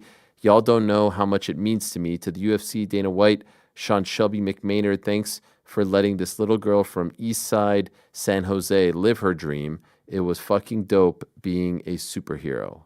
That's pretty damn cool. Congratulations to her. Did she become a UFC champion? No, but you make it to the UFC. She had a good run, and we wish her the best. Always enjoyed my conversations with her. Let me go to my little list here. Islam Makhachev did some media recently saying that he thinks Ilya is ducking Arman Tsarukyan. Let's hear from Islam. In a matter of Считаешь ли ты Армана самым серьезным соперником для Ильи? И не кажется ли тебе, что... Sorry, can we just pause? His biceps are gigantic. Holy shit. 170-pound Islam. What in the world? He looks huge. Also, I forgot that this is, I believe they're speaking Russian, so I'm going to read the what's the word that I'm looking for? The words on the screen? Captions. So can we start it over? Sorry. Do you think Arman is the most serious opponent for Ilya? And don't you think Topuria is ducking him? Well, ducking is no secret. I've always seen their battles on the internet. He's going faster. I'd rather end my career than fight him. And I think at this point, Arman has gained good momentum, and this is the most serious test for the champion. I don't know if I don't think Ilya is ducking Arman. I think he's just. I mean, has Ilya actually said no to Arman? Maybe. It's hard to keep up with all this meshugas. I mean, there are some people out there who would say Arman is ducking Ilya. No, sorry. There's some people out there who would say that Islam is ducking Ilya. Not Iliam. I don't know who that is. I wonder if they would say that. No, you don't think so? No, I don't think so. Ilya now trying to pick a fight with Terence Crawford. I saw someone post like a checklist, like the Conor McGregor checklist, and they said like this is... Yeah, he's on step 4. Step 4, yeah. Who wins in a fight? Now, everyone was going crazy over this. I don't think that this is a recent photo of Terence Crawford, because there have been some photos of him that were posted recently, and he looks absolutely shredded. He's not shredded here. I mean, he looks in tremendous shape, but he's not the same guy, obviously. Also, why would Ilya be in Vegas right Yeah, he's not. He's posting photos of himself at home training and all that stuff, and people go crazy. Oh, my God, it's fake. Anyway, do we think that this fight ever happens now with Zuffa Boxing? I think it's closer to reality than it would have been a year they would do it? Unlikely, but yeah, anything could happen. Well, if they can come to a deal with Zuffa, like Terence Crawford is now fighting, conceivably on an event that is involved with Dana White and Zuffa. If Zuffa stands to benefit from it, it seems like it could be possible. If he beats Canelo and Ilya continues to rise as a star, like I guess I wouldn't see why not. It would be a massive money-making opportunity. Conor willed this into existence and made it a hot commodity. It's nowhere near that at this point. Yeah, Ilya put out one tweet. Yeah. But we felt that way about Conor versus Floyd, and then it happened. There was much more momentum, I think, when it became a thing. It could happen, but I don't think we're anywhere near that right now. And I think he's just kind of having some fun. I mean, obviously, I think he would take it, but I don't think that's the direction that Zuffa Boxing wants to go. I don't think they want to like cross-pollinate. And honestly, I don't know, like how old is Terence Crawford at this point? 37. I'm not saying he's done anytime soon, but I don't think he's looking for these kinds of fights. The older he gets, the more realistic it becomes for me. In his prime, it becomes even less realistic. The fight to make, though, is this fight in MMA, because Terence Crawford is a wrestler. I saw some people saying that with the wrestling acumen, Terence Crawford would be able to beat him in both sports. Imagine a two-fight. I saw people actually tweeting that in response. A two-fight derby? Terence Crawford's... They would have to do boxing first, because I don't think there would be another one after the MMA one. Terence Crawford's wrestling has reached like legendary levels of like the tales about Terence Crawford. He should never show us his wrestling. He grew up in Dagestan wrestling. Yes. It's become that he's Habib. No, he actually turned down a scholarship to Oklahoma State in order to be a Golden Gloves boxer. That's DC told me this. By the way, level of interest, excitement for Canelo Crawford 5 days out? Like an 8. Oh, wow, okay. I'm much higher than that. I'm pretty excited for it. 10. You feel like it's building? No, like I don't feel any like additional excitement about it, but this is one of those that I care so much about the fight itself. I don't think Canelo or Terence are particularly like good at amplifying the trash talk as it leads up, and nor do I think they're kind of going to go that route. So as long as we get to Saturday and they fight, I'm still at a 10. Like I'm 10. I can't wait for it, and I can't wait for Saturday. Crocker Donovan 2 in Belfast at the big stadium there. Noche UFC, and it's between the three of those, it's going to be like legit. Max Holzer in Germany, Octagon 75. No, I think he's off. Oh, is he? Yeah, I think he's off. Wow. Saw a tweet about that. Wow, that's heartbreaking. You know, I felt in the same. Hanover too, like he's like hometown. It's like 9-10 hours of straight, really good high level fighting. I'm really curious about just the production. Like this is the UFC and WWE coming together to put on the biggest type of boxing On event Netflix. possible. On Netflix. Yeah, I'm really curious I'm about the with you. bells That's- and whistles. It's About fascinating. how it's all going to look and sound and feel. Is it going to look like old school boxing? Is there going to be as much dead time in between? Let's send it over to the desk, to the this, to the that. Is it going to feel like a UFC event, which has very little of that? Just all the little production businessy type things. I'm just as excited about. I honestly can't wait.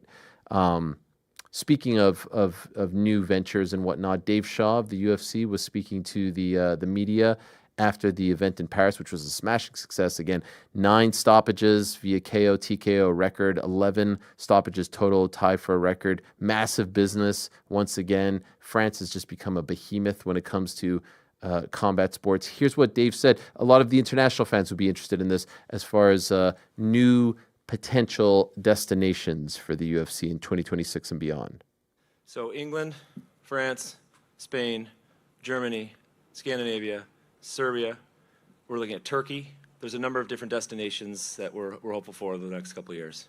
Serbia, Turkey, those are new ones. Scandinavia, they've been to Sweden, never to Finland. I don't think Norway. He later talked about Italy, which I thought was super interesting. After everything that we learned last week, I thought that was, but the Panini and the Panino and the... You think they did it so you could go back? No, I think... No. I think I just put it on their map. Yeah. I put it on their radar. Yeah, they definitely weren't thinking... They were hearing us talking They were thinking about UFC Belgrade, but then they were like, you see how one... Ciao ragazzi. So they're like, oh, this would be so good. This guy's talking about the cheese wheel. We need to go there. This guy's talking about the affogato. We need to go there. The mozzarella. We need to go there. Any So, Scandinavian country, I'm there. You're there? I'm there. I would love to go back to Sweden one day. I had an incredible time in Sweden, if only because it was so fascinating to see how short the day was. It was in January. It was for Alex Gustafsson against Rumble Johnson on Fox. And I swear it was like 3 hours of sunlight. And the fight was in the middle of the night as well. But there was just something about Sweden that I really, really enjoyed. Stockholm, to be exact. That was a long ass time ago. That was January of 2015. So let's see. But it definitely seems like a lot more international. Do you think that with the Paramount Plus deal, he also talked about pay-per-view going to be at the same time, or PLEs or whatever they're going to call it? Nothing's holding them back anymore. They can no longer say, oh, pay-per-views aren't being... Now, they could say viewing habits aren't as good. And I wouldn't imagine they would do a lot of afternoon cards during college football. That doesn't make a lot of sense. But give us more of these afternoon international cards, no? Or do you think that these are still going to be the same? I don't know, but Saturday was tremendous. Middle of the day, unbelievable It doesn't make crowd. sense to go up Loved against it. college football, in my opinion. Yeah. Like WWE is very smart about that. They don't do it as much as UFC does for whatever reason. I just think that there's enough dates. Like, do it after football, spring, summer. Afternoon cards are the best. They're the best. Who doesn't like that? Make all the fight nights in the afternoon. Now we're talking. PLEs, 9 p.m. start. Saturday afternoons and Friday nights for the fight nights. Perfect. PLEs 8 p.m. starts. Perfect. 8 p.m. Yeah. By the way, European crowds would be so much happier about that. Mm-hmm. They would love it. That's what I'm doing it for. Hell yeah. Negotiations done. Did you guys happen to see the interaction between Fernand Lopez and Tom Aspinall? Sure did. You even got a name drop in there. Yeah, you did. Did you see that? Fernand said my name. He was saying he Anyways. was talking to you. He said something to you. The finger. From our perspective, that's what happened genuinely. The finger gets mighty close. I swear to God, I'm the agent. And I was asking a journalist from even Ariel when you're talking, talk with Enter, talk with Dana. Never there has mentioned your name or any fan before Manchester. That's the first time July. But you have to understand, for us, they did mention Cyril's name before. Maybe not to you, but to us. No. Mention is like, do you want to fight him? They never even mentioned to me, I swear. I can talk with any one of them. I believe you. So Cyril was like, this is I don't understand No, because this I got guy it. looks so good with me. I'm only saying and now I don't understand what's but from my perspective, it's the truth. I'm never going to start making up some lies. But from our perspective, we got offered it before Manchester, and then again in Manchester. And that's what I know. Cyril's a good guy. I wouldn't say it for no reason. Cool. We're here to fight, man. We're going to fight, and it's going to be good. How about that? The story that will never die. Why do we care so much about the permutations of like The story will never die. I don't care. They're still arguing. I just liked how close that finger was getting to the There was chest. one where it got. There was one. It looked like a It touchdown. looked like a touch. Tom's going to take a good... And not to suggest that Fernandez isn't a tough guy in his own right, but it was getting... And then I saw another one where I think... Was it Carlos Praches and I think it was Caio's manager? Or no, Carlos... No, what am I talking about? Carlos Praches and Imavov's manager got into it at the weigh-ins. Did you see that? There was all kinds of interaction. I remember hearing that, but I don't recall seeing the video of it. A lot of tension over there. A lot of tension. No tension between Praches and Ian Gary. Boys. Look at this. Months after they fought, now lamenting the loss. This was after Hoofy's loss, right? Yeah. The submission. Ian puts the armor. Yeah. Praches, by the way, shaved the stash. You think they're actual friends? I think they're friendly. Yeah. I don't know if they're. It calling didn't look each like other they up were. late Praches at is night like, to, "Get the fuck to give Yeah. a big update on your Carlos life." didn't seem as I don't want interested in this the right now. commiseration. He could have also been just really upset. Yeah. I think he was really upset. Yeah. Do we have any super chats, Frankie? Damn right we do. Okay. Spencer says, ask BSD what that cow photo above him is all about. Well, this is like 4 hours too late. Yeah, well, Yeah. I actually had the same questions. What is the cow photo? I don't even remember He that. had a little Polaroid of a cow behind him, and it was very, he was very curious. Oh. Do you want to call him? Yeah, 1 second. Let me just... And then lastly, we have Leapin' Larry says, love the show, AW. Who's AW? I'm thinking the root beer, but I'm not certain. You mean Ariel-Wani. Helwani. A&W? A&W would be the root beer, you're right. Okay. What else? That was it. Okay. Thank you very much to the two of you for your tremendous super chats. I did see this from John Nash. A vote of support for the Muhammad Ali American Boxing Revival Act is postponed so that the CSAC could do more research, and they will revisit it at the end of the year. Okay. Eric McGracken, who we've had on the show before, says, heck yeah, California postpones their motion to support the Ali Destruction Act after the public hammered them in the open comments, Democracy in Action. California about to vote. Okay, this is... All right, so some people who are unhappy with that are happy right now. Speaking of being... I kind of felt like I rushed it at the top because we had a bit of a technical issue. But, do we me? Do we want to talk before? Could we just say something about the Bills win? Anything? It was basically Pizzi and I. Everyone went to sleep. No, that's it. I was up that whole game, man. I was there for you. I went to sleep. I was Frank- happy to wake up later to find out that they won. Frank was watching the VMAs. The husband of a 716er. Oh, she zonked out too. Oh my God. You're like, did you see that catch by Keon Coleman? And he's like, did you see that performance by Sabrina Carpenter? One of the best. Frank actually texted me being like, oh my God, John Jones is introducing a singer on VMAs right now. Is that true? That's not Have I ever lied to you? No. I'm still... I can't wait to go back and rewatch the highlights. I watched the Of the 21-minute VMAs? highlight VMA video highlights. this morning. How good... I watched that same one. It was... the whole time I was like, how do they end up winning this? They missed one critical play in that because I've watched it now 4 times. A beautiful dime to Joshua Palmer, who's a great addition. Canadian guy. Brampton. Shout out. Look, there's some time. I threw it out there. I said road trip, Thursday night, September 18th, Miami. No one took the bait. So it was all crickets. Yeah, let's do it, man. Let it be known. Let it be known. I'm ready to go. I'm going to MetLife.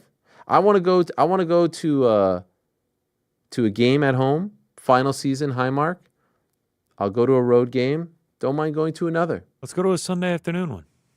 Yeah. No invite for the Jets game though. Nah, it's me and the boys. My other boys. No. The Noted. kids. Noted, man. What the fuck is that? I also did notice in the 21-minute highlight reel, Yes. they did leave out 2 very important plays. number 43 Dorian Strong getting 2 solo tackles last night. Virginia Tech zone. His first appearance was a pass interference. No, it was a holding. His first appearance was a little rough. Got the start, a little banged up in the secondary, and then he wasn't mentioned at all because he was that solid. I was gonna say it's a good thing. Yeah, he was covering Zay Flowers a lot, and Zay Flowers ended up with this is Ed Oliver was fantastic, probably because I bought my son an Oliver jersey. Cook was great, solid. Josh was generational. 251 yards in the fourth quarter, guys. In the fourth quarter, 251 yards. Fucking There's a lot of quarterbacks that didn't get 251 in the entire day. Is this it? Easy, big fella. I know. I need a couple solid defensive performances. I started to think they didn't look too hot for. I know that was a little bit of a problem. I started to think, man, Super Bowl is going to be when I'm going to be in Italy. I'm going to have to stay up till like 6 a.m. to watch it with my kids on FaceTime. I'm starting to plan like the whole like how I'm going to react when they win the Super Bowl after 1 week. Feels premature. Just pump the brakes a little bit. Easy. I remember the feelings at the end of last season. So yeah, those were sad. I mean, to think 8 months later, after I had to walk around the neighborhood in the dark, depressed, down on my luck, to think that I would get this joy. I thought I'd never get the joy again. You always get the joy again. That's awesome. I know. I thought it was gone. It's always a new season. Frankie, when are we breaking out the all black Josh Allen? Yeah. I'm wearing it right now. Man, I got to say. Look, everyone. It is such a pleasure. My son said to me yesterday, I don't know how much longer I can live without the Knicks in my life. And I was like, wow. Yeah. He's at that sports. Oh, he is all in. Fanatic moment. And then last night, we get to the end of the third. Get out of here. Sorry about that. Then we get to the end of the third quarter. My son here. Maven, you were like, sorry if I'm glazing you right now. Yeah. Well, as the kids say. Yeah. As the kids say. Oh, apologies if I'm glazing you, sir. It's getting to the end of the third. I'm like, you got to go to bed. It's 10:30. It wasn't even quite the end of the third. He's like, no, please, let me stay up. Please. I'm like, we can't. Let's just go up. Let's get ready. Let's brush our teeth. I'm watching it on the phone. And then they get to 40-25, and I'm like, man, it's not going to happen. Cook gets that big run. You got to go to bed because what's going to happen is you're going to stay up. I'm happy to stay up with you because I'm staying up, but I'm going to get blamed tomorrow when you don't want to wake up and you're all like, you're all moody. I'm going to get blamed for this, especially if they lose. Oh my god! Then he's double moody. And so he goes to bed. I go into my bed. Everyone's sleeping. And I'm watching like this. On the phone. I'm watching like this. And then I'm like, okay, like the misery, but like I don't know, I want to see it through. I felt week one, I was hyped. I was wearing my Thurman jersey, and then it's like tick tick tick tick tick, tick and then it goes, and then they missed the field goal. Boomer. They missed the tick tick tick tick tick tick tick. They missed the point after. Okay, that's something. Then we get it to 40. Something. That was everything. 0 for 3 in terms of freaking 2 points. We get to 32, 40-32 with the Keon Coleman tip, touchdown. Coleman was great. He's going to take a huge step. Then the Ed Oliver freaking fumble was gigantic. Derrick Henry could do no wrong. Get the fumble. Josh comes back. He scores it. So you're still in bed? I'm still in bed. Are you in bed in the Thurman Thomas jersey? I'm in bed. I took the Thurman Thomas jersey off. I can't. Right. I was in bed like I was put my pajamas on. I'm in bed like this. And now people are texting me like my Bills chat is texting me. Mark Henry and his son Pino. We're in the chat. He's texting me. The MMA coach. When do you make the switch over? Okay, I'll tell you when I make the switch over. I make the switch over when they stop them on third, kick back. We have the ball now. Josh throws the dime to Josh Palmer. He goes out of bounds. And then for a brief second, the freaking wheel comes on the phone. I say, oh, fuck this. I run all the way downstairs for the last couple plays. Kneel. Timeout. And then I texted. Before the drive, I texted Henry and his son. Shout out Mark Henry and Pino. Bigger Bills fans than I'll ever be. I want them to win just for them and their family. They're such great people. I said, Prater's going to win this for us. This is before the drive. Prater's. It just seemed too perfect that this guy that joined the team on Thursday, he's going to win this for us.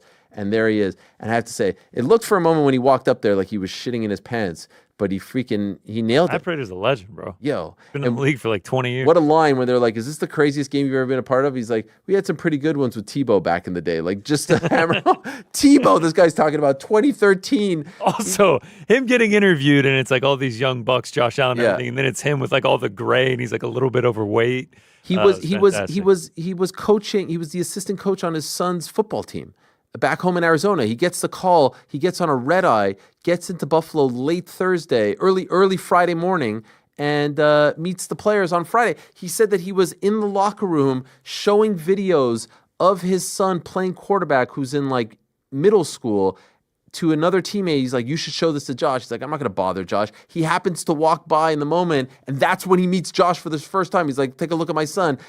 Fast forward 2 days, he wins the game for them. No introduction needed with Matt Prater, man. Two-time Pro Bowler. Legend. Was man. he two-time?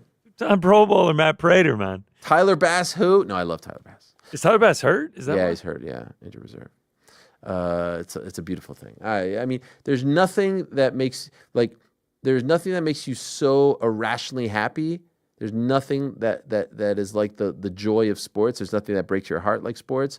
But these moments, man, gosh, I cherish them. I feel like you taught a bad lesson, though, if I'm being honest. Shouldn't have sent him to bed. Don't go to bed. Let me give you a little tip that my parents used to trick me. You're who Josh Allen was calling out at the end of the No, I stayed up. You stayed up. No, you were good. You didn't have faith. But you If didn't you have had real faith, he would have faith. been up with you. He would have been up with you. I didn't want to get You blamed. blew it. Mm-hmm. The trick is you got to go into bed, but we'll put the game on the radio. By the time it hits the commercial, you're out. That's what my parents used to do all the time. Okay, so you're not the bad guy? Yeah, you can listen to the game. You can stay up and listen to the game if you can, but you're most likely falling asleep the first time a commercial hits. Okay, so here's the problem. My boys share a room. Older brother was long gone. He was so how can I let him? So for a moment we were both in bed and Hey, sometimes it's good to have a favorite. by the way, what do you mean? I don't understand. You can just let the younger one get away with shit. It's Oh, fine. well, here's the funny thing. In the bed, we're sitting there, and he's like, come on. And when James gets the 51-yard run, he's like, yes. And I swear to God, it's like, I don't know how the world functioned, but I am sitting next to myself. He is exactly me. He is the spitting image of me. This is exactly how I would behave. Crazy, irrational, yelling, begging my parents not to go to bed, all this stuff. And for a moment there, I'm on cloud nine. But again, I'm trying to not to be blamed. It was against my better judgment. Here's the thing that I didn't say. When I darted downstairs, I went and tried to wake him up. Oh, okay. Then you get a pass. Now I accept. I swear I was like, if this was him, I was like, Walter, wake up. Wake up. He would not. You're shaking him. Legit shaking him. I don't think Wake you're up. supposed to shake him. And he's Okay. like, where am I? yeah. I was like, Walter, I tried. I right, tried. all right. He didn't Did believe you me. celebrate when the win happened?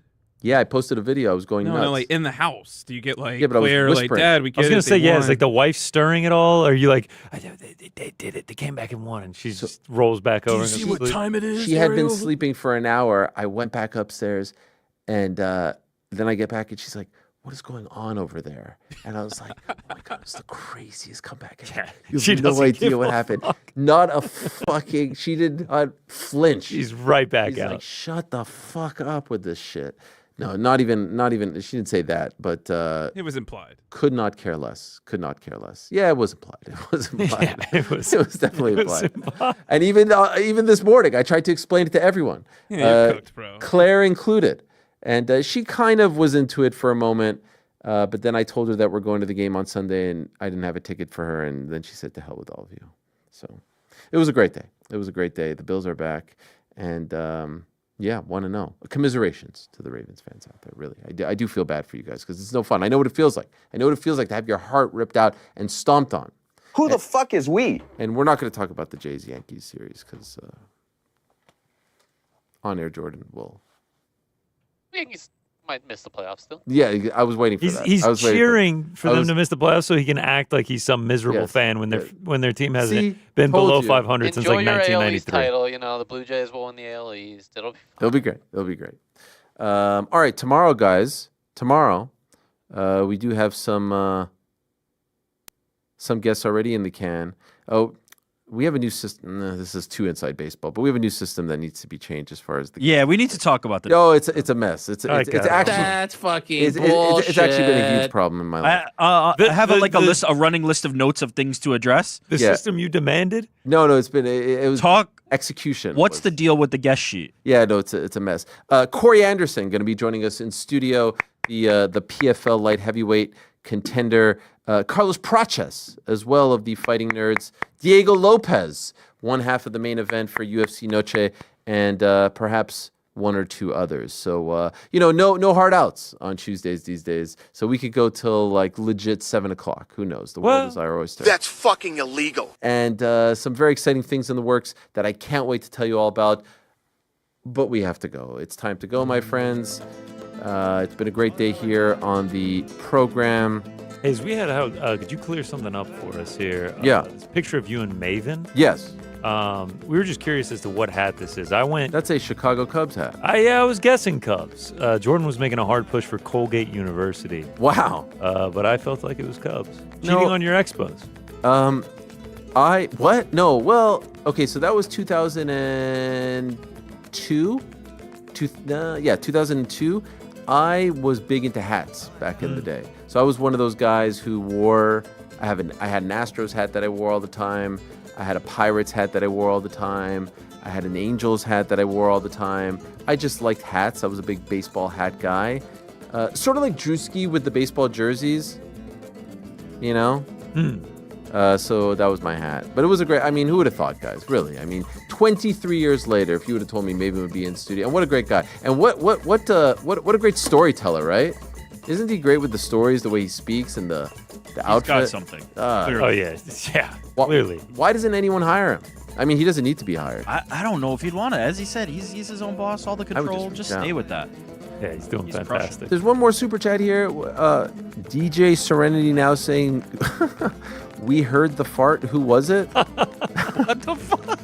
Sometimes your chair makes a little squeaky sound. Who was that it? could sound like a fart to Frankie. those who don't know. What time? When? What time? Yeah, I don't know. I mean, right when that super chat came through. We need a timestamp on Is that it thing. the first one? I don't know. The first what? I don't have a time. I don't know if it was Did the they hear first the on the first list. or second for it?